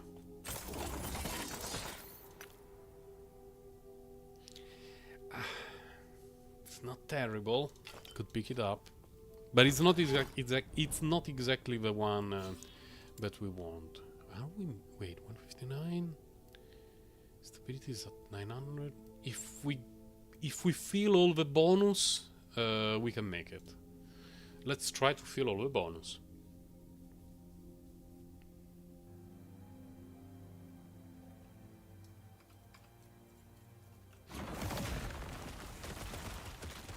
Braden's Standing Shrine, that's fine.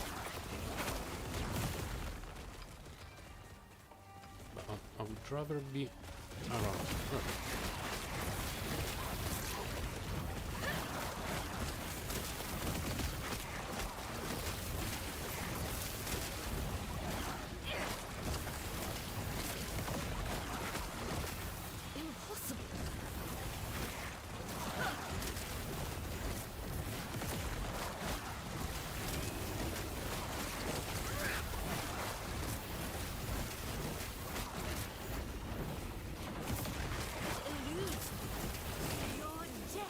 Trying to focus a little bit, because if for any reason my brain goes in AFK mode and I die here,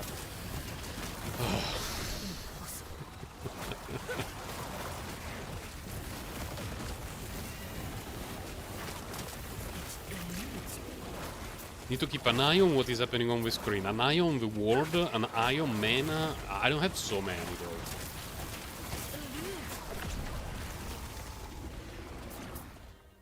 Should be almost time.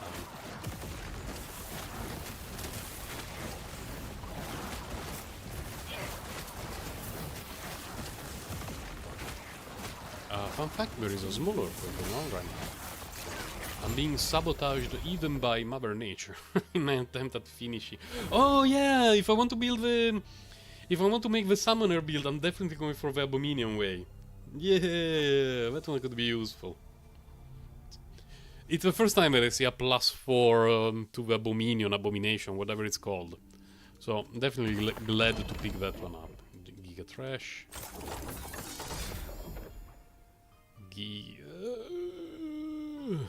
It's tier 7, right? Oh, it's only tier 6, and I will leave it there. To think about its incompetence and inadequacy.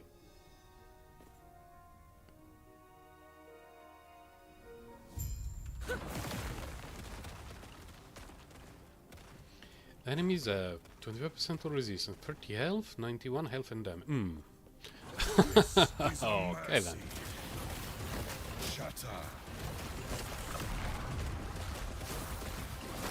Do not stand in my way.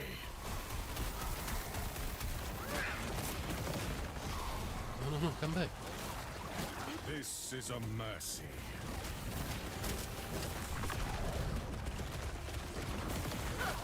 Shatter.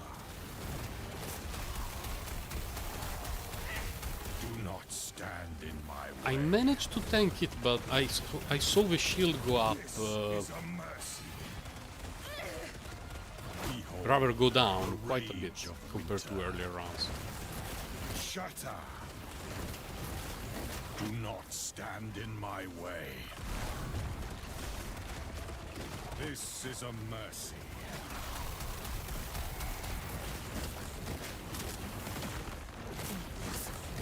Shatter. Change the phase Rise, very my soon. There fallen we go. champions. Aid me. This is a mercy. Do not stand in my way. Shatter.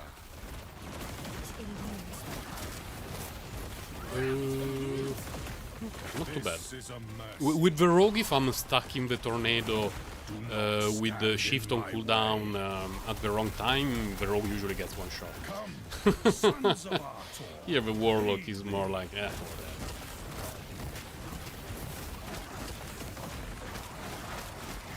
It's also low corruption, to be fair.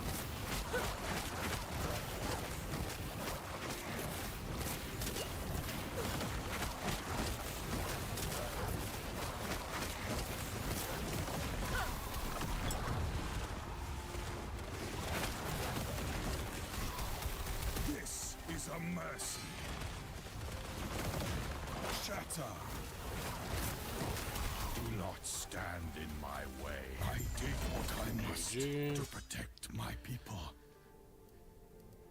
73 cold, 63 cold, block chance. No, keep current. In the long run, I would still prefer to snipe the armor percentage blessing, but it is what it is. Now, Shade of Ouroboros, and we're out.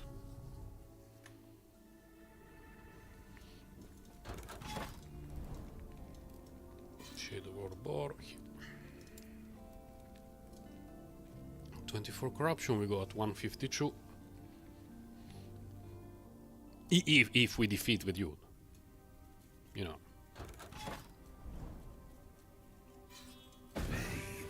Those are a lot of modifiers. Really a lot.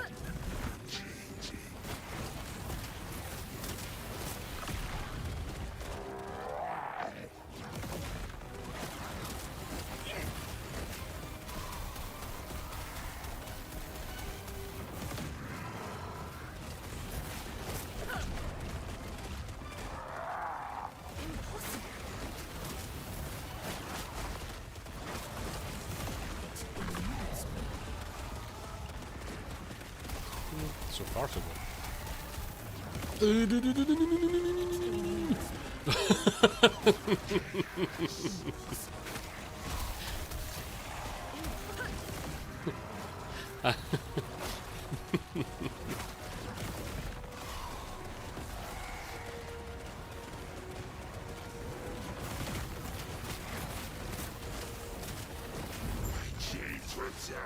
Belt and a ring. Why did the belt drop so fast? Oh, it was a prophecy. The ring is Giga Trash, because the increased leech rate is basically the minimum. Yeah. Shame, because everything else was okay. Like, the melee damage, leech has health was above average, increased movement speed above average, everything else was reasonable, and then suddenly 11% leech rate. The belt... that's Fury... Oh, I already have a million of these. GG, Van. GG. Something good here?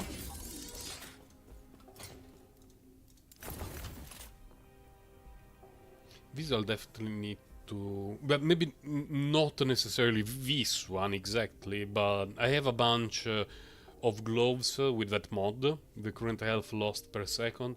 I will have to do a little bit of crafting shenanigan to try to make sure that I can get one with an exalted pair with current health lost per second, so that then if I want to do the low health self-ignite build, I can do it as long as we can snipe the unique belt. I'm curious, like, considering that I have a million belts, most of them probably Giga Trash. Let me see some. Let's sacrifice a few.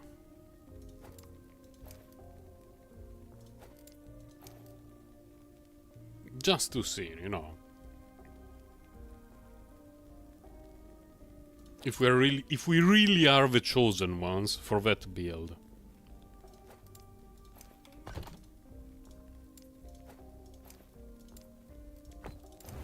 Nope.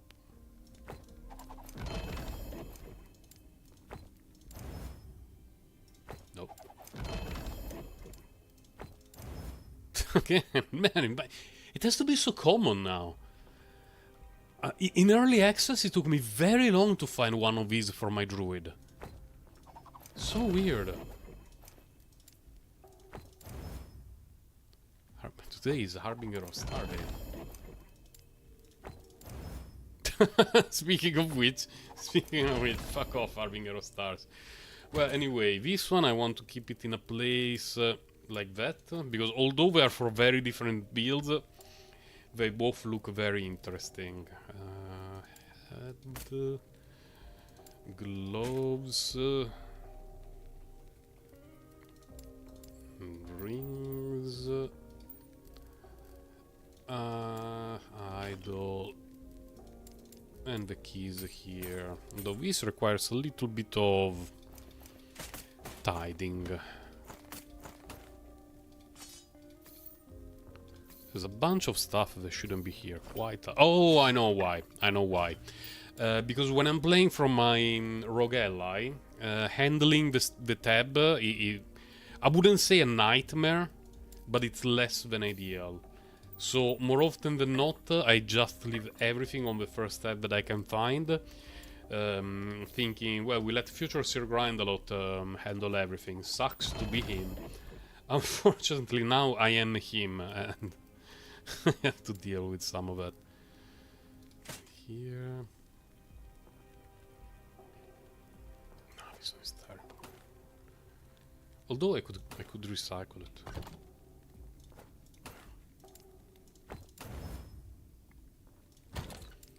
Then we have hashtag believe.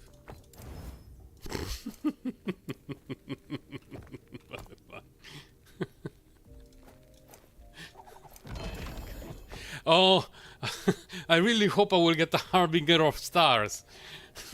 My build is based on that. I really, really hope the game will give me an Harbinger of Stars here.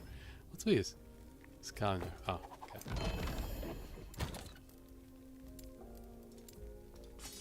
No, one was a dagger. Hold on a moment. My brain sometimes recognizes things with a certain delay.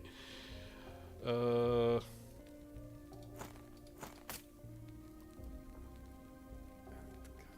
can put this one here, I can put this one here, I can put this one here, I can put this one here, and I can put this one here. Hold on a moment. Man, the tab for chest Acolyte is a mess. Well, Future Sir Grandalot will work around this. I also have 2 of these uniques, potentially, for the self-ignite build. Anyway, thank you for stopping by, guys. We did quite a bit of grinding. Several levels. We dropped a bunch of Harbingers of Stars. So don't be jealous, wink wink. And that will be all for today. During the weekend I will see if I can have some sudden unexpected stream. It's possible but not guaranteed. And then we will see next week, because recently I've been very busy with work, so I've only been able to do one relatively short stream on Friday. And not always. So we shall see what happens the next week. And thank you for stopping by. Thank you for your support. I'm wishing you a great weekend. And the stream will end up slightly abruptly without the ending music because I'm really in a rush. I need to turn off the PC and run outside. So bye guys. Take care.